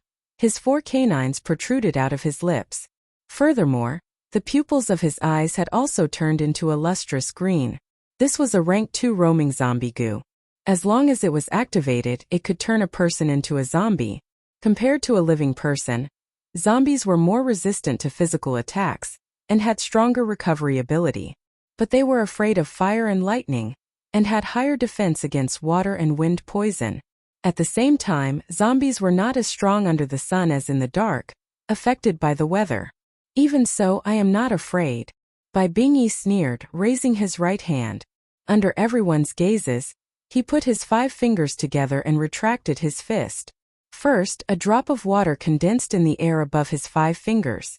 Then, in the blink of an eye, the water droplet expanded, turning into a rapid flow of water. From the starting point of the 5 fingers, it started to revolve around Bai Bingyi's palm. In the time of 2 breaths, a light blue spiral drill had formed on Bai Bingyi's fist that was constantly rotating. Rank 2 water drill Gu. Able to drill through rocks and steel, its offensive ability was very impressive. Almost no Gu worm could defend against it. Take this. Bai Bingyi coughed and punched with his right fist. Xiongjiang raised his arms. They formed into an arm shield.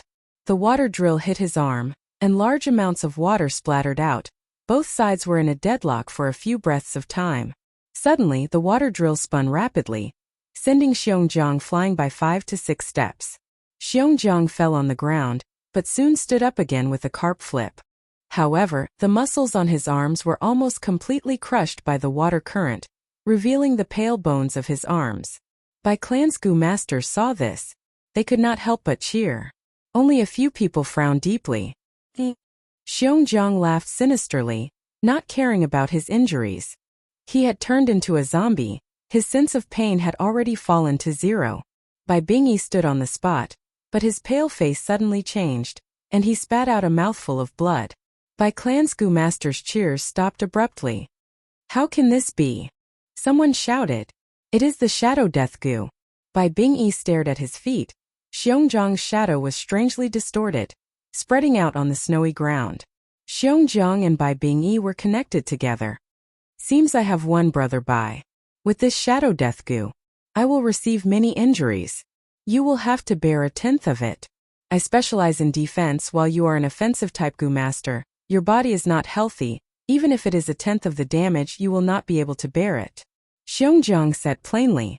Bai Bingyi wiped the blood on his mouth and stared at Xiongjiang deeply for a while before saying, Good. Very good indeed. You have a clever mind and superior skills. I have lost. He admitted defeat in front of everyone. Too despicable. Simply sinister and shameless. To think he actually had a Shadow Death Gu. Senior Bai Bingyi was completely tricked by him. Bai Clan's Gu Masters burst into a commotion. Xiongjiang cupped his fists. You flatter me. If we really fought, I believe the final victor would still be Brother Bai. The Shadow Death Gu has a limited range after all. It can only bully close combat Gu Masters. Brother Bai, please take care of the wolf tide this time. Of course. Bai Bingyi's expression eased a little and nodded. Bai Clan's Gu Masters' voices also weakened. Standing on the stone tower, the three clans higher-ups who had been watching from a high vantage point nodded subtly at this scene. The Gu battle convention was only a spar, not a battle of strength. Xiongjiang took the initiative to reveal his trump card. It was also to increase mutual understanding and trust. Be it Xiongjiang or Bai Bingyi's attitude, they were both very good. With this handling, even if Bai Clan's Gu Masters did not admit it, they could not help but feel some admiration for Xiongjiang. After all, the strong were always respected. Xiongli group has made a good start. Guyuebo lightly praised. Ha ha. The Xiong clan leader chuckled. Xiongjiang had given him face. On the other hand, the Bai clan leader's expression was a little ugly. But Xiongli group did not stop there. The five of them left Bai clan and arrived in front of Guyue clan. After challenging Bai clan, they want to challenge our Guyue clan? Oh no, this time it is Xiongli himself. Guyue clansmen could not help but feel a little nervous. Many people's gazes gathered on Qi Shan, Mo Yan and Qing Shu. But who knew that Xiongli shouted, Who is Feng Yuan? Please come forward. I heard you could drive away that river-swallowing toad alone. Why don't we compete in strength? In an instant the crowd was in an uproar. Xiongli stood up, but he did not challenge Qing Shu, Qi Shan or Mo Yan, instead choosing a new junior. Feng Yuan. Who is Feng Yuan? This was the first time some Gu Masters from other clans had heard of this name. He drove away the river-swallowing toad alone. Oh my god, that is a rank 5 Gu worm. How can he be so awesome? Many people looked at him in amazement. Guyue clan's Gu Masters automatically opened up a path, exposing Feng Yuan in the crowd. With nothing blocking their line of sight, Xiongli and Feng Yuan looked at each other. Xiongli's lips curled into a smile, saying in a deep voice, I hope Feng Yuan will not be stingy with your guidance. This Feng Yuan, who is he? Doesn't he have 3 heads and 6 arms? Shay. Driving away the river-swallowing toad was a coincidence. It was not a difficult thing. Being targeted by Xiongli, this muscular man, he is in big trouble this time. Feng Yuan, you really can't avoid it this time. Sigh, then you can only brace yourself and fight. Qi Shan sighed in his heart. Oh, so it's like that. Feng Yuan shrugged and said, Then I admit defeat. Once he said this, everyone was stunned.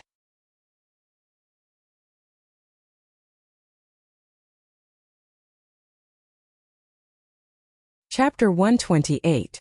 Admit defeat. Feng Yuan's words were still reverberating in everyone's ears. At once, almost all the rank 2 Gu Masters below the rock tower looked at Feng Yuan in shock. Feng Yuan ignored them, standing on the spot with his arms crossed, his expression calm. Admit defeat? He actually admitted defeat, did I hear wrongly? That is Feng Yuan? He doesn't even have the guts to fight, I have to admit, Xiongli's aura is really strong. But even if he loses, he should at least go through the motions. Directly admitting defeat is not only a coward, but also a disgrace to the clan. Gradually, the whispers were like ripples on the surface of a calm lake.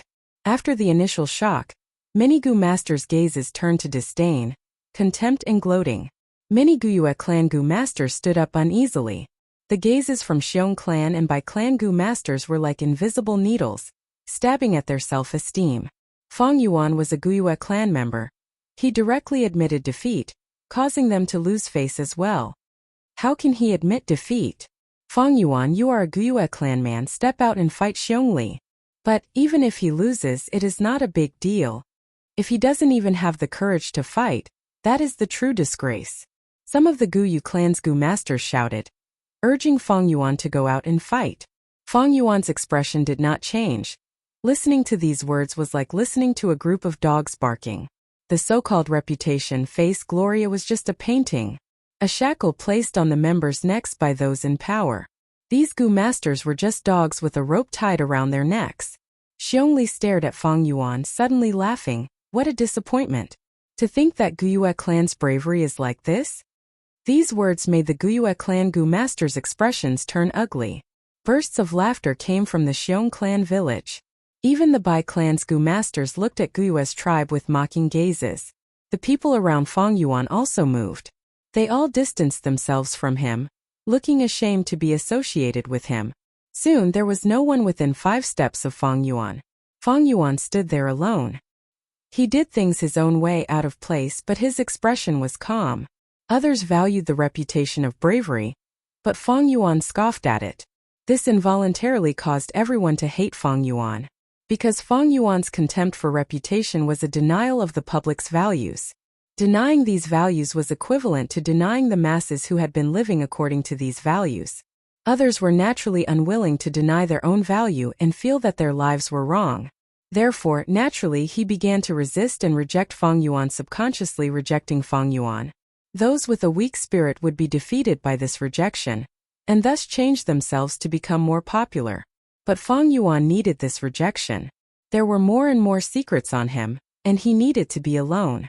At the same time, these people had no value in befriending him. In his memories, Qingmao Mountain's 3 villages barely survived the wolf tide. But after that incident 2 years later, they were all annihilated. From then on, Qingmao Mountain became an icy land of death. What Fang Yuan needed to do was to use this time to grow as much as he could, and leave the clan in time to avoid being killed. Seeing such a disadvantageous situation, Qing Shu, the number 1 ranked 2 Gu in the Guyue village, he had no choice but to stand up. Xiongli, why don't we spar? Hehe, how do you want to spar? Although Xiongli was smiling, his expression revealed a serious expression. Guyue Qing Shu did not look at Xiongli, but slightly raised his palm, secretly activating his primeval essence. His gaze was lowered as he looked at the green vines that were slowly growing out of his palm. He said slowly, let's test your strength. If you can break free from the binding of my green vines, then I'll consider it my loss. How about that? Hehe, not a bad suggestion, let's do it. Xiongli grinned, his eyes shining brightly. He thought to himself, I already have the strength of 1 bear, and with the strength of the Grand Bear Gu, I have the strength of 2 bears added together. Although the green vines are tough, with the strength of 2 bears I can definitely break free. Xiongjiang had already won against Bai Bingyi. If I win against Qing Shu, I will definitely gain a lot of face. Qing Shu smiled warmly and did not speak anymore. He only stretched out his palms and spread them out. 2 green vines grew longer and longer from his palms, like 2 agile green pythons, climbing up Xiong body and coiling around him. Xiong hands were at his waist, and the green vines coiled around his arms. In an instant there were more than 10 vines, tightly binding his hands and waist together. The other Gu masters stared at this duel without blinking. Please, Qing Shu said to Xiongli. Xiong eyes widened, and he clenched his fists, starting to exert strength. The muscles on his body bulged out, as if they were huge rocks. The strength of 1 bear. Bam bam bam. The green vines, under his immense strength, started to break one by one. Ha ha ha, brother Qing Shu. It seems I have won this duel. Xiongli used his strength while still having the strength to speak. Senior Qing Shu. Fang Jing's hands were sweating as he watched, his face nervous. The other Guyue clan Gu masters were the same. Guyue Qingshu was their number one. If he lost again, then the Guyue clan would lose all their face. That might not be true. Guyue Qingshu smiled, his eyes shining with confidence. Just as he finished speaking, the green vines in his hands started to change. The original jade-green color suddenly turned dark green. At the same time, the vines became thicker, and large green vine leaves started to grow around them. Xiong Li's expression changed, feeling that the twisting force from the green vines had increased by more than 10 times. What made him even more shocked was that the green vines that he had broken grew back, connecting the broken parts together. Grand Bear Gu.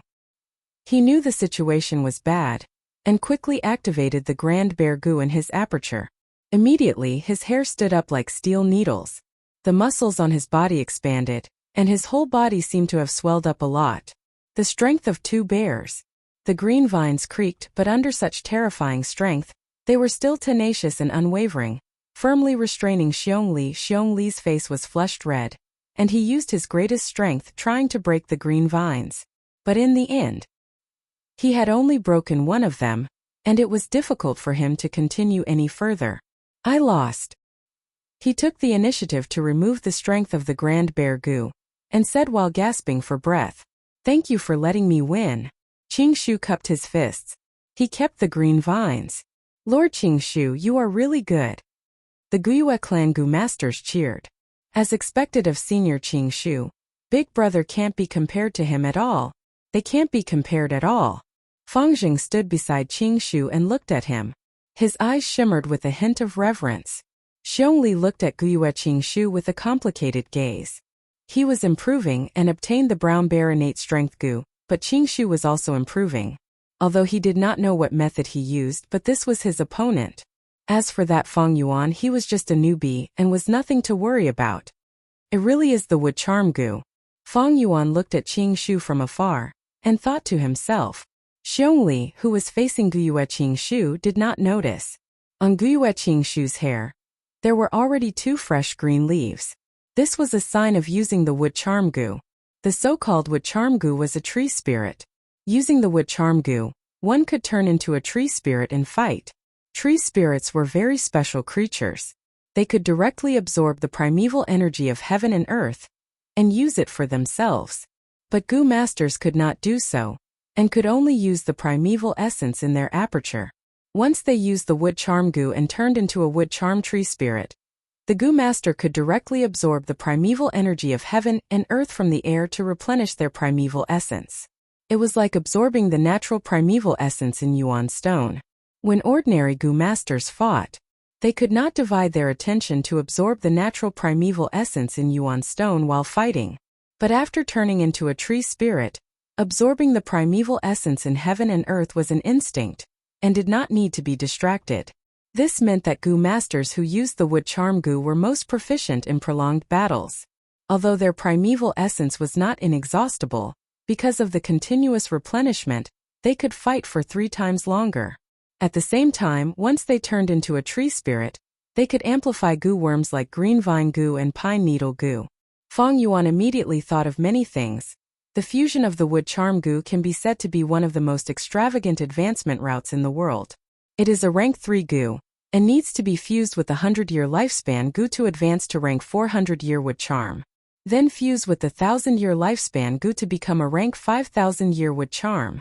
This fusion recipe is widely known, but very few Gu masters use this recipe. Because lifespan Gu is more precious, most Gu masters would directly use it to increase their own lifespan. In this world, if there were no disasters or illnesses, humans could only live to 100 years old. 100 years was the limit of a human's lifespan. But if lifespan Gu was used, it could increase one's lifespan. 100-year lifespan Gu increased one's lifespan by 100 years. 1000-year lifespan Gu meant one could live for another 1000 years. Lifespan Gu was extremely precious, and was sought after by everyone. In his previous life, Feng Yuan had lived for over 500 years, and had used 500-year lifespan Gu. A total of 500 years of lifespan. Originally, including his original 100-year lifespan, he could have lived to 600 years. But midway, he was besieged by righteous sects, and had no choice but to self-detonate. Lifespan Gu represented longevity and could allow people to live longer. But it did not mean immortality. Although the wood charm Gu is powerful, it has a flaw. That is, a Gu master cannot use it for too long. If it is too long, the wood charm Gu's power will affect the Gu master's body, causing their muscles to turn into wood, and finally turning into a tree man corpse. In my previous life, Guyue Qingshu died like this. Thinking of this, Fang Yuan's gaze flashed. Normally, powerful Gu worms had a huge flaw and needed to be used in conjunction with other Gu worms. Otherwise, it would have a negative effect on the Gu master. Xiongzhang's roaming zombie Gu was best used in conjunction with the blood Qi Gu. Otherwise, if he used it too much, his blood would decrease and he would really turn into a zombie. Xiong Li's group returned to their own camp. They had first defeated Bai Bingyi, and then lost to Qingshu. But even so, they still received a lot of applause and praises. Mo Yan, I want to challenge you. Come, Xiong Jiao man, let me have a battle with you. After Xiong Li's group, the whole scene suddenly became lively. Many Gu masters went out, challenging the strong enemies in their hearts, showing off their bravery. The alliance slope was in chaos, and the Gu sparring was brilliant. The real Gu sparring had just begun.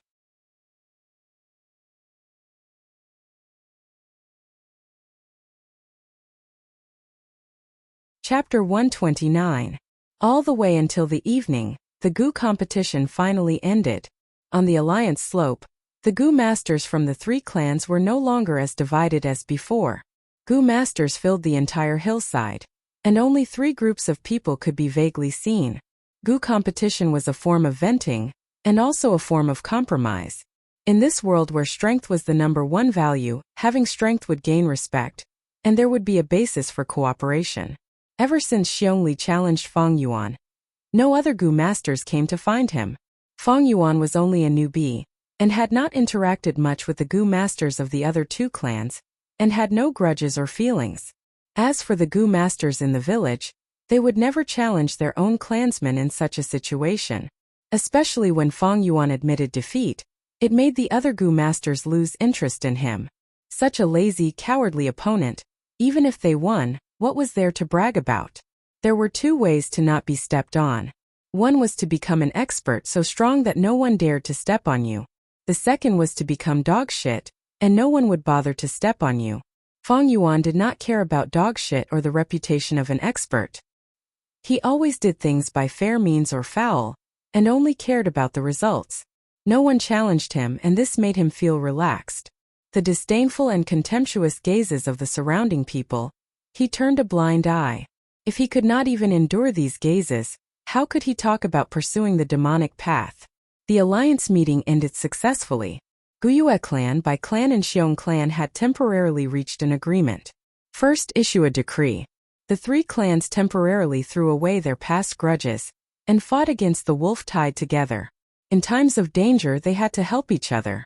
At the same time, internal killings were prohibited, and an investigation team was set up. Once discovered, the killer would be banished from the clan, and the 3 clans would work together to punish the killer, and the killer would have to pay with his life. If the killer escaped, his family would pay with their lives.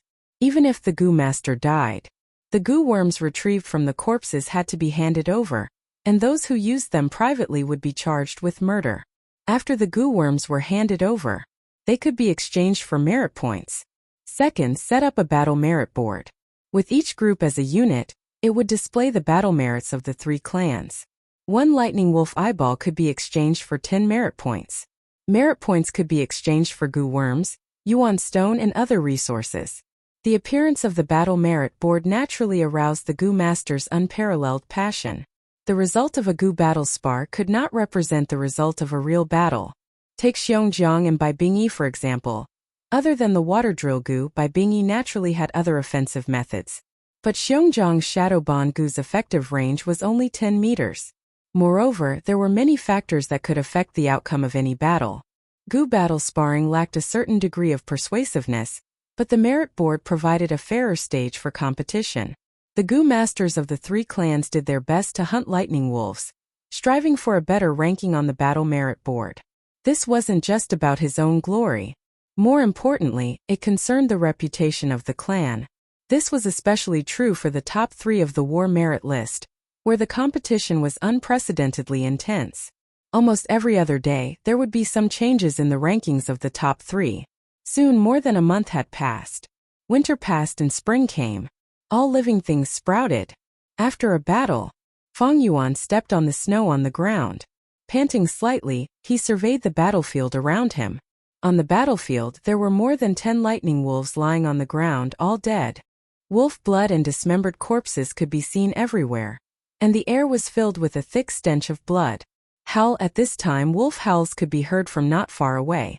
Feng Yuan's expression changed slightly. With his experience, he knew that a wolf pack was quickly approaching. If it was any other Gu master, after an intense battle, the primeval essence in their aperture would be insufficient, and they would have already wanted to retreat. But Feng Yuan did not care about this, and continued to squat down, collecting the eyeballs from the wolf corpses. His movements were practiced and efficient, but even so, when he finished collecting, he was already half surrounded by the wolf pack. This was a medium-sized wolf pack, with more than 100 crippled wolves. Their green wolf eyes revealed a savage aura, staring at Feng Yuan without letting up. Feng Yuan kept the wolf eyes, smiling as he stood up. Then his figure rippled like water, slowly disappearing from the spot. The pack of wolves that were charging over immediately became restless for a while. Many crippled wolves stopped in their tracks, showing signs of hesitation and doubt. After all, they were all wild beasts, and could not understand such a magical scene. But this is also because lightning wolves mainly use their eyes to observe and not their noses. Lightning wolves are the magical creatures of this world.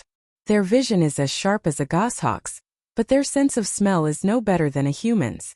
My stealth scales Gu can counter wild beasts like lightning wolves, but it cannot hide from a dog's nose.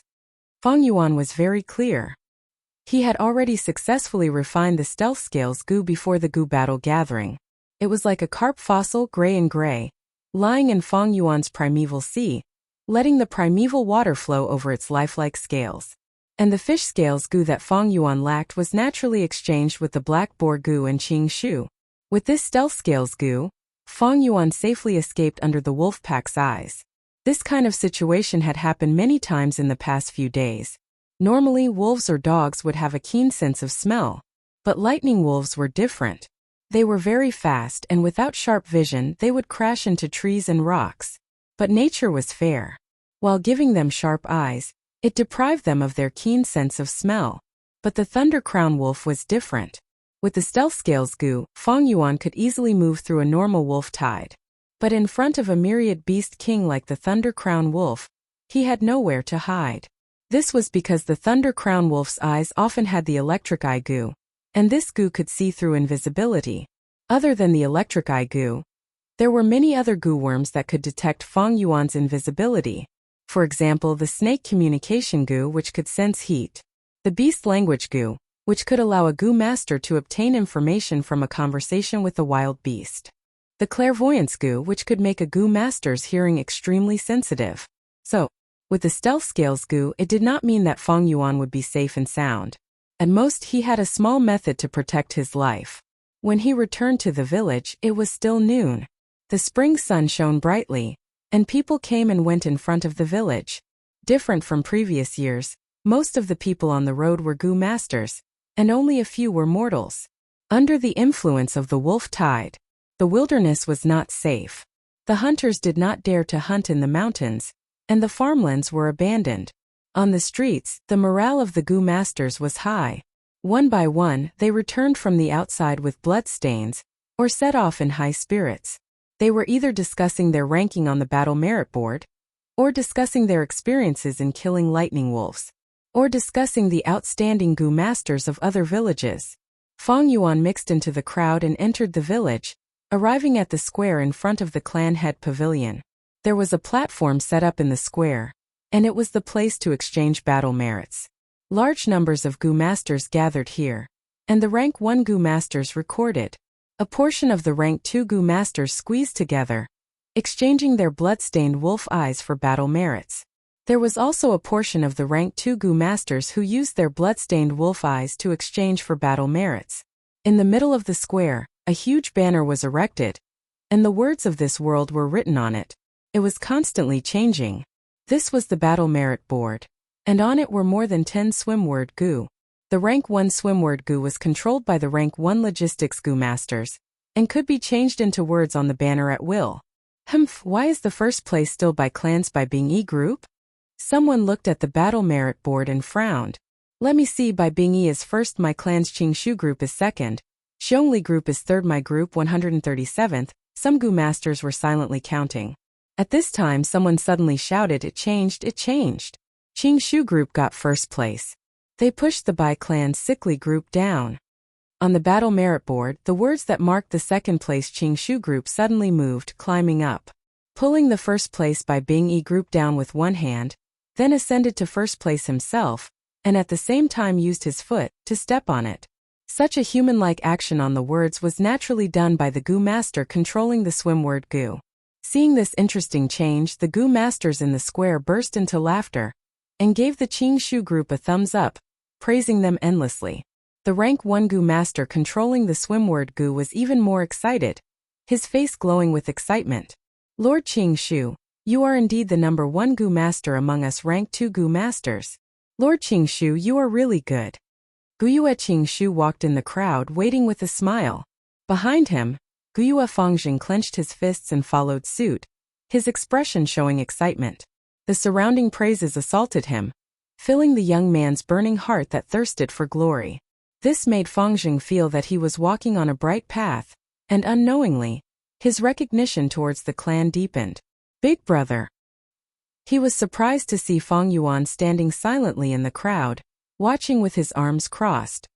Big brother, you're still alone all by yourself. No wonder your group was at the bottom of the battle merit board from the start.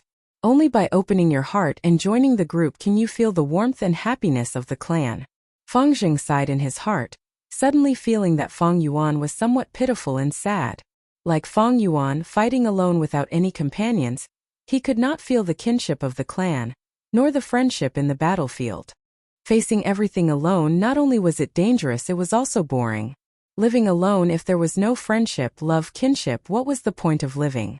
Fang Yuan stood in the crowd, silently looking at the battle merit board that was erected high above. No doubt, the last position of the battle merit board was written Fang Yuan group. Other gu masters seeing this would feel ashamed, but Fang Yuan's gaze was very calm, not minding it. After he was promoted to group leader by Guyue Bo, he had never thought of recruiting other group members. He was a lone group leader, the most special group among the 3 clans of Qingmao Mountain. There was only him. Of course his daily hunting results were not as much as the other groups. Of course, with Fang Yuan's current individual strength, if he really exploded out, he would definitely not be the last. But this was meaningless to Fang Yuan. He did not need battle merits. He had stockpiled living necessities and food for gu worms. He had planned to use battle merits to exchange for a fish scale gu, but now he did not need it. He hunted lightning wolves every day. One was to keep up with the weather, and the other was to accumulate some battle merits to exchange for moon orchid petals. After all, his moonglow gu still needed this kind of food. Half a month passed in a flash, and the atmosphere of spring was getting stronger. Trees were growing green, and wildflowers were blooming by the roadside. The warm spring wind was intoxicating, and the gu masters were singing triumphantly in battle, the situation getting better. Fang Yuan walked on the streets, seeing everyone's smiling faces, and hearing praises and praises of bravery. Of course, there were some gu masters who were deeply worried, frowning. These gu masters were mostly elderly, with rich life experiences, and knew that the true wolf tide would only come in summer and autumn. Fang Yuan's mind was clear. The reason for this situation is because of the alliance of the 3 clans, lowering their guard against each other. Thus, more gu masters are involved in resisting the wolf tide. The second reason is that the lightning wolves that are being exterminated are only crippled wolves. The third reason is that spring has arrived, and the lightning wolves in the wolf tide are busy mating and reproducing. When summer comes, the truly strong wolf groups will flood in from all directions.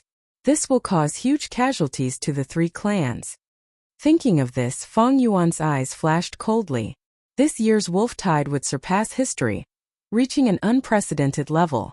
Even the clan higher-ups had greatly underestimated the severity of the wolf tide.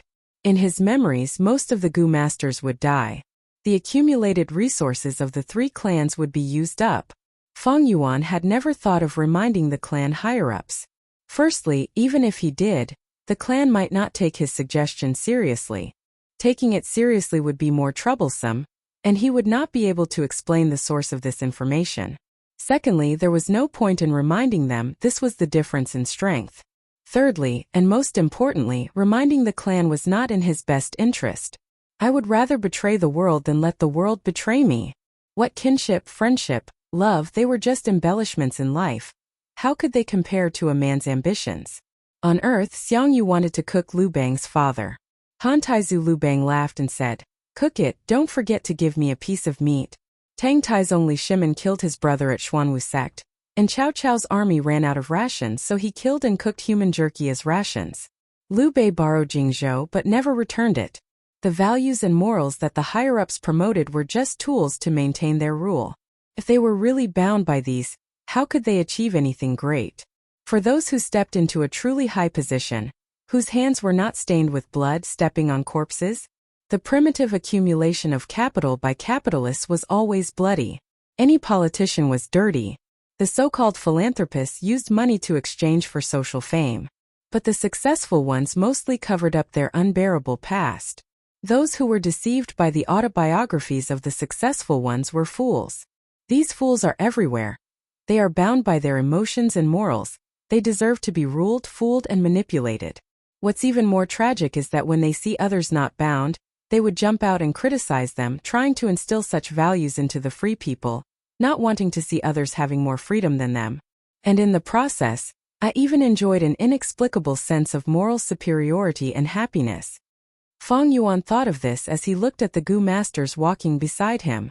These people only had a body full of ability, and some of them even had a higher cultivation than him. But what use was that? They were just pawns, slave dogs that were bound. Actually, what truly restricted a person's achievements was not their talent, but their thoughts. In any organization from birth, a person would be instilled with values and brainwashed. If you want to achieve something extraordinary, you have to break out of the collar of your mind. Unfortunately, most people were tightly bound by the chains, forced to move forward, and even treated the chains as a symbol of glory. Feng Yuan thought to himself, and could not help but laugh coldly. After exiting the gates of the stronghold, he collected his scattered thoughts. There was an important matter today. He was preparing to enter the rock crack secret cave again.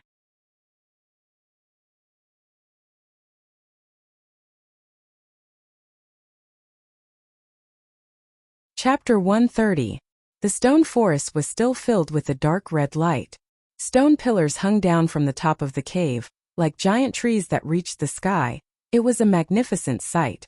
It has been over a month since I last came here. Feng Yuan thought, feeling helpless. Ever since the 3 clans formed an alliance, they had been sweeping away the surrounding wolf groups, causing Gu masters to appear near the rock crack and secret cave. Under such circumstances, even if Feng Yuan had the stealth scales Gu to conceal himself, he would still be in danger of being exposed. Feng Yuan did things cautiously, and his 500 years of life had nurtured him enough patience. During this period of time, he had been restraining his desires and did not come here. Only until winter passed and spring arrived, when the remaining wolves were wiped out and there were fewer Gu masters coming in and out, did Feng Yuan take a big detour in the outer sect and use the stealth scales Gu to conceal himself all the way here. Over a month had passed, and on the previously cleared path, there were more stone monkey groups migrating over. But fortunately, the number of monkey groups was small. Feng Yuan spent some effort, killing the monkey groups and advancing, finally reaching the center of the stone forest. Under the shadow of the huge stone pillars, an obviously man-made cave appeared in front of him. In the cave, rough stone steps led to the dark underground. Feng Yuan activated the white jade Gu, and his body was covered in a layer of faint jade light as he carefully walked down the steps. His left hand held a torch, and his right hand was shining with moonlight. The moonglow Gu was ready to go. The surroundings were dark, and even with the torch, it could only light up a distance of 5 steps. In this situation, it would be much better if there was a Gu worm to illuminate the surroundings. Unfortunately, Fong Yuan did not have such a rich family background. One step at a time. After walking for a while, he finally reached the end of the stone steps. A crudely made stone door appeared in front of Fong Yuan. Golden Centipede Cave is a fatal disaster. Use earth listening to avoid it. Fong Yuan raised the torch and found some words carved on the stone door. Earth listening golden centipede. Fong Yuan squinted his eyes shining brightly as he seemed to have understood something. If I am not wrong. He squatted down and touched the ground with his hand. Soon he touched the moist ground in front of the stone door. Got it. His heart was filled with joy. He used his hands to dig up the soil and sure enough, he found a sepulchre flower. His heart gently pushed aside the petals. He took out a goo worm from the heart of the flower. This goo was quite special. It looked like a human ear, just a little smaller, and its entire body was an earthy yellow color. Dry and dull. Pinching it in his hand, it felt a little shriveled, like a pickled radish with a little warmth. Around the ears, roots extended outwards. There were dozens of these slender roots, and they looked like the roots of ginseng. This was a rank 2 grass goo. People called it earth communication ear grass. Looking at the earth communication ear grass in his hand, Fong Yuan's eyes flashed a few times. This earth communication ear grass came in time and could be used for scouting. It was perfect for him. The earth communication ear grass had a huge advantage, and that was its detection range of 300 steps. This range was quite outstanding among rank 2 investigative goo worms. Moreover, the earth communication eargrass was easy to feed. Its food source was the ginseng's roots. This world's southern border was filled with deep mountains and forests. Ginseng was much more abundant than on Earth.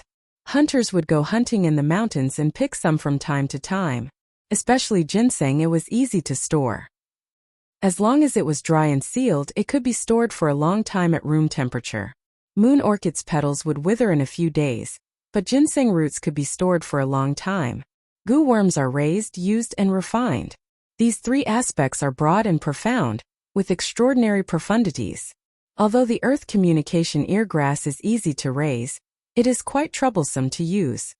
Fong Yuan thought to himself.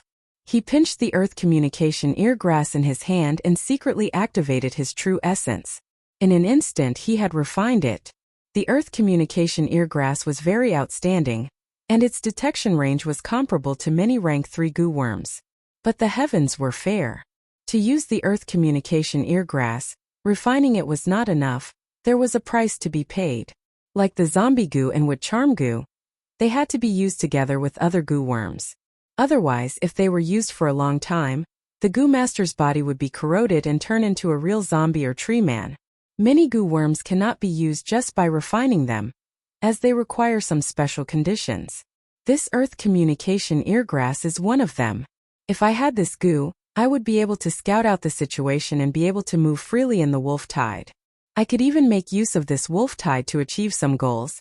Fong Yuan pondered for a while, and decided to use this earth communication eargrass. The gains were greater than the losses, so even if he had to pay the price, it was nothing for the future. No matter which world, without effort, how can there be gains? Fong Yuan laughed coldly in his heart, and kept the earth communication eargrass in his aperture. He looked deeply at the stone door and turned to leave. If he was not wrong, there was a danger on the other side of the stone door. He needed to use the earth communication eargrass to avoid it. Fong Yuan left the secret cave, but did not return to the village. Instead, he walked a few rounds outside, and after killing a few lone wolves and obtaining a few pairs of wolf eyeballs, he returned. He was still last on the battle merit board. Walking on the street, some goo masters who recognized him looked at him with mocking and disdainful gazes. Fong Yuan did not care, and continued to do as he pleased. In the following days, he used his meager battle merit points to exchange for ginseng roots, and fed the earth communication eargrass, allowing it to recover to a state of full vitality. Most of the clan's attention was drawn by the wolf tide, and no one paid attention to Fong Yuan. If it was before, perhaps his uncle and aunt would still pester him, but ever since Fong Yuan sold the family assets, there was no more movement from them. It was hard to do things openly but easy to do things secretly. Soon, Fong Yuan quietly and smoothly completed some preparations. This night, the moon was bright and the stars were sparse. The moon was like a jade plate hanging high in the sky, and the gentle night curtain was like a veil, covering Qingmao Mountain. From time to time, a wolf's howl could be heard from afar. Feng Yuan shut the doors and windows tightly, and stood naked on the floor of the rented house. On the small table in front of him, there was a basin filled with warm water, and next to the basin was a white cloth, and on the white cloth was a sharp dagger. Even the floor he was standing on was covered with a thick layer of cloth. Strands of moonlight passed through the cracks of the window, shining on the table. Feng Yuan's expression was indifferent, and he grabbed the dagger. On the shiny blade, it emitted a cold light, and could be used as a mirror. Under the dim light, the young man's eyebrows were reflected on the dagger. It emitted a kind of coldness. At this moment, Feng Yuan could not help but think of a martial arts manual on Earth, Sunflower Treasured Manual. The first sentence on the first page of Sunflower Treasured Manual was, "To train in this technique, castrate yourself. To obtain strength quickly, there must be sacrifice and sacrifice. So what if you castrate yourself? Without this kind of cruel decisiveness and sacrifice, how can you achieve your ambitions and realize your ambitions? Wanting to get something without sacrifice, that is a fairy tale to deceive children." In Feng Yuan's current situation, to be able to use this earth communication eargrass, what's the price to pay? Thinking of this, Feng Yuan laughed coldly. He used the pad of his finger to gently stroke the cold blade, softly chanting, "The moon was like frost in the night, the blade was especially cold. Without killing in the harsh winter, how can spring be seen?" As soon as he finished speaking, he struck like lightning. His hand rose and the blade fell, blood splattered. A piece of meat fell on the table. Feng Yuan's entire right ear was cut off. Blood spurted out. At that moment, he first felt his ear go cold, and then an intense pain assaulted him. He gritted his teeth and took a deep breath. Resisting the pain, he summoned the earth communication ear grass from his aperture. This earth communication ear grass had been raised by him to be full of life. It was already different from when he just took it out. When he first took it out from the earth treasury flower, it was dull and shriveled, but now it was warm and meaty, fat and big as an adult's palm. Touching it in his hand, it was full of elasticity, like the ear of a Buddha statue on earth. Feng Yuan pressed the earth communication ear grass to the wound on the side of his head, and a wave of red steel primeval essence poured into it. The roots of the earth communication ear grass immediately received a burst of energy, and started to grow at a visible speed, taking root at Feng Yuan's wound. This was another wave of pain. Feng Yuan felt as if there were tens of earthworms drilling into his brain from the wound. This feeling was not only painful but also disgusting. Normally, during this process, Gu masters would use other Gu worms to numb their nerves. But Feng Yuan did not have such conditions, and could only rely on his steel-like willpower to forcibly endure it. After all, it was a young man's body, and Feng Yuan's body could not help but sway as he endured such intense pain. More and more roots extended into the wound. Slowly, the earth communication eargrass and the bloody wound fused together, becoming Feng Yuan's new right ear. In the end, the wound no longer bled, and there was not even a scar. But Feng Yuan's face was pale, and the pain only decreased slightly, but it still tormented him. Veins popped out on his forehead, and his heart beat rapidly. At this point he was already halfway to success, but Feng Yuan's body still needed time to adapt to the earth communication eargrass. He first took out a mirror, and looked at himself in the faint moonlight. In the mirror, his face was pale, and his brows were slightly furrowed. The left ear was small, while the right ear was more than twice the size, and was somewhat deformed. Feng Yuan was not surprised, and after looking at it for a while, he felt satisfied that there were no problems. He put down the mirror and took out a cloth, dipping it in the warm water in the basin, and started to wipe the bloodstains on his body. He was not wearing any clothes, so it was very easy to clean up the bloodstains. Some of the bloodstains flowed to his feet, but were absorbed by the cotton cloth that was laid on the floor beforehand. Feng Yuan cleaned up the bloodstains, and finally picked up his original right ear from the table. He snorted coldly, and activated the moonglow goo in his palm. Then, he minced his right ear into minced meat to destroy the evidence. The remaining basin of blood was carried by Fang Yuan to the bottom of the bed, and a piece of coal was thrown in. After doing all this, Fang Yuan lay down on the bed. The pain had already decreased by more than half, but it still tormented him. Fang Yuan felt waves of pain in his head, and along with his heartbeat it was throbbing. After an unknown amount of time, he finally fell into a deep sleep.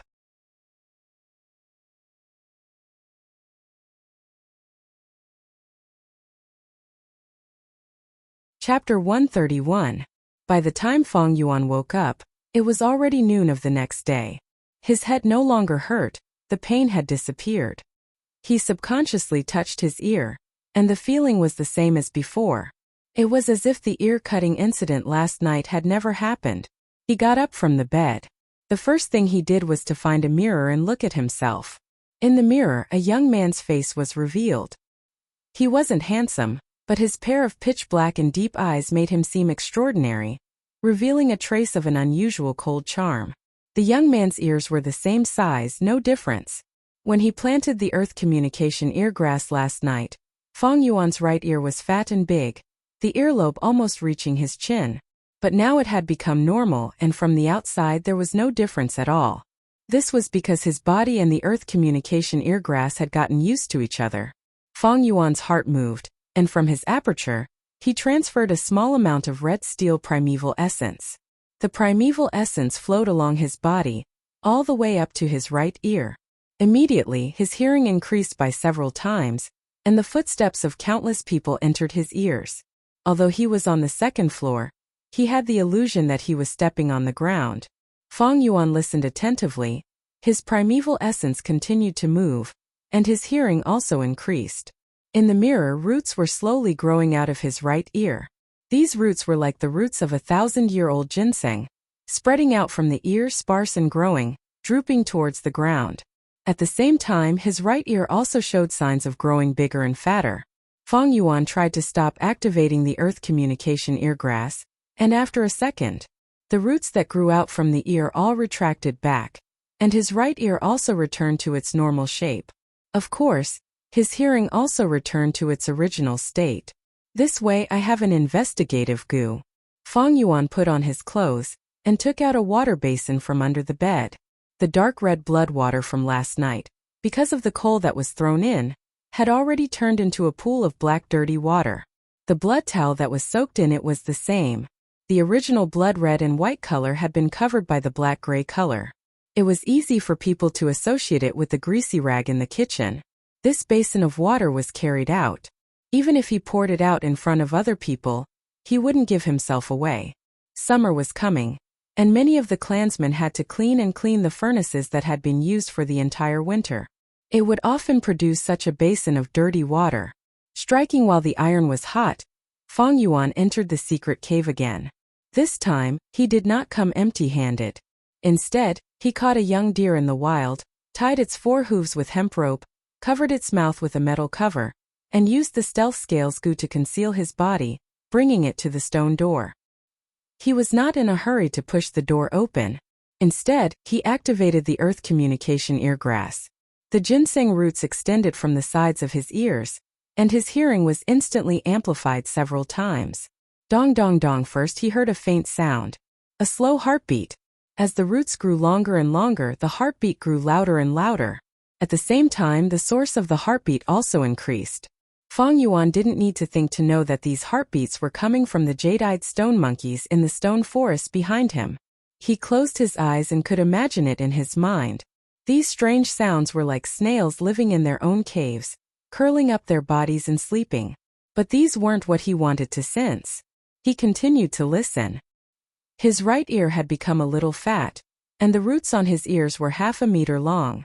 The roots were spiritual. They extended to the stone door, digging into a very shallow depth. At this moment, Fang Yuan felt that his hearing had received a huge boost. With him as the center, he could sense the countless sounds within a radius of 300 steps. This was the true use of the earth communication eargrass. Previously in the village, he had only dabbled in it. If the earth communication eargrass's roots did not touch the ground, its detection range could only be considered average among rank 2 goo worms. But once the roots were rooted in the ground, its detection range would receive a qualitative increase. This was easy to understand. Using the theory on Earth, the speed of sound transmission was related to the medium. The speed of sound transmission on the ground and in water was much faster than in the air. In ancient China, some soldiers would sleep with a wooden quiver as their pillow. Once there was a cavalry attack, the soldiers would be woken up by the sound transmitted through the ground. If the sound was transmitted through the air, they would not be able to react in time. The roots were rooted in the stone door, and Feng Yuan immediately felt the movement behind the stone door. It was a series of sparse sounds that were very subtle and dense. Compared to this sound, the stone monkey's heartbeat was like the beating of a drum. If it was a newbie using the earth communication eargrass for the first time, they would have to think hard to guess what it was. But this sound was within Feng Yuan's expectations. But after listening for a while, his brows gradually furrowed. He pushed the stone door open. The stone door was heavy, but he had the strength of 2 boars now, so it didn't take much effort. The stone door opened, and in front of him was a dark and serene tunnel. It stretched out horizontally, leading to the unknown and mysterious. Feng Yuan untied the deer he caught and threw it into the tunnel ahead. The deer was very intelligent, and it could sense the danger in the darkness ahead, not daring to move forward. Its big eyes looked at Feng Yuan, revealing a look of fear and pleading. Feng Yuan snorted coldly and swung his hand with the moonblade. The moonblade was controlled by Feng Yuan to not be too powerful, and it slashed diagonally, leaving a shallow wound on the deer's body. Blood gushed out, and under the pain, the deer's fear of Feng Yuan took over, and it frantically ran forward in the darkness. The darkness quickly swallowed it. Feng Yuan urged the earth communication eargrass again, and this time, the roots were rooted in the wall beside him. With his hearing improved, the first thing Feng Yuan heard was the deer's hurried footsteps, its heartbeat, and then a sudden wave of sparse sounds. In the Golden Centipede Cave, one could use the earth communication eargrass to avoid disaster. Feng Yuan knew that these sparse sounds were the sound of centipedes crawling. Suddenly, he heard the deer's frightened cry. Obviously, it had barged into the worm's nest and encountered centipedes. Feng Yuan immediately imagined a scene in his mind. The deer was panicking, and the centipedes swarmed it like a tide, surrounding it. The deer spun around in fear, stomping its young hooves, and whining as it felt the aura of death. The countless centipedes climbed onto its body. The deer fell to the ground, rolling around and struggling violently. But after a short while its heart stopped beating. The centipedes covered its body, and started to devour the deer's flesh. Feng Yuan's gaze suddenly focused, and he suddenly heard a special sound. The buzzing sound was like a buzzing chainsaw. It was filled with an insolent, rude, and barbaric aura. If it were a newbie, they would be very confused. But with Feng Yuan's rich experience, he immediately guessed the identity of the voice's source. A rank 3 wild goo worm, Chainsaw Golden Centipede. This was the king of the centipedes, the true killer of the Golden Centipede Cave. Feng Yuan could totally imagine it. A meter-long, 2 fists wide golden centipede, suddenly turning from stillness and crawling. On both sides of the centipede's body, there was a row of sharp silver serrated teeth. As it crawled, these serrated teeth also moved rapidly like a chainsaw. The Chainsaw Golden Centipede's arrival immediately caused the centipede group to go silent. It came in a fierce manner, and everywhere it went, the centipede group would scatter, revealing the deer's body that still had more than half left. It climbed onto the deer's body, and opened its mouth, absorbing the deer's blood and devouring the deer's meat. When it encountered the deer's skeleton, it rolled up its body, and used the serrated teeth to lightly twist, easily grinding the bones into powder. Even the white jade goo's defense cannot withstand the Chainsaw Golden Centipede's sawing. It seems that the flower wine monk wants me to use this earth communication eargrass to avoid this Chainsaw Golden Centipede. But I have the spring autumn cicada. It is not impossible to subdue this Chainsaw Golden Centipede. A thought appeared in Feng Yuan's mind. He was excited at the sight of the prey. The Chainsaw Golden Centipede was an excellent goo worm, and if he could use it, it would definitely be a powerful method. But to subdue this Chainsaw Golden Centipede underground, even a rank 4 goo master would have to spend a lot of effort. Capturing and killing were 2 completely different things. The former's difficulty was much higher than the latter. Wild goo worms were mostly cunning, and if the chainsaw golden centipede saw something amiss, it would burrow into the ground and escape. If a goo master did not have the ability to burrow into the ground, how could he pursue it? But Feng Yuan had the spring-autumn cicada. As long as he caught this chainsaw golden centipede and leaked a trace of its aura, it would definitely make this worm cower, not daring to move. The spring-autumn cicada was rank 6, and its aura had a strong deterrent effect on rank 1 to rank 4 goo worms. But against rank 5 goo worms, the effect was not great. As for other rank 6 goo of the same rank, there was no deterrent effect at all. This phenomenon was very interesting. Actually, thinking about it, human society was the same. Facing outstanding people, people would often admire and worship them.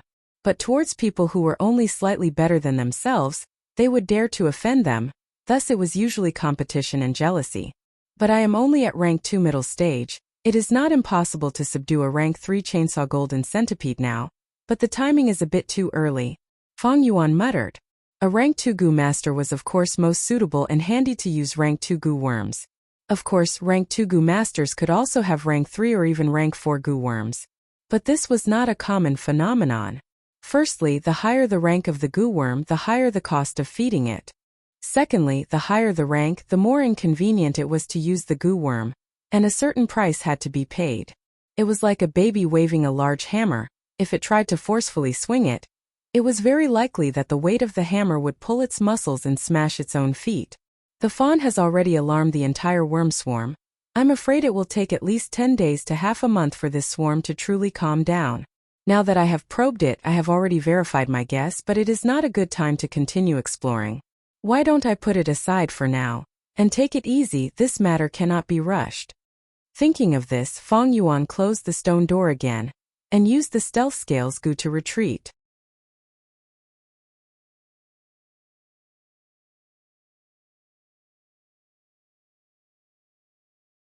Chapter 132. Dark clouds gathered in the sky, casting a shadow over the entire Qingmao mountain, as if a storm was brewing. On a remote hillside, a dozen strong lightning wolves bared their teeth and growled, surrounding Feng Yuan. These wolves had all 4 limbs, no longer the crippled wolves from before. If it was any other rank 2 goo master, being surrounded like this alone, they would be in despair. But right now, the situation was the exact opposite. Feng Yuan stood at his original position, calm and collected. As for the lightning wolves surrounding him, there was a hint of nervousness and fear in their expressions. The battle had already been going on for a while. On this bloody battlefield, a few lightning wolves had already fallen, silently showing off Feng Yuan's achievements. Kill! Feng Yuan shouted in his heart. As the person being surrounded, he took the initiative to attack. He took a step forward and pounced towards a lightning wolf on his left. This lightning wolf was so frightened that it took a small step back. Then its fierce nature was stimulated. Its strong limbs suddenly jumped, pouncing towards Feng Yuan. In the air, the lightning wolf opened its mouth, revealing a mouthful of sharp fangs. Feng Yuan laughed loudly. He did not dodge, but swung his right hand. Whoosh! An eerie blue moonblade flew out horizontally, piercing through the air and hitting the lightning wolf's open mouth. With a chi sound, this unfortunate lightning wolf was instantly cut into 2 from mouth to tail by this moonblade. Boiling wolf blood spurted out with a splash, falling like a rain of blood. Feng Yuan's body shone with a white jade light, rushing through the rain of blood. He rampaged through the wolf pack. The lightning wolf pack reacted, surrounding him from all directions. They opened their mouths to bite, but under the defense of the white jade goo, they crushed their teeth. Their claws also returned empty-handed. Feng Yuan punched and kicked. With the strength of 2 boars, one lightning wolf after another was kicked away by him, or their skulls were directly smashed. They died on the spot. He had the upper hand. But good times did not last long. The primeval essence in his aperture was depleting quickly. Feng Yuan only had C-grade talent, and his cultivation was rank 2 middle stage. At most, his true essence was less than 50%. Seeing that his primeval essence was about to be exhausted, but there were still a few lightning wolves left, Feng Yuan couldn't help but think, stealth scales parasite. Instantly, his figure rippled like water and gradually disappeared. In the blink of an eye, he had disappeared. The lightning wolves stood still, not knowing what to do.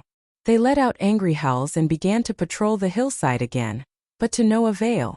Fang Yuan was not far away, watching the lightning wolf's movements while taking out a yuan stone to replenish his primeval essence. At the same time, he continued to activate the stealth scales goo. Lightning wolves had outstanding eyesight. However, his sense of smell was not very sensitive. Fang Yuan used the stealth scales goo to restrain them. When his true essence recovered to 30%, the pack of lightning wolves finally retreated unwillingly. Fang Yuan didn't have a movement-type goo worm. If the lightning wolf really retreated, his speed wouldn't be able to keep up with it. Thus he removed the stealth scales goo. He revealed himself. Howl. When these lightning wolves saw Fang Yuan, it was as if they saw their father's murderer, and they all rushed towards him. Fang Yuan snorted coldly.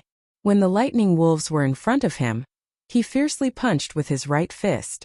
His right fist was covered with a layer of faint white jade light. It was incomparably hard. He fiercely hit the waist of a lightning wolf. Instantly there was a crisp crack. This unfortunate lightning wolf was sent flying far away by Fang Yuan's attack, its lumbar vertebra already fractured. It fell to the ground, frantically struggling and howling, but could no longer get up. Fang Yuan's primeval essence was now abundant, and his battle strength was strong. In a short while, he killed another 4 lightning wolves. The remaining few lightning wolves had completely lost their will to fight. They looked at Fang Yuan in fear, letting out whimpering sounds, then turned around and ran away with their tails between their legs. Fang Yuan stood still, not giving chase. In terms of speed, he couldn't compare to these lightning wolves, so chasing was useless. The ground was littered with wolf corpses, all Fang Yuan's spoils of war. But Fang Yuan was cautious, and did not rush to dig out the eyeballs of the lightning wolves. Earth communication ear grass. He half squatted down, using his palm to support himself, his right ear facing the ground. The ginseng roots on his ear grew out, stabbing into the soil one by one. Immediately, his hearing ability increased by several times, and everything within a radius of 300 steps was within his detection range. Countless sounds entered his ears, but there were no wolf packs attacking, or the footsteps of other goo masters. It's safe for now. Fang Yuan heaved a sigh of relief, took out his dagger, and started to dig out the eyeballs of the lightning wolves. These eyeballs he only handed over a small portion and kept the rest. If he handed them all over, such a battle result would definitely attract suspicion, and even secret investigations. Of course, Fang Yuan would try his best to avoid such trouble. After digging out the eyeballs of these lightning wolves, Fang Yuan immediately left this place. After killing another 2 wolf packs, the dark clouds in the sky had become extremely thick. The wind started to howl, blowing the green pine trees in the forest, and the leaves rustled. The howls of a large number of lightning wolves could be heard in the wind. Fang Yuan's expression changed slightly. According to his memories, today was the day the wolf tide would truly erupt. Using the earth communication ear grass again, Fang Yuan did not hear the sound of a large number of lightning wolves rushing over. He was not surprised and instead calmed down. This meant that the distance between him and the lightning wolves was at least 300 steps. This distance, along with his own speed, and his familiarity with the terrain, was enough for him to safely return to the village. These lightning wolves are cunning, attacking in this kind of weather. The howling of the wind, the rustling of the pines to a large extent, cover them up. Fang Yuan sighed in his heart, running at his fastest speed towards the village. After running for a few hundred meters, he bumped into a group of 5 goo masters. It's Gua Fang Yuan. A young goo master in the group noticed Fang Yuan and immediately raised his eyebrows, greeting him in a strange tone. He was Gua Peng, Fang Yuan's classmate. During his days in the academy, he was naturally bullied and extorted by Fang Yuan. Fang Yuan glanced at him indifferently, his speed not changing as he brushed past him, not giving him a chance to speak again. This guy, Gua Peng, was momentarily stunned, and immediately a stifling feeling welled up in his heart, slowing down his pace. He still had not found a chance to ridicule Fang Yuan. Little Peng, quickly catch up. If we want to maintain our position on the battle merit board today, we need to kill at least 50 lightning wolves. The group leader opened his mouth. Gu Yuepeng's angry expression immediately disappeared, and he hurriedly caught up with the group leader's footsteps. My current group. Rank 75 on the battle merit board. That Feng Yuan is at the bottom of the 200 rankings. Such a difference is like heaven and earth. Speaking of which, I am also very lucky to meet a senior like the group leader who takes care of the newcomers. From the Wolf Tide till now, I have already gained a Gu worm with the battle merit that I have received. My future is bright. How can Feng Yuan compare to me? Thinking about it, Gu Yuepeng felt much more balanced in his heart, and even felt a sense of bliss. In this world, what can one achieve by fighting alone? Many people add fuel to the flames. The strength of unity is even greater. Clansmen are still the most reliable. With the help of the clan's strength, us newcomers can have a better and safer development. That Feng Yuan. What an idiot, he really thinks he's someone. Coincidentally solved the problem of the rank 5 river swallowing toad. And now his tail is up in the sky. Although he became the group leader, he didn't even recruit a single member. He deserves to be at the bottom. But come to think of it, with such a weird personality, how can he recruit members? Thinking of this, Gu Yuepeng's footsteps became much lighter. After running for a while, he strangely did not encounter a single wolf pack. Gu Yuepeng raised his head to look at the sky. Although it was still afternoon, the sky had already turned dusky. The wind whistled over, and the dark clouds above their heads were extremely dense. They were churning rapidly, brewing thunder and torrential rain. But Gu Yuepeng was not the least bit afraid, and his lips curled into a mocking smile. He thought in his heart, Feng Yuan returned in such a hurry. It must be because he is worried about this rainstorm. What a coward, what can a rainstorm do to him? Right at this time, the group leader's expression suddenly changed, and he gasped with his mouth wide open. Group leader, what happened? The other four's gazes were naturally attracted to him. In this Gu Master group, this group leader was in charge of scouting. Although he was also a rank 2 Gu Master, his scouting Gu worm naturally did not have a large range like Feng Yuan's earth communication eargrass. At this moment, his face was pale, and he did not have the desire to explain further. Run! He screamed in fear, and under the shocked gazes of the other four, he turned and ran. Quickly follow group leader. The other group members were not stupid, and after they reacted, they immediately broke into a run. Howl! Continuous wolf howls came from behind, and from the sound, one could tell that there were more than 1,000 lightning wolves. The 5 people in the group were all pale, breathing heavily as they ran with all their might. Wait for me! Gu Yuepeng ran with all his might, but he was still at the back. He screamed for help in panic. He could already feel the breathing of the lightning wolves behind him. But what made him despair was that the group leader who usually took care of him did not even turn his head around. The companions who usually patted their chests and talked about brotherhood and family did not seem to hear his screams. Howl! Behind Gu Yuepeng's ears, a wolf's howl suddenly came. The next moment he felt a huge pressure from behind him, and in an instant he fell to the ground. He fell on the ground feeling dizzy from the fall. He subconsciously used all his strength, and turned his head to resist. Gotcha! In the sky a lightning snake suddenly flashed. In the darkness, a bold lightning wolf's figure was immediately illuminated. Its body was twice the size of a normal lightning wolf. The fur on its body stood up, and in the corner of its mouth silver-sharp teeth could be seen. Gu Yuepeng's pupils shrunk to the size of a needle, and a thought reverberated in his mind, 100 Beast King. The wolf pack in the wolf den was huge, and not only were there 3 10,000 Beast King level Thunder Crown wolves, there were also 100 Beast King level Bold Lightning wolves and 1,000 Beast King level Frenzy Lightning wolves. In the next second the Bold Lightning wolf opened its mouth, and with a crisp sound, it bit off Gu Yuepeng's entire head. Fresh blood and brain matter splattered all over the ground. The Bold Lightning wolf lowered its head, and started to suck the blood from Gu Yuepeng's neck, and gnawed on its flesh. Countless lightning wolves ran past its body. Rumble, the sound of thunder never stopped. Hua hua hua, the heavy rain started to pour. The real wolf tide had arrived.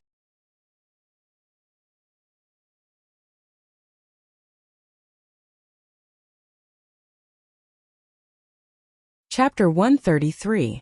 The rain poured down, and the lightning snakes danced in the sky, continuing for an entire night. Fang Yuan laid on his bed, hearing the shouts of the Gu masters outside, and the sound of their footsteps in the rain. He squinted his eyes, and the memories of his previous life surfaced in his mind. In his previous life, when the wolf tide came, he was still a rank 1 Gu master. Thus, as a logistical force, he hid in the village and escaped the disaster. But in this life he was already a rank 2 middle stage Gu master, and with the 4-flavor liquor worm, he was making big strides towards upper stage. Thus, he had to be like the other rank 2 Gu masters, defending against the wolf tide in the middle of the night. It's raining so heavily outside, and I still have to fight against the lightning wolf pack in the dark. I'm really looking for trouble. Fang Yuan snorted in his heart. He was not sleeping in the rented house but in an inn. If he was in the rented house, he would definitely be captured by others. The clan's higher-ups have undoubtedly underestimated the wolf pack's battle strength.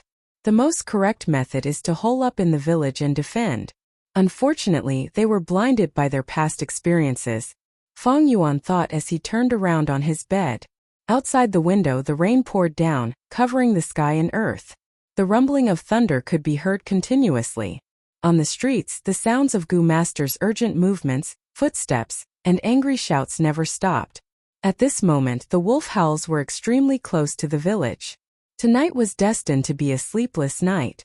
Whether it was the Gu Masters who risked their lives and left the village to fight, or the mortals who hid in their homes and shivered, or even Fang Yuan, who slept until midnight and woke up naturally. He did not get up either.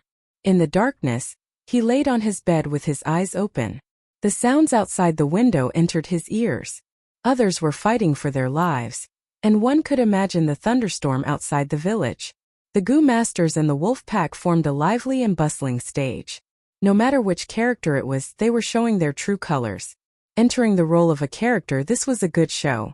But Fang Yuan did not have the slightest awareness of entering the role. Instead, he felt an indescribable loneliness. Boundless loneliness. This was not because he was a transmigrator or a reincarnated person who carried secrets that could not be divulged. Instead, everyone was born to be lonely. Humans were like floating islands, drifting in the ocean of fate. When people met, it was like a collision between floating islands. As long as it was a collision, there would definitely be an impact. Sometimes the lone floating ice islands stuck together in the name of interests, kinship, friendship, love, and hatred. But in the end, they will all be separated, walking alone to destruction. This is the truth of life. It was a pity that people were always afraid of loneliness. They were always greedy for lively crowds and were unwilling to be idle, because when they faced loneliness, they would often face pain. But once a person could face this kind of pain, they would often have talent and courage. Therefore, there is a saying, the outstanding must be lonely. This is the taste of loneliness. Every time I taste it, my determination to pursue the devil's path is strengthened. Fang Yuan's eyes flickered, and he couldn't help but think of the story of the human ancestor. Speaking of which, Renzu obtained Attitude Gu. Attitude Gu was like a mask. Renzu was heartless. He couldn't wear it. Because before, Renzu had already given his heart to the Hope Gu, and from then on, he was no longer afraid of difficulties. But if Renzu wanted to use Attitude Gu, he needed a heart. Renzu felt troubled and asked Attitude Gu for advice. He said, "Oh Gu, Attitude can sometimes say everything. You know the problem I am facing now, so I want to ask you for advice." Attitude Gu said, "This is actually not difficult. Oh Renzu, you are currently lacking a heart. You only need to find a new one." Renzu was puzzled and asked again, "Then how do I find a new heart?" Attitude Gu sighed, "The heart is nowhere, but also everywhere. Finding a heart is both difficult and easy. With your situation you can get a heart now." Renzu was overjoyed. "Quickly tell me how to get it." Attitude Gu warned him, "This heart is called loneliness. Oh human, are you sure you want it? After you get it, you will feel endless pain, loneliness, and even fear." Renzu did not take Attitude Gu's warning to heart, and continued to ask. Attitude Gu could not go against Renzu's orders and answered, "You only need to look at the sky when there are stars in the night, and don't say anything. When the sun rises, you will get the heart of loneliness."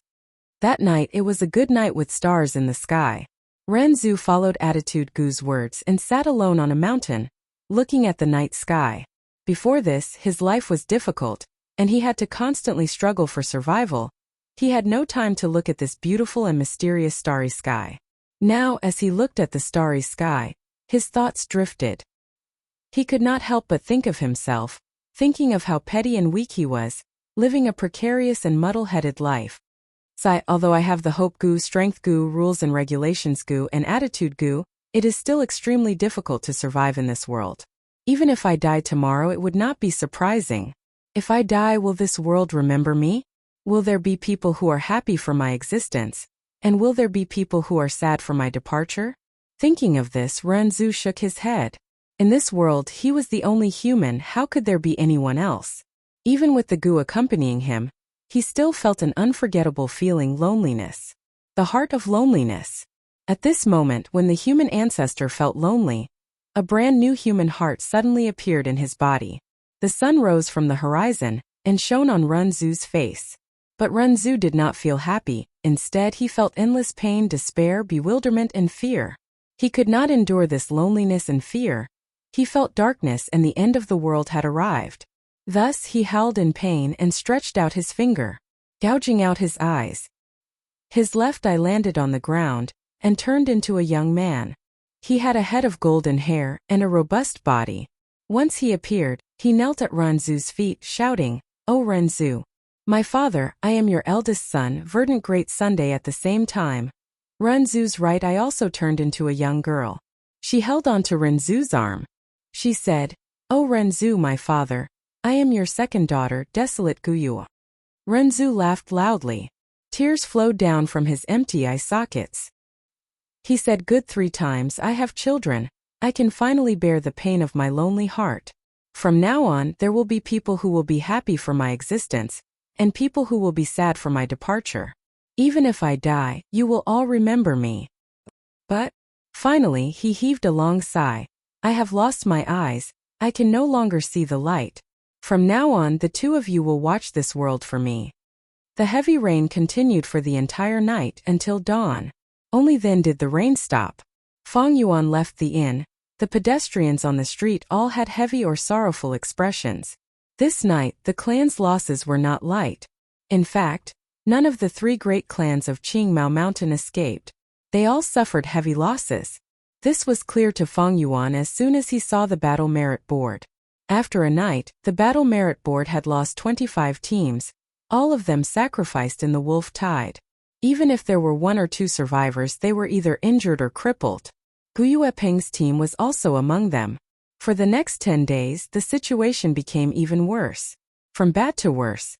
First, 100 Beast King Bold Lightning Wolf appeared. And then there was news of 1,000 Beast King Frenzy Lightning Wolf in the wolf tide. Such news made the rank 2 Gu masters who were out tremble in fear. If they met a Frenzy Lightning Wolf, they would need at least 3 teams to work together to deal with it. This did not even include the ordinary Lightning Wolf packs around the Frenzy Lightning Wolf. The 3 great clans had no choice but to send out rank 3 elders to deal with the crisis.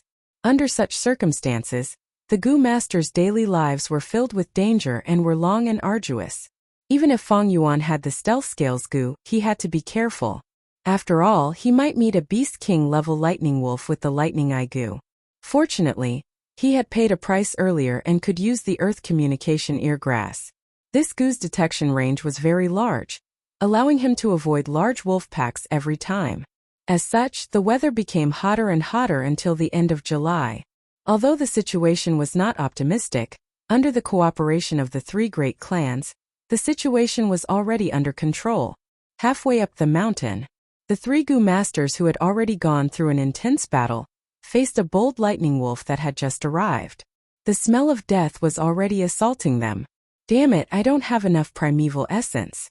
If I had 60%, no 30%, I wouldn't be chased by it like this." As the group leader, Xiongzhan looked at the approaching bold lightning wolf that was like a cat playing with a mouse, and spat out a mouthful of blood. "The mountain wall is in front. There is no way out. What do we do?" A group member with a pale face said. "What else can we do? We can only hope for reinforcements. I heard our clan's lord by Ningbing has already come out and is rushing to the battlefield." This was a Gu master from the Bai clan village.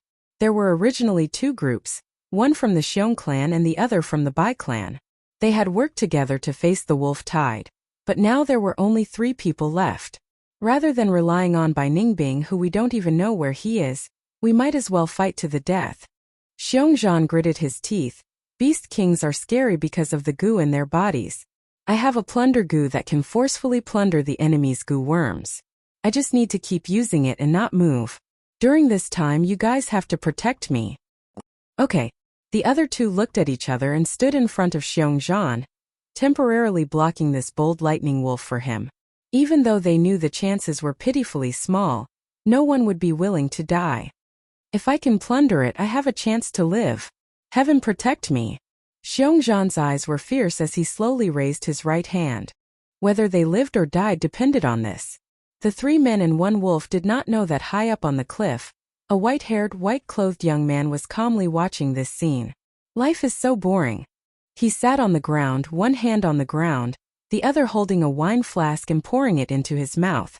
What he poured out was not wine, but only sweet mountain spring water. He did not like to drink wine, but only water.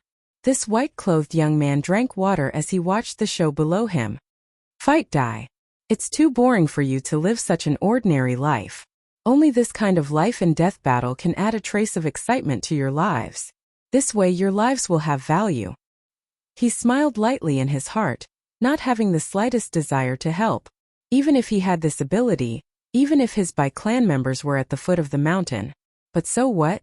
To him, loneliness was the deepest darkness, and the light of family was just an illusion. He, Bai Ningbing, would not do something so boring as saving people.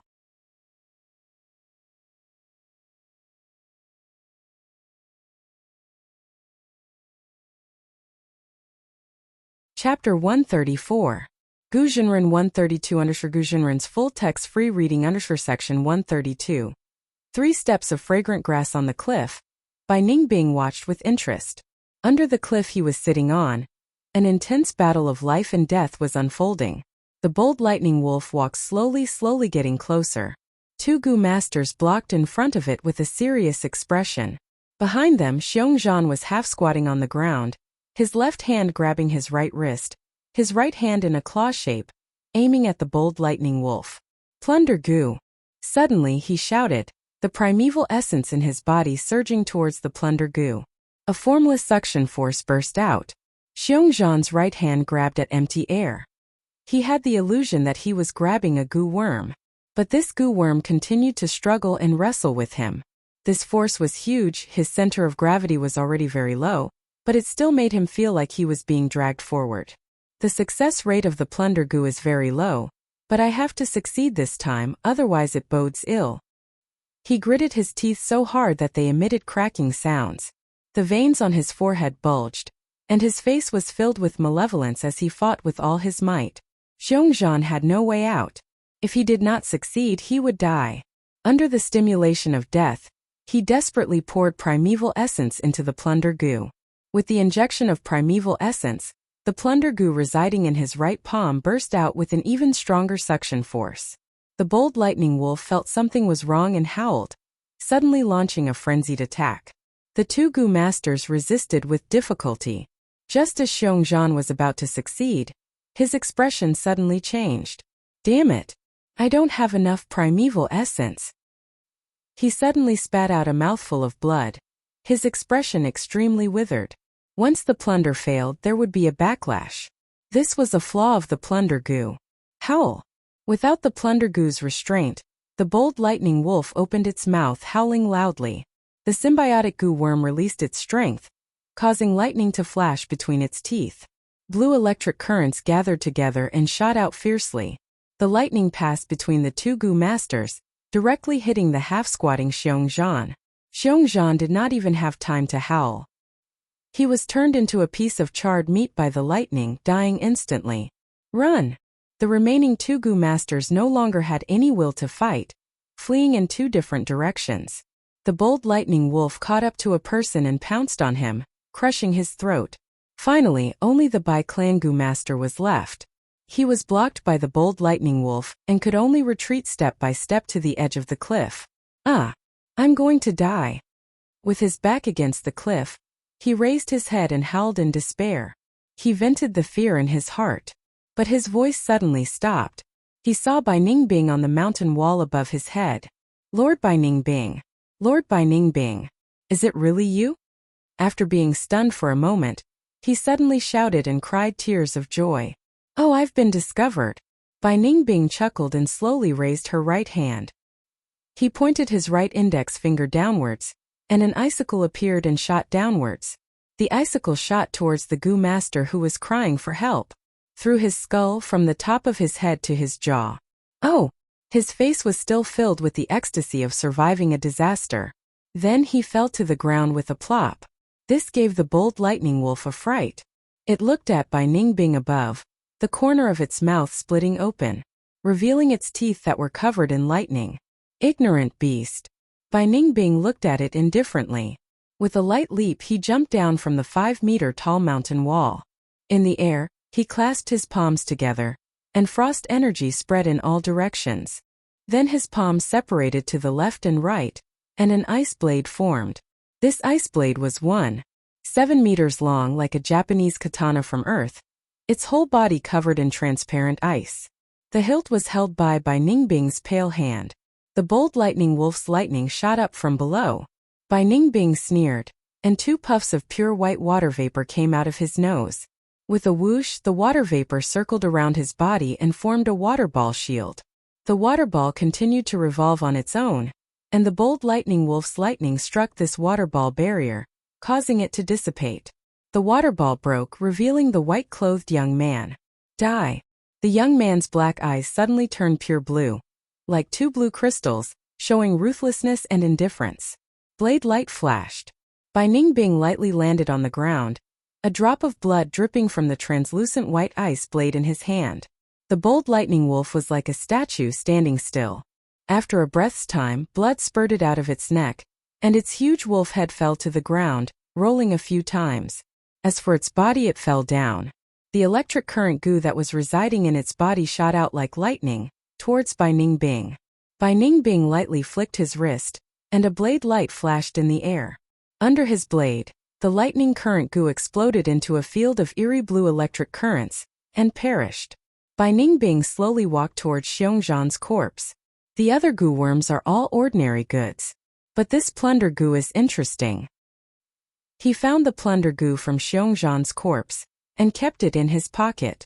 Although the 3 clans' agreement stipulated that after a goo master dies, even if the successor obtains the goo worm of the deceased goo master, they must hand it over.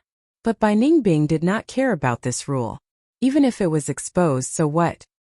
He was the symbol of Bai clan's rise, and would definitely receive the clan's protection. Bai Ningbing was very sure of this.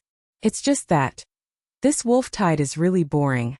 He caressed the ice blade with his hand, feeling the bone-chilling coldness of the ice blade. Thinking about it, fighting with people is more interesting. He yawned and suddenly smiled. I wonder how Qing Shu, Xiong Li and the others have grown? After being in closed-door cultivation for so long, maybe they can give me some surprises, who knows? Days later. In the crowded plaza, Fang Yuan looked up at a huge banner. On the banner there were words written using the U word Gu. The content was all the resources provided by the 3 clans. These resources included a wide range of resources, such as food to feed Gu worms, rice for humans, salt, oil and other daily necessities, as well as Gu worms and Yuan stone. But behind these resources there was a number, signifying that they needed corresponding battle merits to exchange for them. A wolf eye could be exchanged for 10 battle merits. 5 battle merits was equivalent to a gene of rice. Using 25 battle merits, a Gu master could obtain a piece of Yuan stone. No doubt, the arrival of the wolf tide brought opportunities that were not available during peacetime. The battle merit board and this resource board had stimulated countless Gu masters, willing to shed blood and fight day and night against the lightning wolves.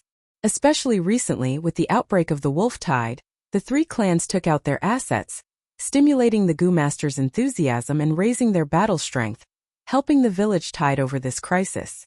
As a result, there were many rare items on the resource list. Like now, Fang Yuan noticed this Gu worm. 3-step fragrant grass Gu. He mumbled, staring at the huge banner's content. Three-step fragrant grass goo was a goo worm that Fang Yuan needed, because it could assist in movement and increase Fang Yuan's running speed. Honestly speaking, these few days on the resource board, there were many goo worms that appeared. But only this two-step fragrant grass goo suited Fang Yuan the most. But this grass goo was not easy to get. Not only was it the only one on the resource board, it also required a lot of battle merits to exchange. If I use my true abilities, I can naturally accumulate enough battle merits to exchange for this three-step fragrant grass goo. But if I do that, I will definitely arouse suspicion. That would not be nice. Fang Yuan thought silently. There is another way, and that is to mass-produce vitality leaves. I can sell these rank 1 goo worms to the clan and exchange them for battle merits.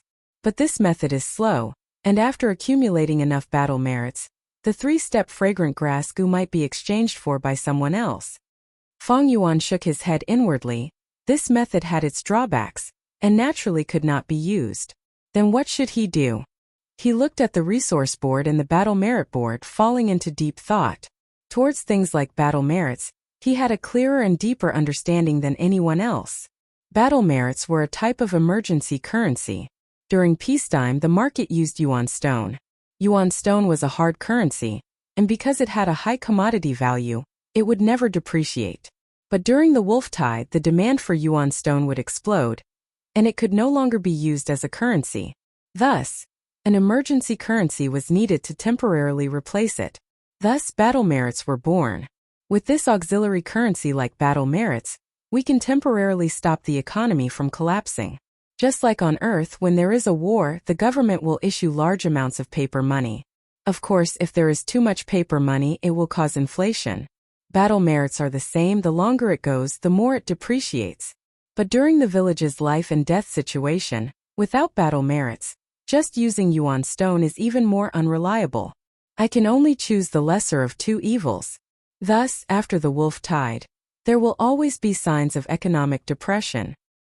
Such a crude economic system is not worth mentioning. If I had rank 3 cultivation, I would be able to easily play around. Unfortunately, my strength is insufficient, and I cannot bear the risk. If I force it, I will be playing with fire.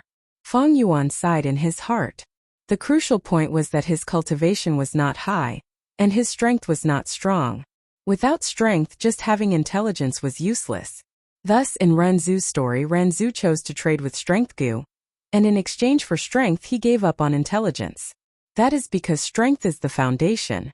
As Fang Yuan was thinking, he heard people discussing beside him. Did you know? Bai Ningbing made a move again. Which goo master is unlucky this time? It's Xiong Clan's Xiong Li, that dejected one. What is this Bai Ningbing doing? Last time he injured Qishan and now he is dealing with Xiong Li. Under the wolf tide he is still so reckless. He has always been doing things his own way. He is already a rank 3 goo master, but he still went to find trouble with a rank 2 goo master.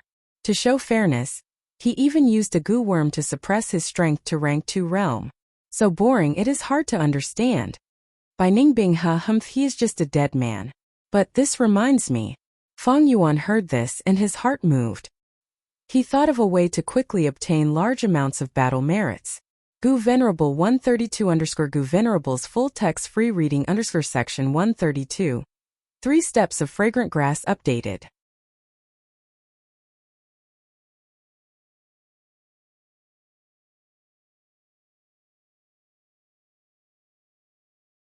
Chapter 135.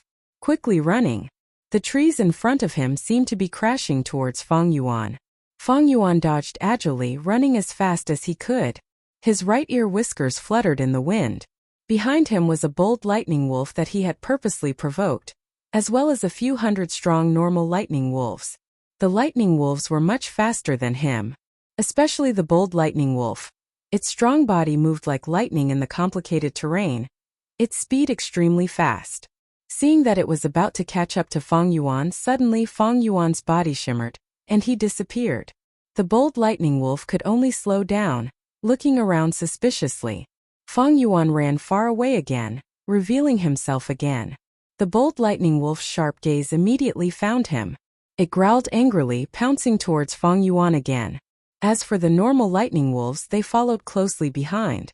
Fang Yuan laughed coldly to himself, running again. After a few tries, he finally reached his destination. This time he completely concealed himself. The chasing wolf pack hesitated at the place where Fang Yuan disappeared. Soon after, the bold lightning wolf found a new target. In a valley not far away, 5 Gu masters were fighting with a wolf pack. Howl! The bold lightning wolf had limited intelligence, immediately forgetting about Fang Yuan. It raised its head and howled, and the lightning wolves behind it joined the battle in the valley like a tide. How can this be? The Gu masters who were fighting saw this scene, their faces turning ashen. I'm not talking about every wolf pack. Do they all have their own areas of activity? We painstakingly killed a bold lightning wolf. Who would have thought another one would come? This time it bodes ill rather than well. Hurry up and send the signal for help. With the addition of this new wolf group, the pressure on the Gu masters rose sharply, each of their tone revealing a panicked emotion. The investigative Gu master among them quickly waved his hand and shot out a Gu worm. This Gu worm was shaped like a small golden ball, but it had a pair of colorful wings. It flapped its wings and flew into the air, suddenly exploding, turning into a colorful flame. It could be seen from 100 miles away. This is the signal Gu, a rank 1 consumable Gu, often used to send out signals. We have already sent the signal, everyone. Hold on and wait for reinforcements. The group leader of this Gu master group shouted at the right time, raising the morale slightly and stabilizing the morale of the troops. It's useless. Fang Yuan appeared high up on the mountain wall. Looking down from above, he sneered in his heart. He had already investigated the situation of this Gu master group. The team closest to him was a small team. He was also surrounded by the wolf pack.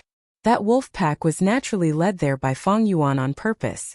He wanted to tie up their hands and feet. Killing lightning wolves, 1 eyeball is only worth 10 battle merits. But to retrieve the Gu worms from the battlefield and hand them over to the clan's higher-ups, it was worth at least 1,000 battle merits. If I do this 2 or 3 times, I will have enough battle merits to exchange for the 3-step fragrant grass Gu. Fang Yuan thought to himself. Under his plan, the outcome of this Gu master group had already been decided. Next, I will wait for them to be exterminated. Then I will lure away the lightning wolf pack and come back here to collect the Gu worms. Fang Yuan walked to the big tree beside the mountain wall. He sat down leisurely. No one was willing to die, so these Gu masters were resisting with all their might. Fang Yuan did not take the risk to lure the 1,000-beast king frenzy lightning wolf, but chose the bold lightning wolf instead.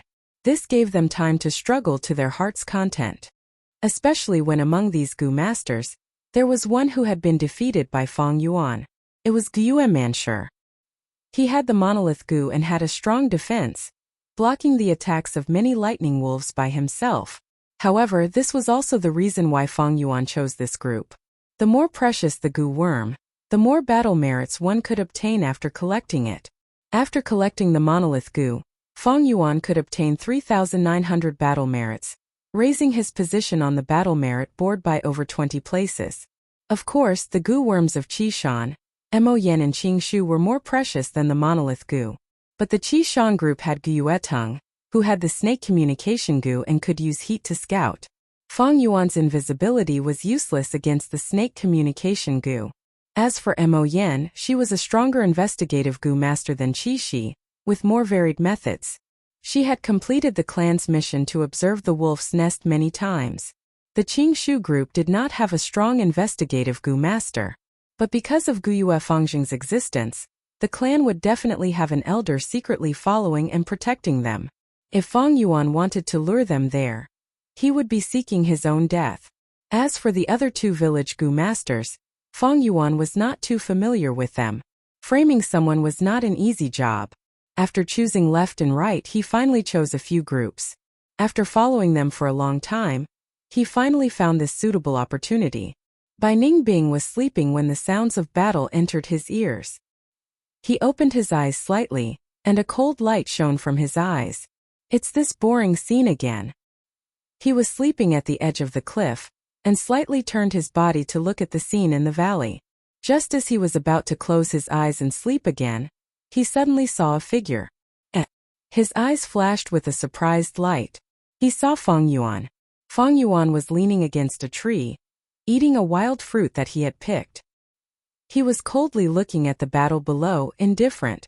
Bai Ningbing's interest was immediately piqued. He had never met a person like Feng Yuan. Since young, the people around him were all loyal to the clan and intoxicated with emotions. But from Feng Yuan he felt a familiar sense of loneliness and coldness. Who is he? Bai Ningbing's heart was filled with suspicion and curiosity. The wild fruit was obtained by Feng Yuan himself.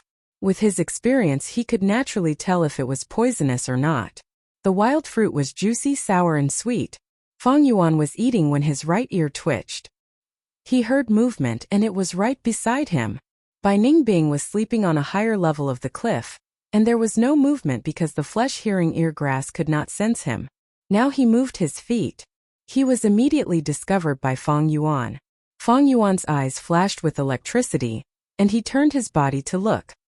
He saw a white-haired, white-clothed young man using an ice blade to stab into the cliff, sliding down and landing not far from him. Bai Ningbing.